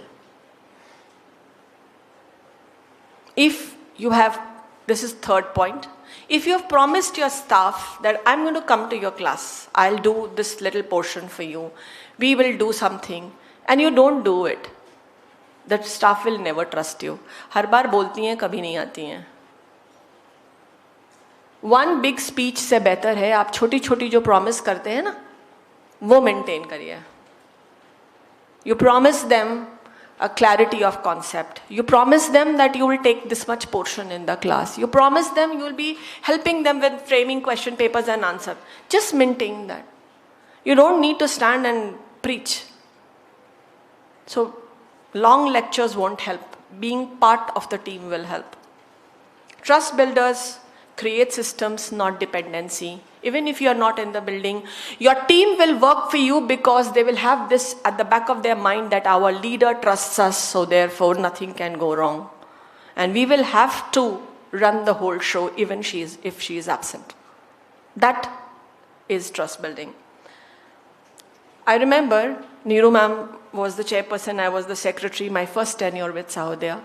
She used to say, शिकायत अकेले में तारीफ publicly सबके सामने किया करो. अकेले में जो मर्जी बोल लो, किसी को बुरा नहीं लगता, पर तारीफ सबके सामने अच्छी लगती है क्योंकि you are happy about it कि आपकी तारीफ हुई है.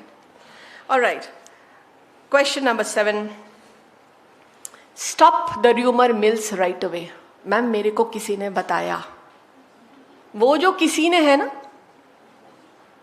जब आप किसी की बात किसी को बताते हैं, आपको पता है रीना ने बोला था कि किसी ने बताया, there starts the rumour mill. Stop it the moment it reaches your room. यहीं रोक दीजिए. अच्छा बताया, बैक. सुन लिया, वापस. No need for any verification. कोई जरूरत नहीं है. जहां आपने अड़ोसी पड़ोसी से शुरू करी, वहीं पे वो गोल चक्कर शुरू हो जाएगा. And then it is never stopping. And then rumor will breed all the kind of negative culture in your premises. मैं एक बहुत हमेशा बोलती हूँ, मैं आपके घर आती हूँ, आपको पता चलता है कि मुझे बैंगन का भरता बहुत पसंद है. ठीक है, आपके घर में लंच पे आई हूँ, आप क्या करते हैं, मैम को बैंगन का भरता पसंद है, मैं बैंगन का भरता बनाती हूँ. Every time you remember me and my food, you will say बैंगन का भरता. करेक्ट? तो जो आप मैं खाना चाहती हूँ वही आप मुझे सर्व करेंगे. तो अगर आप र्यूमर्स अब्जॉर्ब करना चाहते हैं तो आपका स्टाफ आपको र्यूमर्स ही सर्व करेगा. स्टॉप, मुझे नहीं पसंद है, यहाँ से बात आगे नहीं बढ़ेगी. Then you can talk about the culture of your school and rich culture of your school. Otherwise rumours वालों को आप रोक ही नहीं सकते. Right? Alright, this is question number 8. If your child of class 4 wasn't able to talk about your communication, whatever you told in the assembly, that means it was not simple and your communication was not clear. Right? So be very mindful कि आपकी communication छोटे से छोटे के बच्चे को समझ में आए, because आप class nursery से लेके class 12th के बच्चों को address करते हैं. correct? Get down to their level of talking and understanding. Confusion in the communication means that you failed in writing your circular properly. It is not fault of their reading. They are not communicating, they are reading. You are communicating through your conversation or writing. That means there is an error there from the source, not from the recipient. Be mindful, ठीक है? Circular को 10 बार पढ़िए, notices को 10 बार पढ़िए. It should be very clear. समझ नहीं आता इन लोगों को, क्या है, बेसिक भेजते हैं तो भी ये पेरेंट को समझ नहीं आता. It's a very common language that we use. उनके समझ में नहीं, आपके लिखने में गड़बड़ी है. उस नज़र से अगर आपने सर्कुलर पढ़ा तो शायद ज़्यादा लोगों को समझ में आएगी.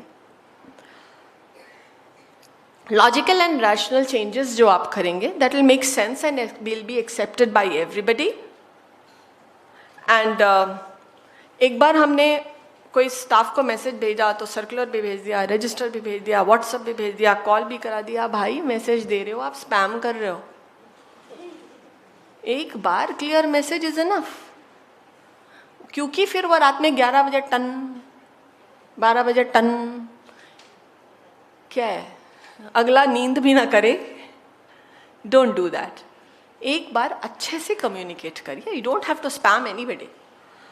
इमोशनल कम्युनिकेशन जो होती है जब हम गुस्से में होते हैं, एंगर में होते हैं, दुखी होते हैं, it is unclear communication. You cannot choose the right words when you are upset or emotionally disturbed. Stop, hold. It's okay. We'll talk after 16 hours. I've actually mastered it. मैं हमेशा बोलती हूँ जो रेसिपी ट्राई की हो ना वही share किया करो, अनट्राइड वाली मत किया करो.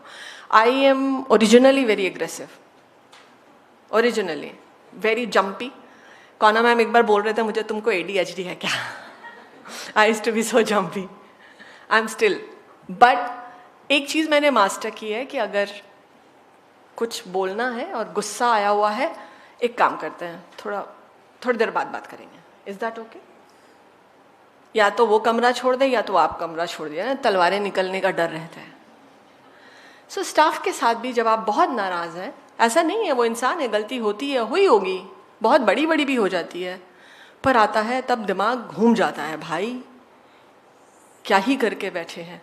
तब आप जो अपशब्द इस्तेमाल करेंगे, गुस्से में जो बोलेंगे, वो लॉन्ग वे जाता है क्योंकि वो यहाँ चुप जाता है. तो फिर आपने जितना भी भला किया होता है उसको हम बोलते हैं हिंदी में मलिया मेट. कविता मैम सही है, वो हमारी हिंदी एक्सपर्ट. तो सब का एकदम धो पोछ के बराबर. तो ऐसे नहीं करिए.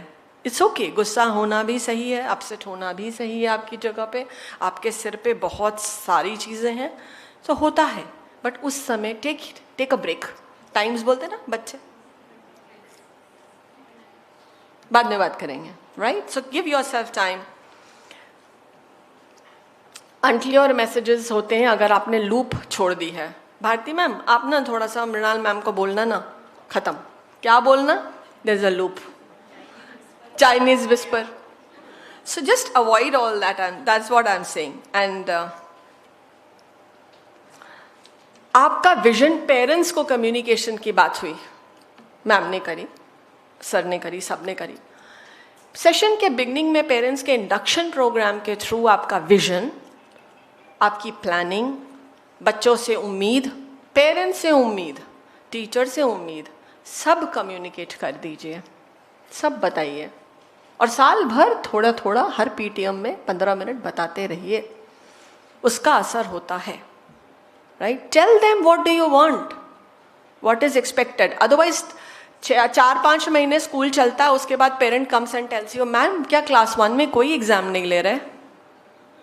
अरे वो HPC है ना सर, उसमें एग्जाम नहीं होता है. ऐसा कैसा स्कूल है? फिर कैसे तो भी ये बच्चा पढ़ता ही नहीं है, इसको एग्जाम का डर ही नहीं है. आप समझ रहे हो मैं क्या बोल रही हूँ? Are you all on the same page या मैं कुछ अलग बात? इंडक्शन में हम पहले ही बोल देंगे कि हम रोज ही एग्जाम लेते हैं. भाई ये नया HPC का स्टाइल है. आपका बच्चा डेली काइंड ऑफ स्क्रूटनी में चल रहा होता है, विच ही डजंट नो. बट एक वर्कशीट में हम कुछ मार्क्स दे देते हैं, स्पीकिंग स्किल में कुछ दे देते हैं. तो पेरेंट भी सेटिस्फाइड है, वो पहले दिन से बच्चे को प्रिपेयर करता है कि बेटा अच्छा करना है, आज आपका ना कभी भी मैम टेस्ट ले सकते हैं, हो गया, इतना ही तो है. But we have not told the parents, or parents are not clear as to what is expected. And therefore we get into the trouble with the parent in front of the principal's office. WhatsApp group में class 1 के parents पूरा group बना करके आपके दरवाजे के आगे आपको खड़े हुए मिलेंगे, खतरा बहुत है. ठीक है, इसीलिए पहले ही अपनी ढाल ढूल बना लीजिए, right, through the induction programme. वो वेट करेंगे, मैडम बुलाने वाले हैं, इंडक्शन में सब सवालों का जवाब मिलेगा. उसको आदत हो जाएगी पेरेंट को, साल दर साल जुलाई के पहले हफ्ते हमको सब सवाल बता दिए जाएंगे हमारे, और जो है वो पूछ लेंगे, खत्म. फिर हमारी लड़ाई वैसे ही आधी हो जाती है.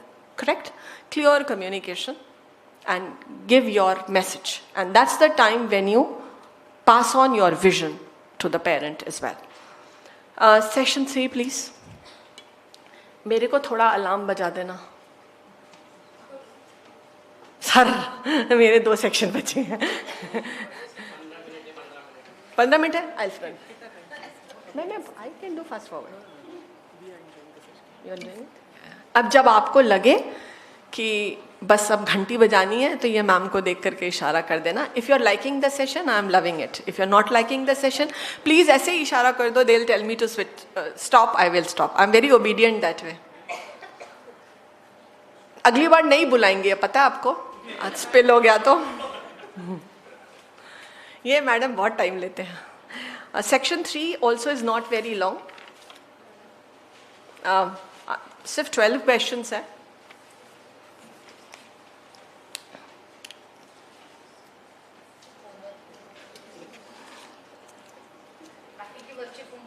अच्छा ठीक है मैम, नो प्रॉब्लम. आभा मैम आप बैठे, यही बहुत है.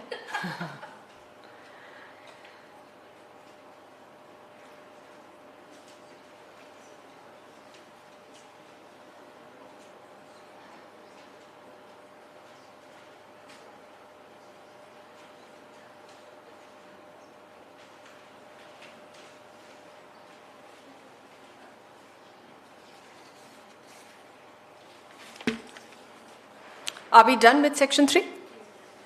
Yeah, all right. Should I start the analysis? All right. Again, 18 to 24, you can call yourself a honest decision maker, a capable decision maker, and a leader. And 14 to 17, your intent is good, but there is some hidden bias. And below 14, it is time to introspect and ask, who is not in the room? So, this is the time when your score is, if your score is very, very low, as in below 14, that means people who cannot speak, people who cannot voice their opinion are not considered by you. So you're not talking about equality lens. You're not talking about inclusivity, right? So decision without data is bias. Always take your decision based on the data that you receive from your team or school. If you have jumped to a decision, it's time that you think whether you were courageous or whether you were mindful in taking the decision. Courageous people always jump and take decisions, and there is high risk involved. When you are mindful, you vet all the opportunities, pros and cons, and then take the decision.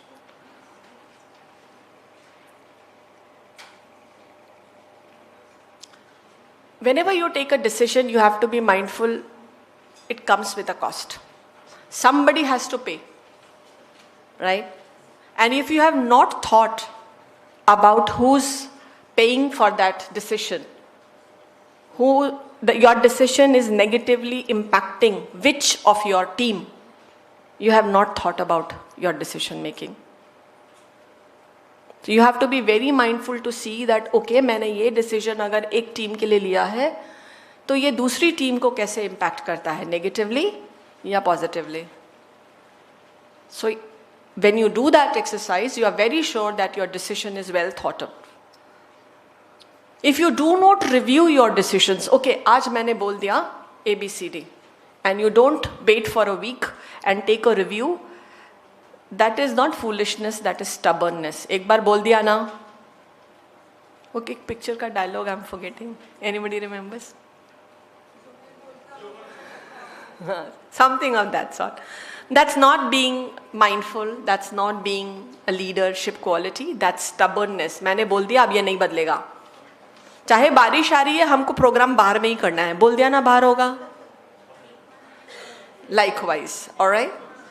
Courage is owning outcome. When you have courage to take decisions, please, pros and cons जब आप लेंगे तो आप risk factor को vet करेंगे, correct? You will vet the risk factor. And then you'll be ready that regardless of whatever outcome, I know the risk, I know how to manage the risk. That mindfulness is necessary. Jumping onto decision is very easy. But taking the onus, knowing the outcome and saying, okay, कोई बात नहीं, आज अगर यहाँ पे कुछ तकलीफ होती है, म्यूजिक सिस्टम बंद होता है तो मैं क्या करूँगा? मुझे मालूम है, मेरा ये चल नहीं रहा. But I have a standby. It's okay, ma'am, आप use करिए. नहीं हो तो I'll give you another one. You are ready to take the risk of using this defected piece because you are ready with another piece.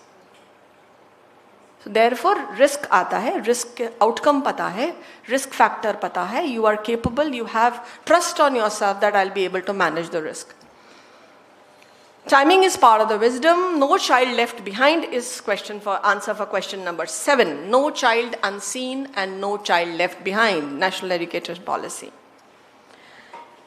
If your assembly doesn't consist of CWS and child or a child who's shy, your lens is bias. It is always the habit of our teachers to get the trained children on the assembly. जल्दी जल्दी thought बोलने के लिए जो अच्छा बच्चा बोलता है उसको पकड़ो और स्टेज पे खड़ा कर. एक्स्ट्रा वही बच्चा आपको हर बार थॉट बोलता दिखेगा उस हाउस में से. Thank you. So I can give that homework also. बाद में बाकी section कर सकते हैं. Rules should be same for everyone. Of course, we've talked about equality, equity, and inclusive practices. These are all parameters that you need to see. Section 4, are we done?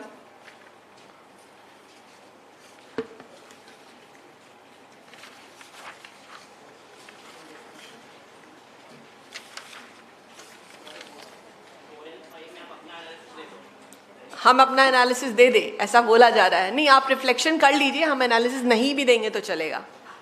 आप कर लीजिए, that's fine, it's okay. Please do this reflective practice. That's more important than me talking. Because ये घर जा कर के ना किसी फोल्डर में चला जाएगा, मुझे पता है. घर जाके इसको कोई करने वाला नहीं है. Ma'am, I think 5-7 minutes I'll wind up.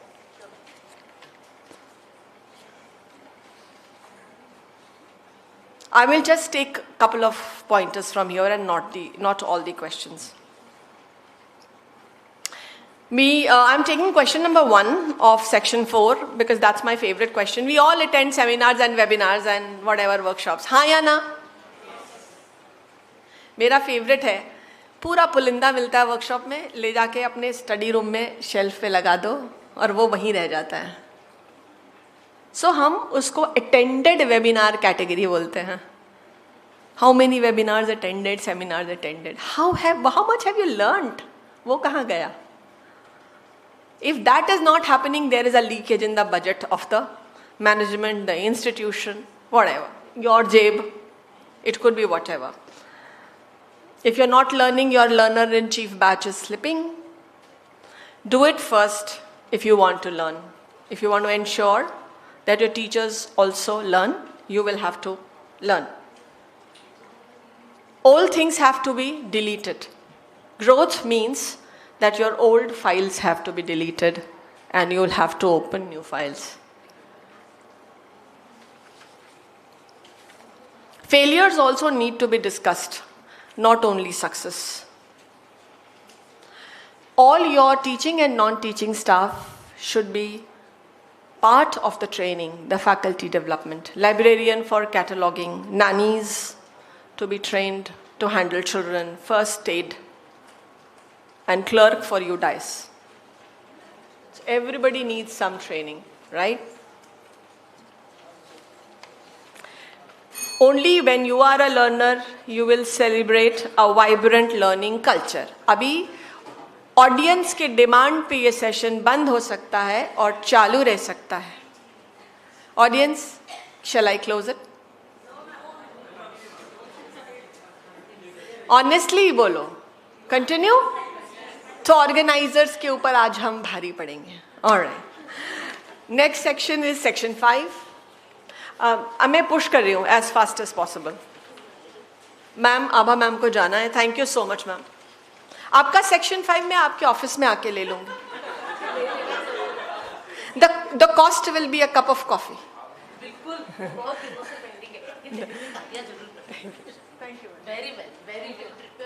मैंने उनको बोला प्लीज मत जाना, एक ताली बजाने वाला आदमी कब हो जाए.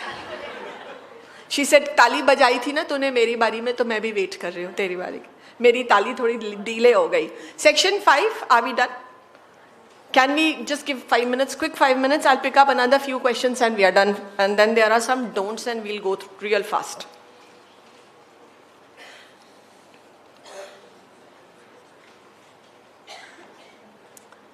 हो गया? कर लूं? Alright. फर्स्ट क्वेश्चन में मेरा सिर्फ इतना कहना है कि अगर आप अपनी टीचर से सिर्फ सिलेबस स्टेटस पूछते हैं तो you see them as your teacher, not as a human. ठीक है? एंड ट्रस्ट बिल्ड करना है तो रूल्स के साथ एम्पैथी का होना बहुत ज़रूरी है. Rules are to be respected, but there are sometimes you will have to mould your rules because there is a situation. I am going to question number 6 straight away.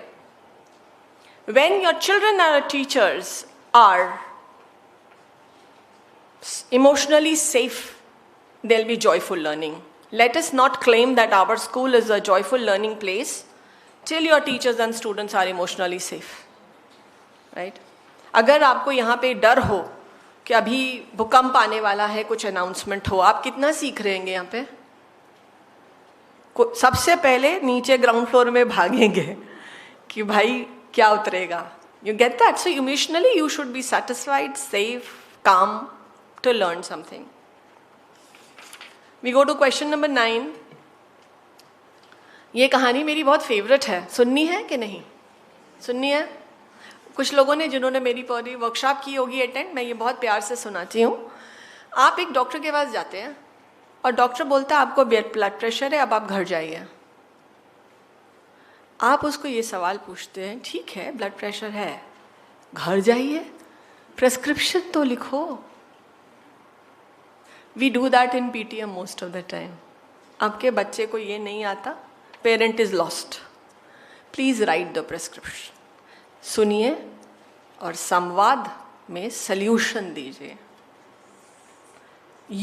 If you, who's a teacher for last 30 years, cannot find a solution to the child's learning gap, you're expecting a parent to tell you that?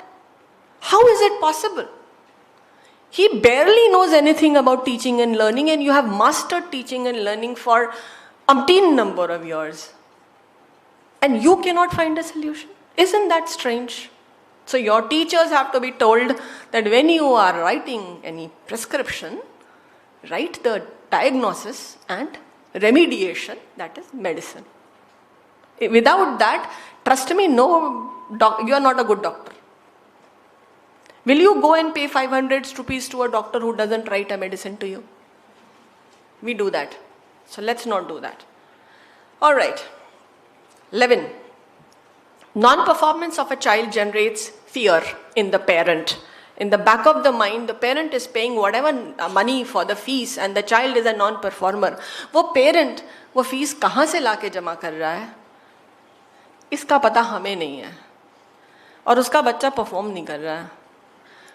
वो जो anger, upset, frustration लेके वो आपके दरवाजे के आगे आता है, I think वो हमें समझने की ज़्यादा ज़रूरत है if we want that empathy with the parent and the trust and the bonding.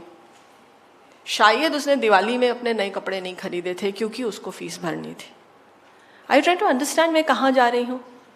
That's where the empathy with the parent lies. And question number 12, invisibility is the biggest pain to your nannies, to your ayas, to your cleaners. जब आप corridor में चल रहे हैं, आप एक बार को रुक करके, नमस्ते दीदी, ठीक है सब घर में? She is invisible. वो पोछा लगा रही होती है, आप कॉरिडोर के बाजू से निकल जाते हैं. वो सबसे ज़्यादा तकलीफ देता है कि मैम ने देखा भी नहीं. देखिए, आपके आसपास बहुत लोग हैं और आपका एक बार रुक करके ये पूछना सब ठीक, वो 15 दिन तक उसी पे जिंदा रहेंगे. नहीं, हमारी मैडम तो पूछते हैं, हमारी मैडम तो पूछते हैं. हम करते हैं क्या ऐसा? नहीं करते हैं तो करिए, इट्स ओके, कोई बात नहीं. हम सीखने ही आए हैं, आज हम यही सीख के जाते हैं. Correct? Small fixes will create big dignity for your helpers and they will feel cared for. And equity lens is equally important. So therefore, whenever they are part of your programs, acknowledge their presence. Thank them for what they have done for you. Can we have the next slide, please?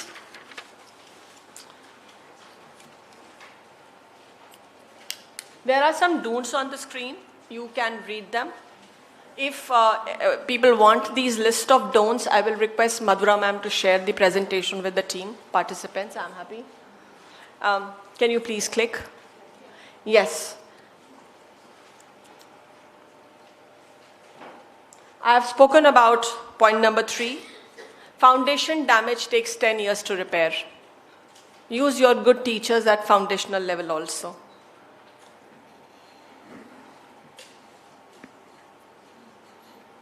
Next, please. All right. 6. Public correction and humiliation will ensure teachers will never risk innovation again. I have spoken about this as well. Don't break promises.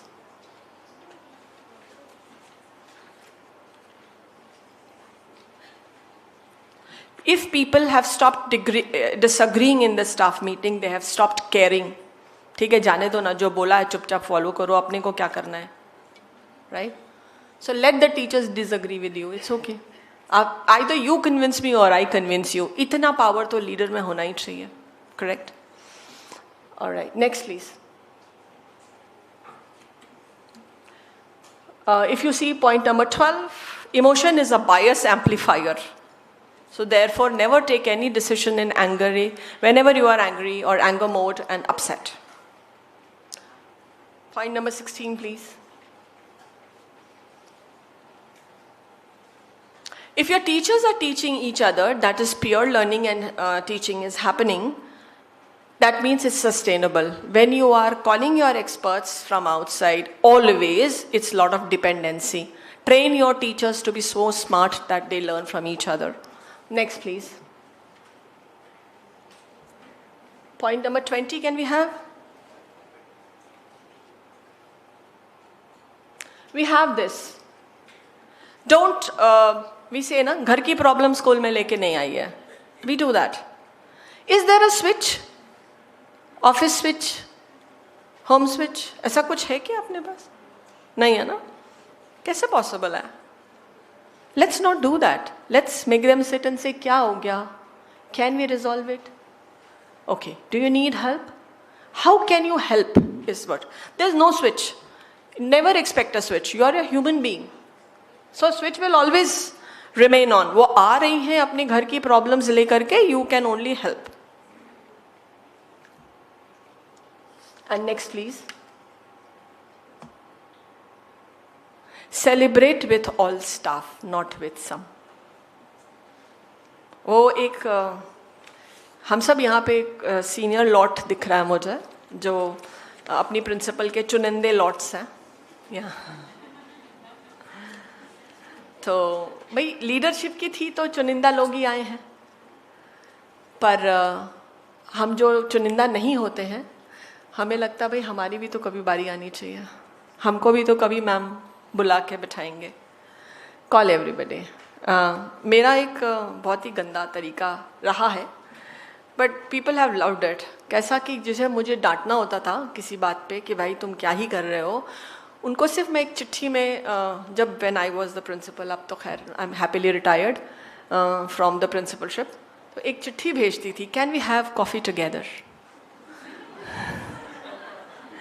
And the teacher would say, भाई साहब आज तो बारी आई, आज तो coffee के लिए बुलाया है.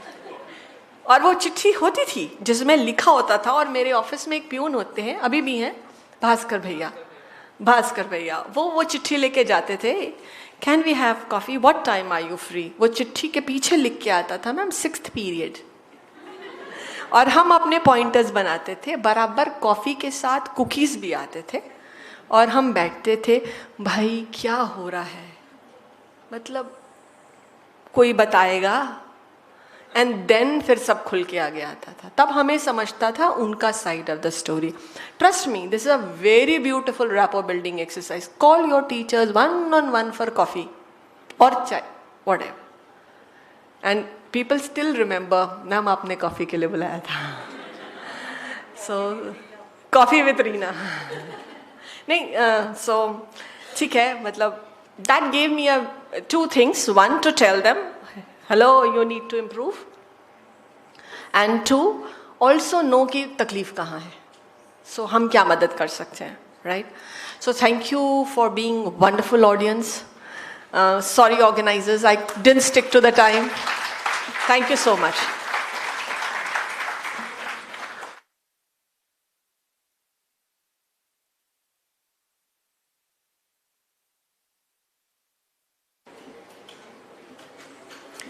Thank you so very much, ma'am, for the wonderful session. And trust me, time is no bar.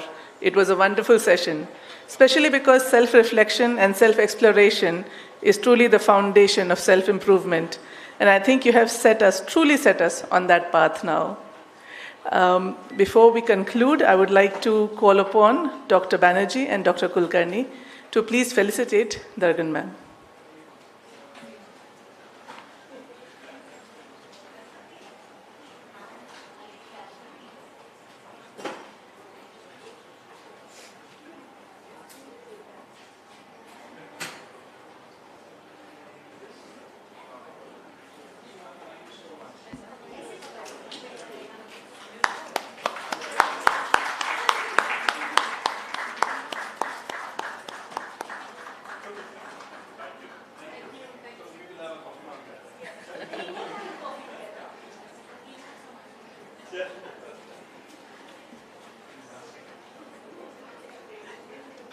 As we come to an end, I would now like to invite the co-convener of CHE 4.0, Dr. Madhura Kulkarni, to propose the vote of thanks.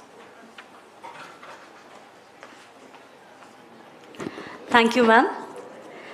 Before I propose the vote of thanks, I would like to share one thing with you. We have got the experts in AI, computational techniques, career guidance, and smart study approaches. You may contact us for any of such for students as well as teachers training.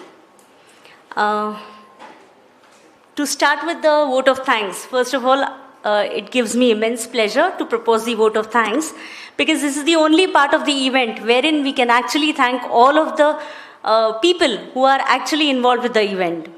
To start with, I would like to thank our management members for being the pillars of support for this initiative always since its inception.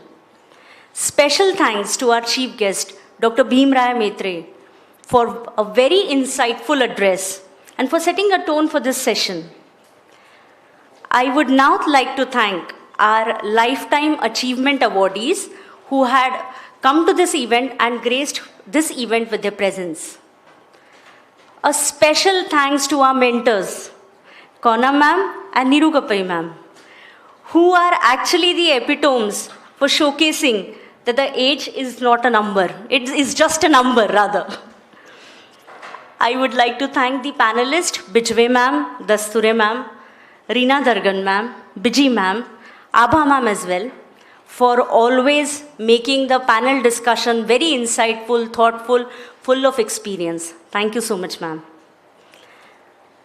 Coming to the team, the CHE team, I would like to start with Varat Pandey sir, Pranoti ma'am, then Aishwarya ma'am, Pallavi ma'am.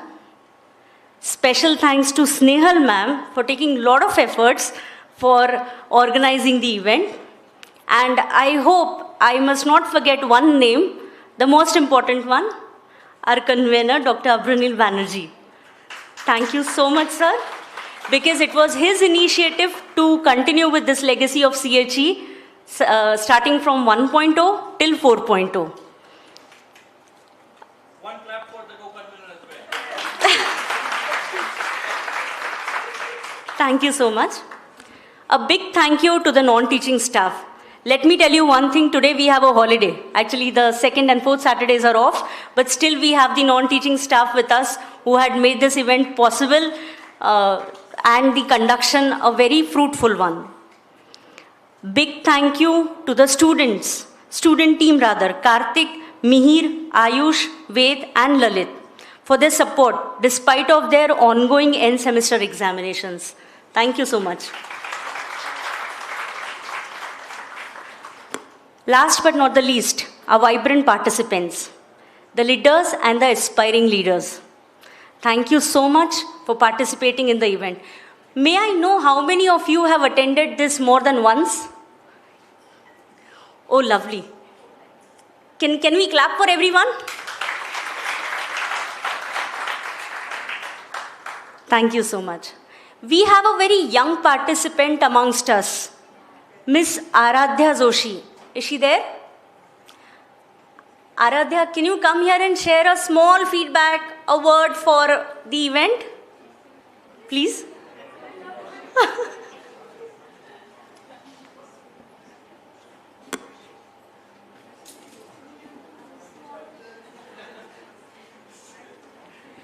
She's the youngest participant.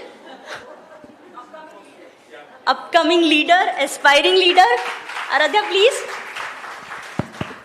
Is this height okay for you? Yes, ma'am. You introduce yourself. My name is Aradhya Joshi and I study in school St. Vincent Pallotti School. I am in 5th standard. I am in 5th standard. Can you tell us one thing about the workshop that you like? Leadership is all about we, not I. इसका मतलब एक अच्छा leader वो होता है जो सबके बारे में सोचता है, ना कि सिर्फ अपने बारे में.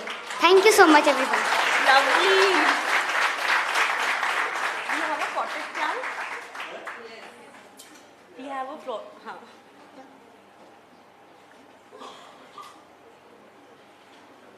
It was very nice. Thank you, ma'am.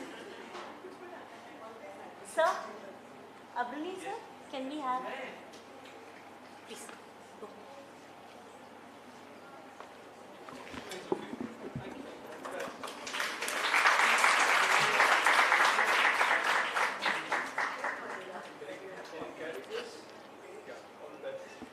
Thank you, Aradhya. The way Aradhya has explained, similarly, I would expect the same thing from you all. We have a mentor-mentee feedback. I'll explain. We have a QR code that is there on the screen. You just have to scan it. You need to write only one word which you liked about the CHE 4.0. Any one word. It may be food as well.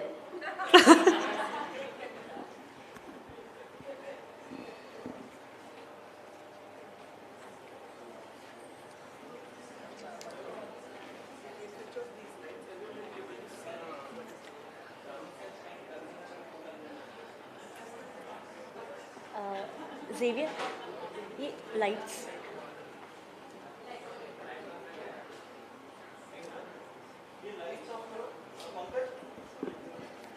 Acha, we are able to see the words which are being described by the participants on the screen.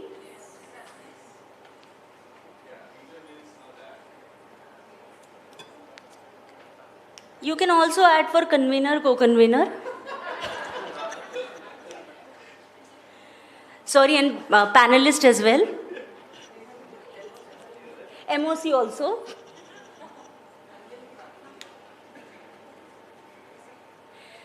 It is not allowed for the convener.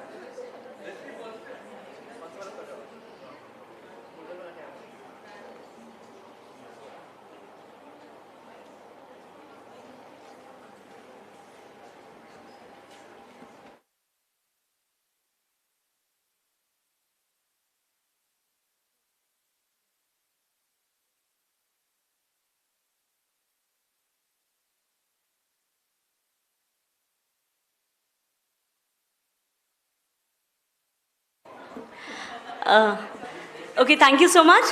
A formal feedback will be shared. The link will be shared in your group. So all are requested to fill that feedback as well. I request everyone to kindly rise for the national anthem.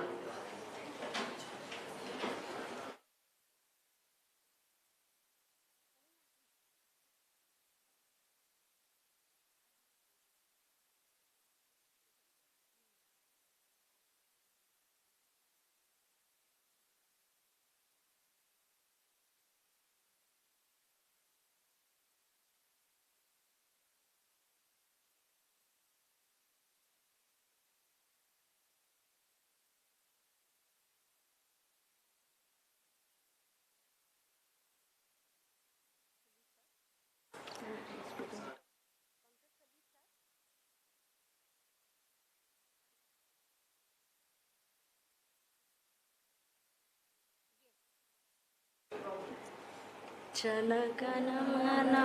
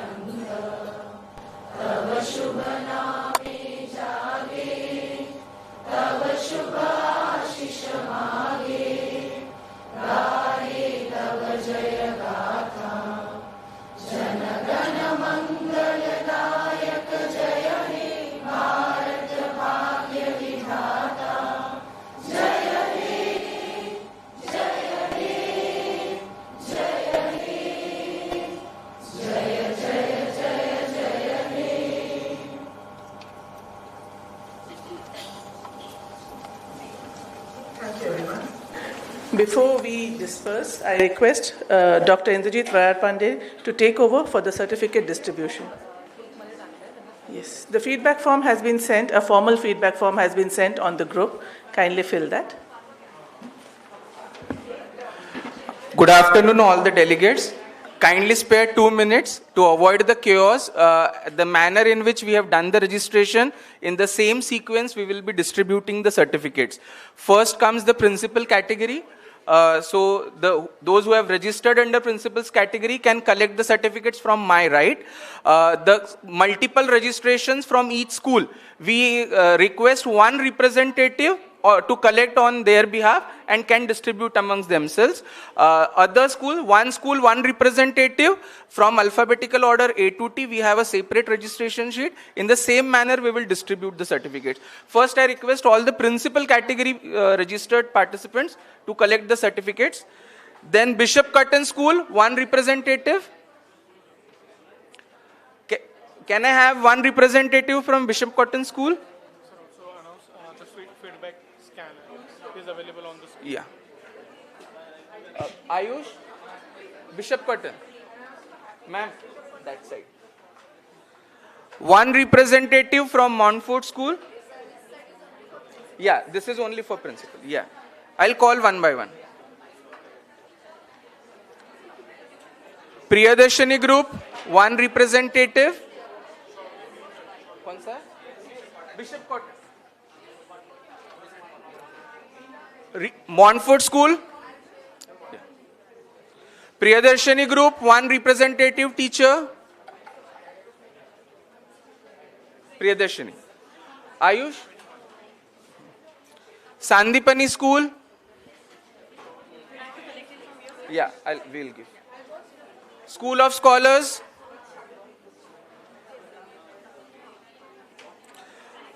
Missionary School, St. Claret, St. Francis, St. Ursula, St. Vincent Pallotti, St. Mary, Stella Maris.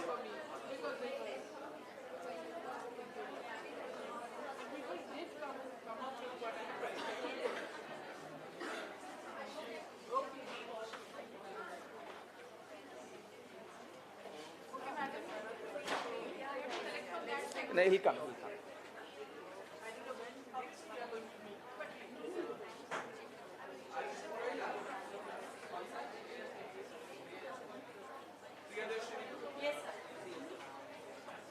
Any correction is there, please let us know immediately.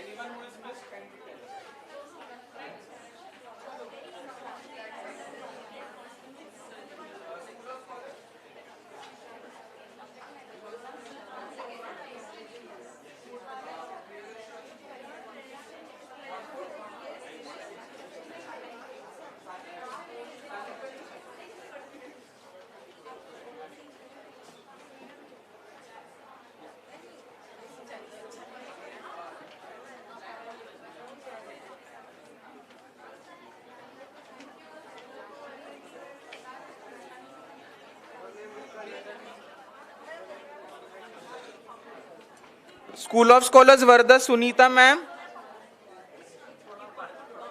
Mrs. Varsha, St. Ursula. Mrs. Jyotimani, St. Ursula. Mrs. Deepali, Sanskar Vidyasagar. Pratik, Sanskar Vidyasagar. हाँ वर्षा या Jyotimani also saint Ursula Dilima ma'am क्या नाम था Deepali and Prateek yes आर आई Ashwini Priyadarshini public school Sunita Phulkar school of scholars Wardha Purnima Kole SOS सत्रे layout Manisha Ashwini Asole संस्कार विद्यासागर सुनीता फुलकर अश्विनी असोले पल्लवी बुरे संस्कार विद्यासागर अवनी कोंडलवार प्रियंका कामले Sanskar Shubhangi Sanskar Vidyasagar Mrs Curly Bishop Cotton school Sanskar Vidyasagar Rupali Deepika Giri Jyoti Chaudhary Rupali again Deshmukh Prashant Patil Reliance Foundation Nisruddin Qari and Rinki Pandey Sanskar Vidyasagar Asha Suchita Jaju okay Priyadarshini Nagpur Prerna Chawla ma'am school of scholars Meena Chaudhary या okay okay school of scholars Hudkeshwar group या काइंडली चेक या Ashwini Mishra Mrs curly और के bishop Cotton school